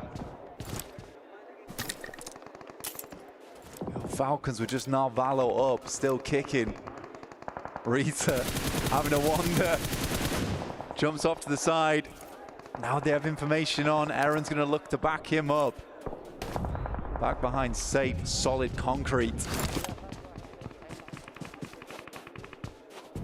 Such awkward sight lines as well, so the fact he's revealed himself, it works out better for them. Meanwhile, down towards the bottom side, compound between the two of them. It's Nongqing Red Force, of course, went down to 3 players early. They're going to try and build some points from this one, but they're not being given any blessings whatsoever. Doxy in a world of hurt. Tizzy down, no opportunity to pick him back up. You got the split from Kino Trope, Nade being primed as well. Tucks himself inside of the building with the smoke. Mark commits onto that one to completely remove him. For Nongqing Red Force, I think that this might just be game for them. Not making it to that top 8 really does suck after today had been so good for them. Depends if Doxy can pull something magical out the bag. Horror, Sky finding a shot over towards Alva, but for Alter Ego, do they even care at this point? I do not think so. Their main quest in this lobby is completed. It's all just about the side objectives for them. And for Gamax, leading on to this one, of course, like you said, it 100% guarantees there's no opportunity for enough points to be accrued for Nongqing Red Force. Doxy just trapped on his lonesome. As they push up close, he's got the DBS prime for the entryway on the door. For the reigning champions, Alpha 7, they're out, they're done. 70 points was their mark, and they will be going through the survival stage. Have to show some more heat over there, because not joining the 8 others over towards that finals. It's Weibo Gaming, Nongqing Red Force, which honestly at this point in time, the chance is looking very slim at them making into that top 8. But Weibo chasing over towards APG. Rosemary up on the hill, dialed in, eyes like a hawk, just looking for the opportunity to be presented from this skirmish between Gamax and Doxy. Fires out the bait shot, tucks back in for the close pre-nade. He's still got a couple to work with, but from the side, it's Narvalo, the Falcon solo. Nongqing Red Force down and out, so just one chance now for Weibo. Realistically here, Power could go for something absolutely marvelous over the back-to-back on both Miramars and send themselves up the tables, but unlikely. The teams we're looking at now, pretty much Weibo, APG, Ida, and Thunder Talks. Thunder Talks leaving this game at 79 points with just one player remaining in Xing over towards that northeast side. Gamax on the back up, trying to play off one another. Rosemary on the move. He's got to be swift about this. Boundless bullets being fired his way.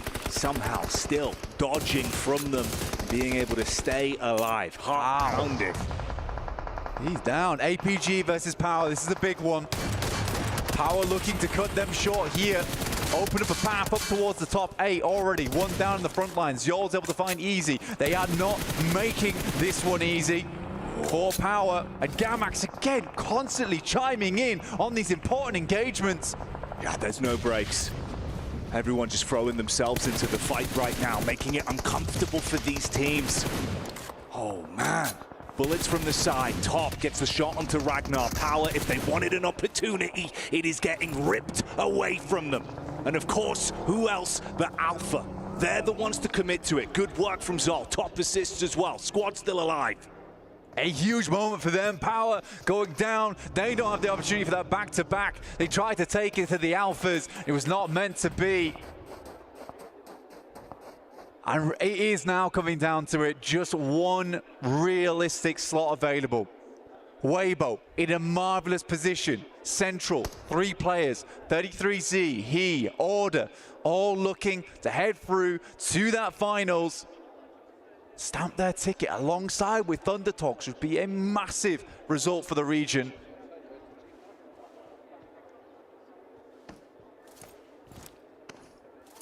They can play passive from it. Great cover, good position to be in. Information from either side as well from the rotation in. Alpha Gaming give it a wide berth with the 2-2 split. Doc breaks off from the squad. We're back up this time. Zol and Top make their move in slowly as well.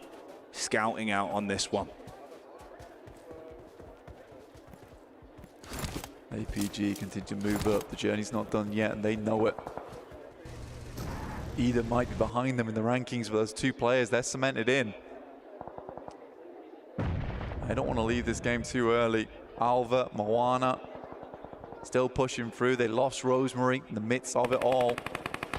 Now Valo steps up for nade. It's a long one, but it is Order to finish the business, and that's more points accrued for them. Gamax Judo making the long run. Orders pretty much on target, but bullets zipping past his head. They're able to get in towards the ditch there. Very nadeable. Devotees close to it. Into the shallows. Here you go. This is why they split up. As soon as they catch whiff of potential for the elims, they start to dive in. Wave goodbye to Thunder Talks, and Alpha look to claim more from this. You are trapped in position. The nade is enough, blows them up. One goes down. Moana from the side falls as well. Alter Ego lose a player. Horror with opportunity to strike back and slow down Alpha. Zol with the response. Losing Top though does feel rough here for them, but they will finish off Horror. Alpha Gaming just looking to put more points up on the board. It's been a big run for them today. A lot of expectations on this team.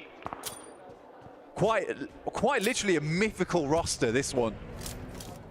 I think many fans would have been sad to see Alpha Gaming not make it in towards the finals itself, and right now they claim 5th place on the leaderboard. Judo goes down, they continue to rack up those points.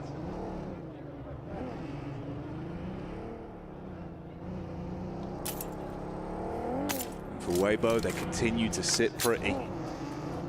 Happy in their positioning. Order with a shot into the back line on Narvalo. He was harassing towards Alter Ego as well, so Ida got the information from that, and they're so close together. They know about these angles. They've had to break off from one another once again. Moana and Alva that remain. I think in the midst of all this, Jackie, you do have Regnum Kaya sitting here. Believe they were towards 6th place now, potentially 7th place. That's where we're seeing Regnum Kaya lie. There's a potential for Ida and Weibo to move in. It's Regnum Kaya to get cut out from the top 8.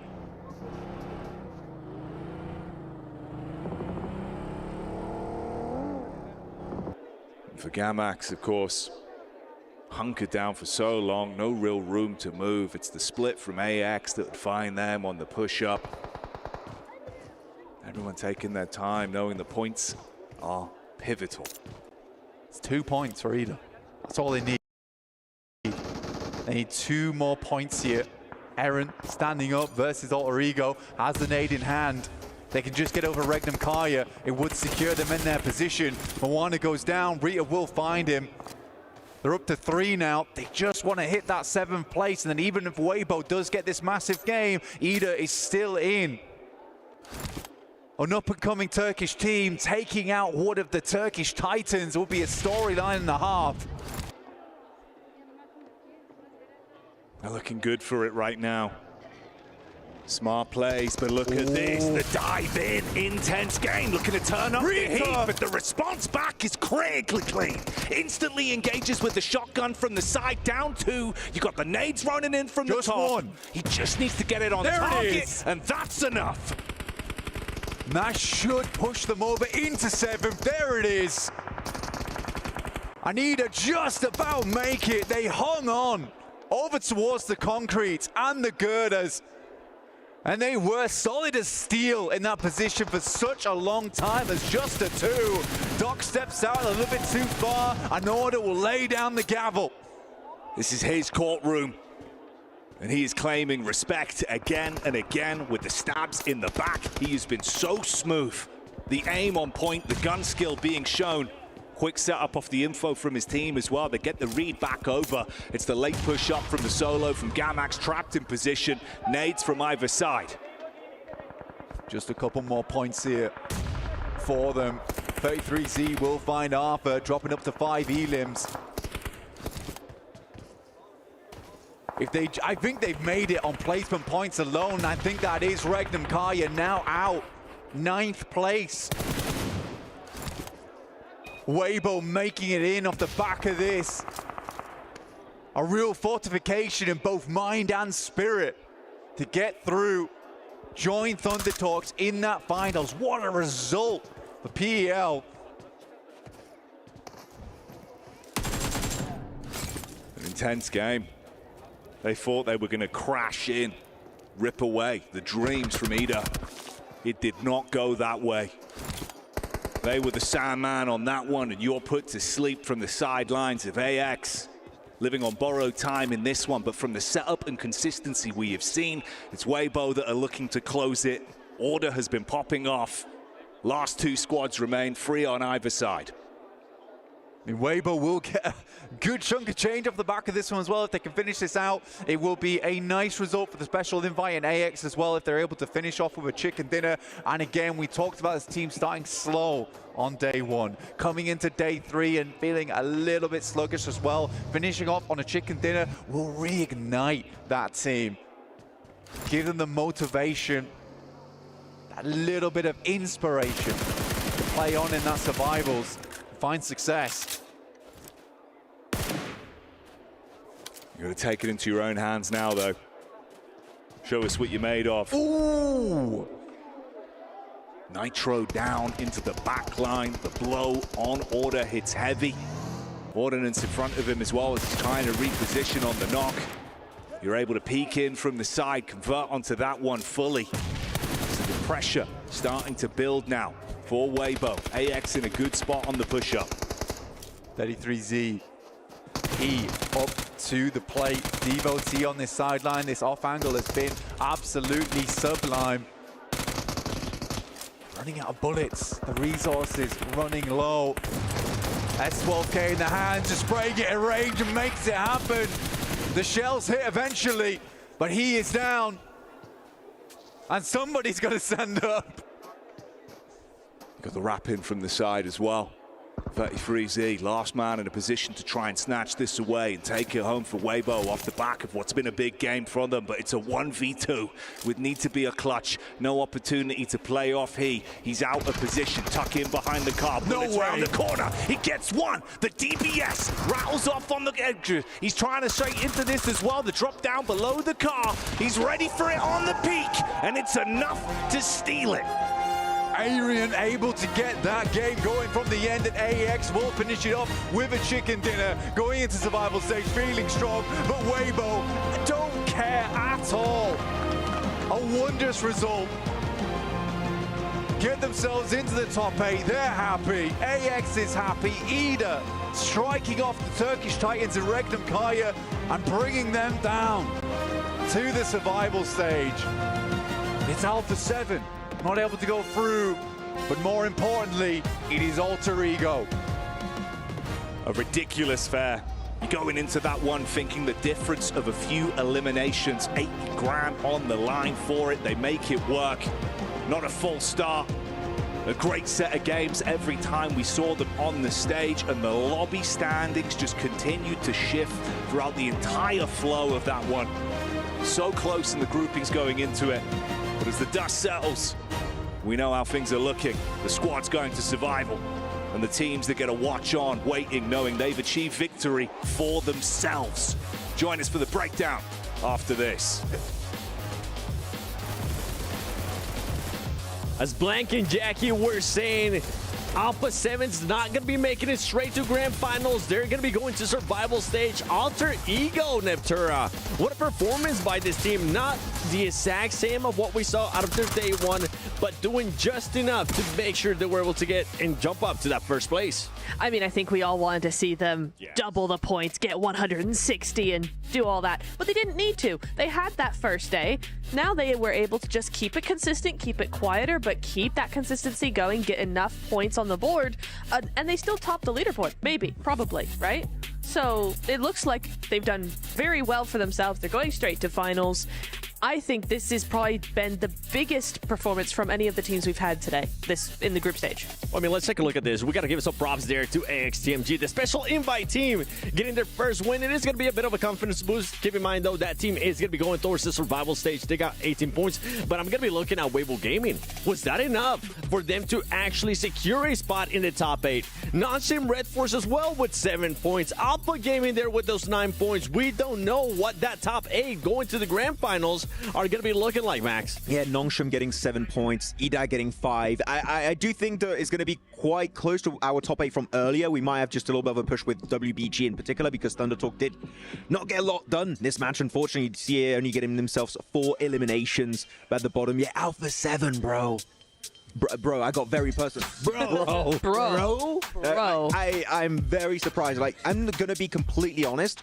If we see what we witnessed from Alpha 7 going into the survival stage, they might even miss out on from survival stage to make into the finals. Like, this is not the Alpha 7 we expected. Of course, Squash is a new addition, so like they're maybe still trying to fix a few kinks in their armor going into PMWC, but we don't have a lot of time.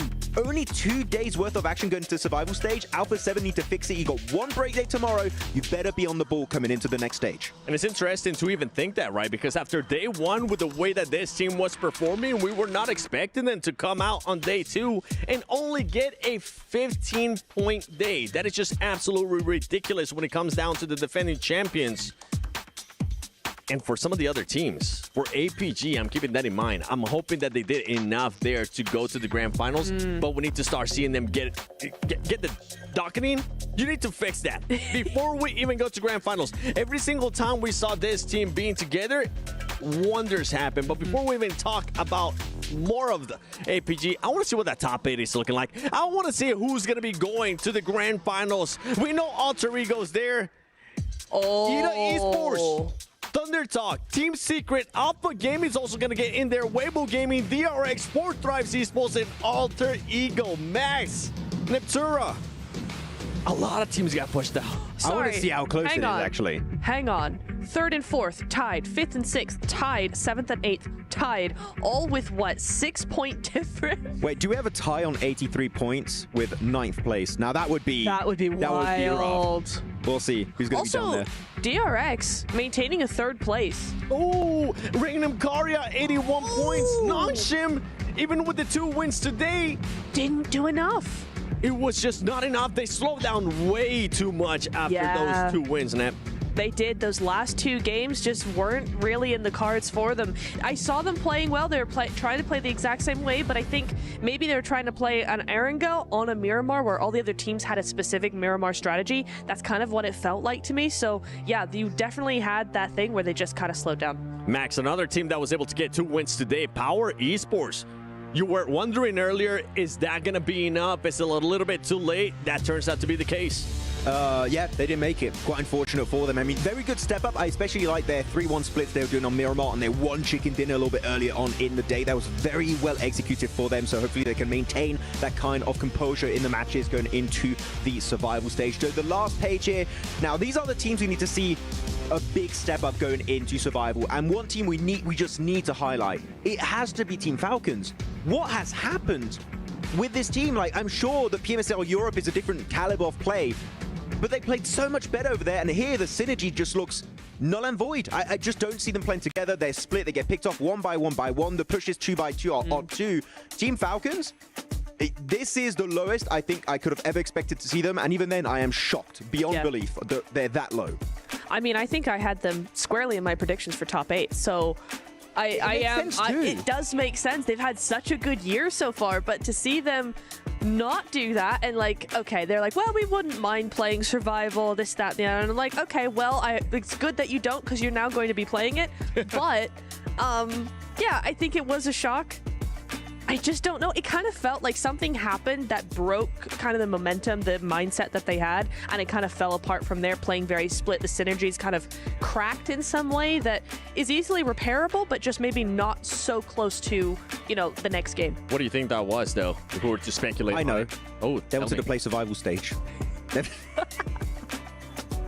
Again, I hate that comment the team made. No. But like, I hope they can take some teachings out of the group stage and actually try and improve upon it going into survival. But Falcons, after especially the meteoric rise of this team throughout 2024, the start of this year, PMGC, they get 3rd place with Nigma Galaxy, 2nd place going into PMGO. Like, they have had so much hype behind them, especially since they won PMSL EU versus 15 Turkish teams, one of the best teams out there, and unfortunately was not close enough for them to qualify in the top 8. And once again, just if you're tuning in, if you missed out when we were looking at those overalls, this are going to be the top 8 teams that are going to be advancing to the grand finals.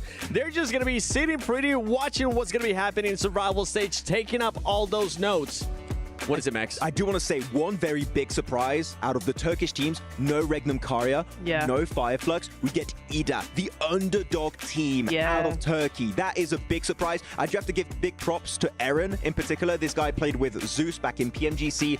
No, maybe not too experienced on the global stage, but Ida able to eclipse the 2 other teams of his home region. Now that is a massive surprise for me, set up to go into the finals. And for Ida as well, one thing that we saw out of them today was just so much more aggressiveness out of this team. And now for the teams that are going to be advancing to the survival stage, absolute shockers, to be completely honest. Regnum Karya, you on top of that have the defending champions Alpha 7. Team Falcons, like you were saying, Max. And to be honest, I'm really surprised to see teams like Influence Rage in there, the champions out of PMSL America's intense game, not even putting up a good performance. Maybe today we saw some flashes here and there, but besides that, nothing.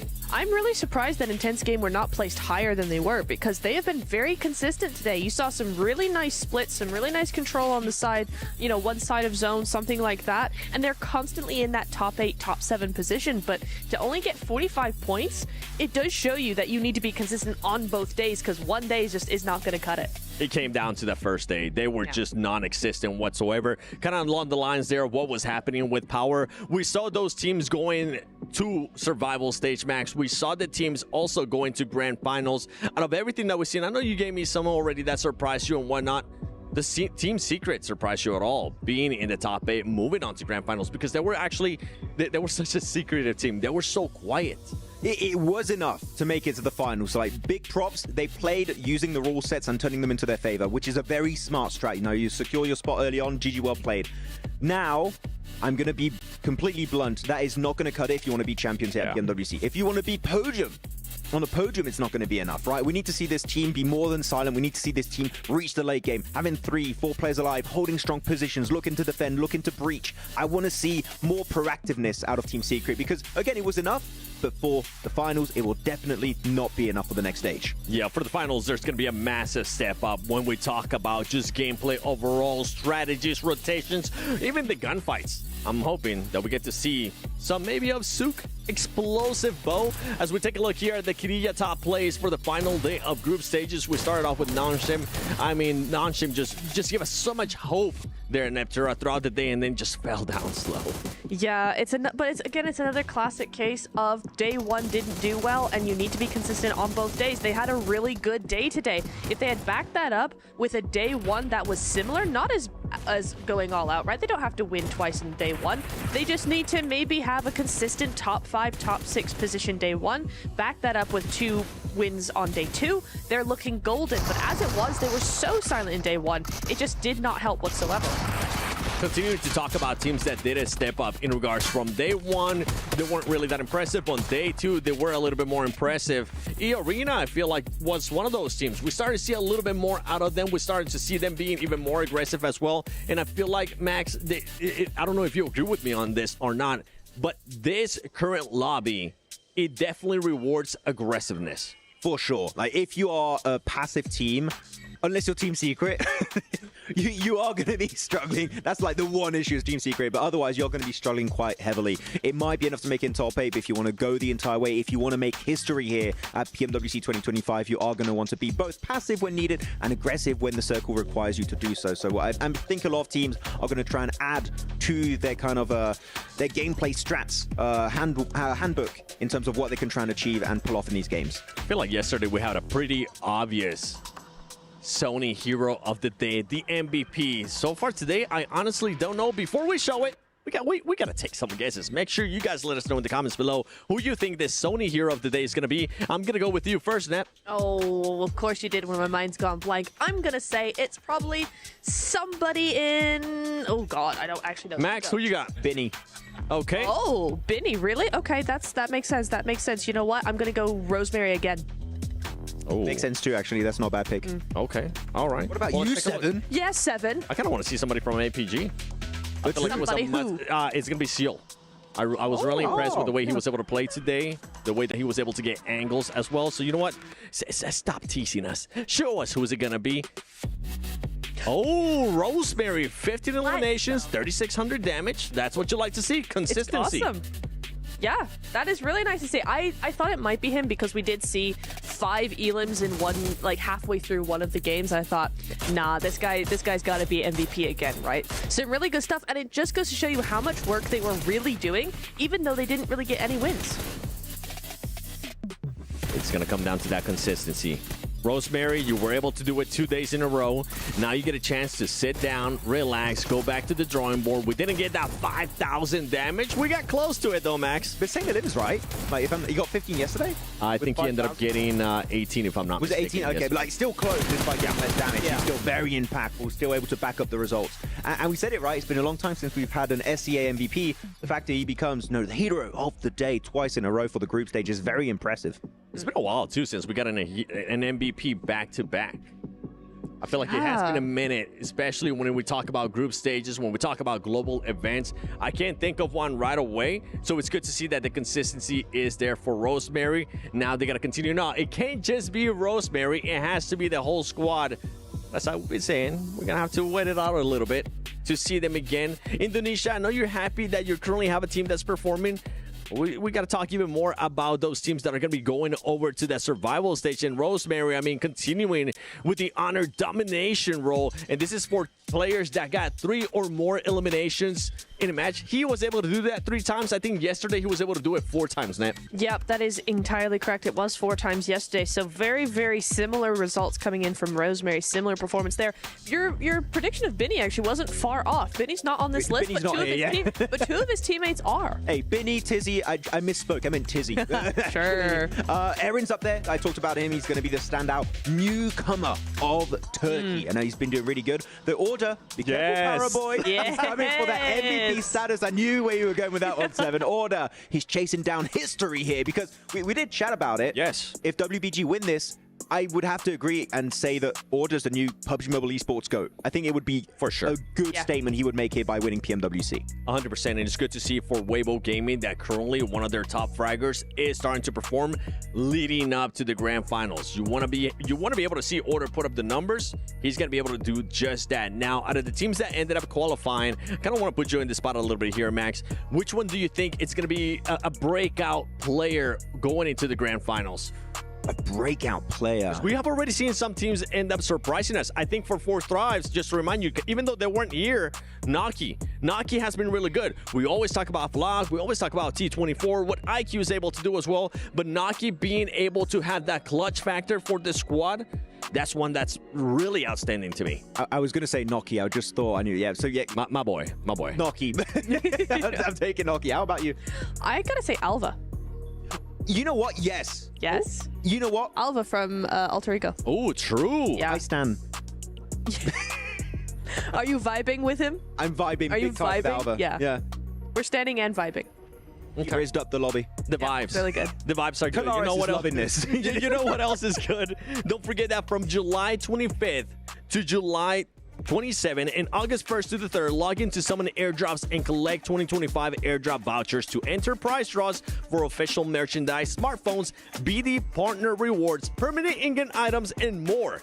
Every participant is guaranteed to win. Additionally, from July 25th to the 31st, vote for your favorite airdrop partner for a chance to receive special gifts from them. Don't miss this year's airdrop carnival and unbox your surprise, because we have already gotten a bunch of surprises here, especially in the group stages. Defending champions gonna have to struggle, gonna have to go to the survival stage. I am happy though, not gonna lie, I'm happy that that's gonna be happening, because I haven't been really impressed with the way that Alpha 7 has been playing.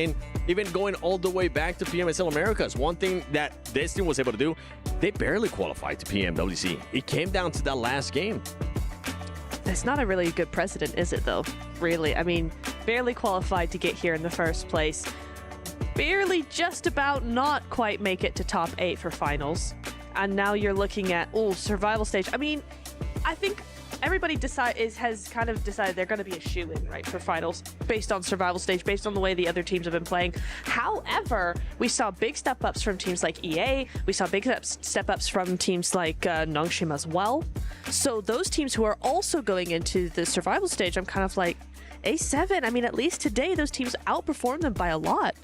I hope it's a wake-up call. I hope it's a big wake-up call for that team, because I feel like, yeah, they have been having fun. They have been testing out different stuff, but you can't do what you do in PMSL Americas here in the global stage. It's just not going to work out that way. And before we end the day, Max, is there anything you want to tell the viewers in regards to going to survival stage? Maybe some teams to keep an eye on?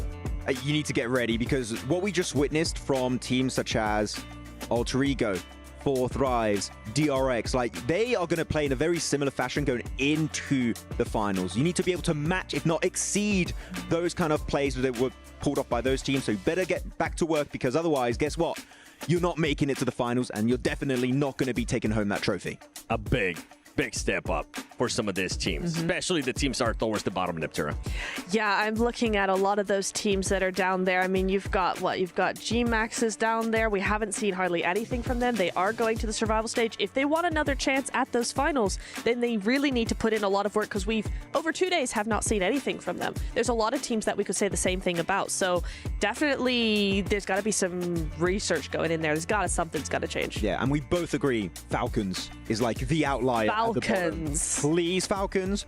We need to see more presence in these games, because right now, I'm going to be brutal here. I'm beyond disappointed. I wanted to see way more, and we know they can deliver. So I'm just hoping that we're going to be seeing their S-tier gameplay here going into the survival stage. This is the thing.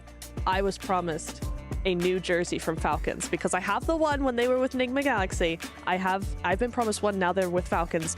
I would love a jersey from a PMWC finalist team. Guys, do it. Come on now. I was trying to see where you were going there with that one. I was like, makes sense. Is she just pitching the idea for them to just give her a free jersey? You know what? While you're at it, make sure you give all of us a jersey. But I'm excited. I'm excited to see what's going to be happening in survival stage. I'm excited to see how these teams are going to be progressing. They're going to have a day off, luckily. They're going to be able to go back to the drawing board, do that VOD review, talk to their coaches, talk to their analysts, do everything that they can to set themselves up perfectly to not just succeed in survival stage, to also improve when they go to the grand finals. My name is the 7WG, joined by Netura and Maxman. I do hear, though, that we have an interview with none other than Barney in order from Weibo Gaming. Welcome back to the main stage. You might all recognize this man on my left. It is, of course, Order from Weibo Gaming. What a final match for you guys. I kind of want to dive into how you felt during that final game. Did you guys know that you had secured a place in the grand finals directly? And what were the comms like? Were you guys nervous? 首先就是很精彩的最后一局，就想问你，当时最后一把的时候，你们是已经知道你们成功的晋级了这个总决赛了呢，还是当时可能队内还是可能比较紧张一点的？以及你们当时最后一把的队内的沟通是什么样的？当时就想着先我一个人拉右边去嘛，但是不知道他们是一个满米队。我们当时场上情况是因为我们进了个独狼，我们没有记清楚就场上的情况，然后以为是个3打2打1，然后就是出一点失误嘛。然后分数的话，我们都一直是不担心的，我觉得我们都是稳进。I would say that generally we were pretty self-assured in the sense that we knew that we were definitely gonna go into the grand finals early on. But for the final matchup when we were up against the final remaining team, there was a bit of miscommunication. We saw that there were like 3 players alive. We thought that it was us 3 against 2 teams of like 2 players and a single lone wolf. However, it turned out that it was like a full team, so we had a bit of miscalculation there, and we made some misplays. I think that if we were in a calmer or more focused state of mind, it could have gone the other way. Well, nevertheless, you guys made it into the grand finals, so congratulations. You've got 4 days now between here and the grand finals. What's the plan? Are you guys going to, relax and reset, or is it straight back into practice and creating strategies for the grand finals? 那现在你们成功晋级到这个总决赛，你们有4天的休息时间。你准备这4天功夫大概做些什么事情呢？你们战队是可能更偏向于休息调整，还是可能更加刻苦的训练呢？因为我们版本还是不是很适应嘛，所以我们需要花更多的时间去练习。 Well, we think that we're not exactly very used to the new patch right now, so we're definitely going to spend this 4 days practicing a lot more. I like that. We look forward to seeing you guys in the grand finals. Congratulations once again. Thank you so much for joining me in this interview order. And with that, the group stage is now over. The survival stage will be beginning on Tuesday, and it is going to get spicy, I can assure you. Thank you so much to all of the players, production and talent. You guys have been fantastic over the last 3 days. But of course, thank you so much, mostly to you guys, the fans, for watching and supporting all of your favorite teams throughout this. We've got more games to play. The survival stage starts on Tuesday. We'll see you then.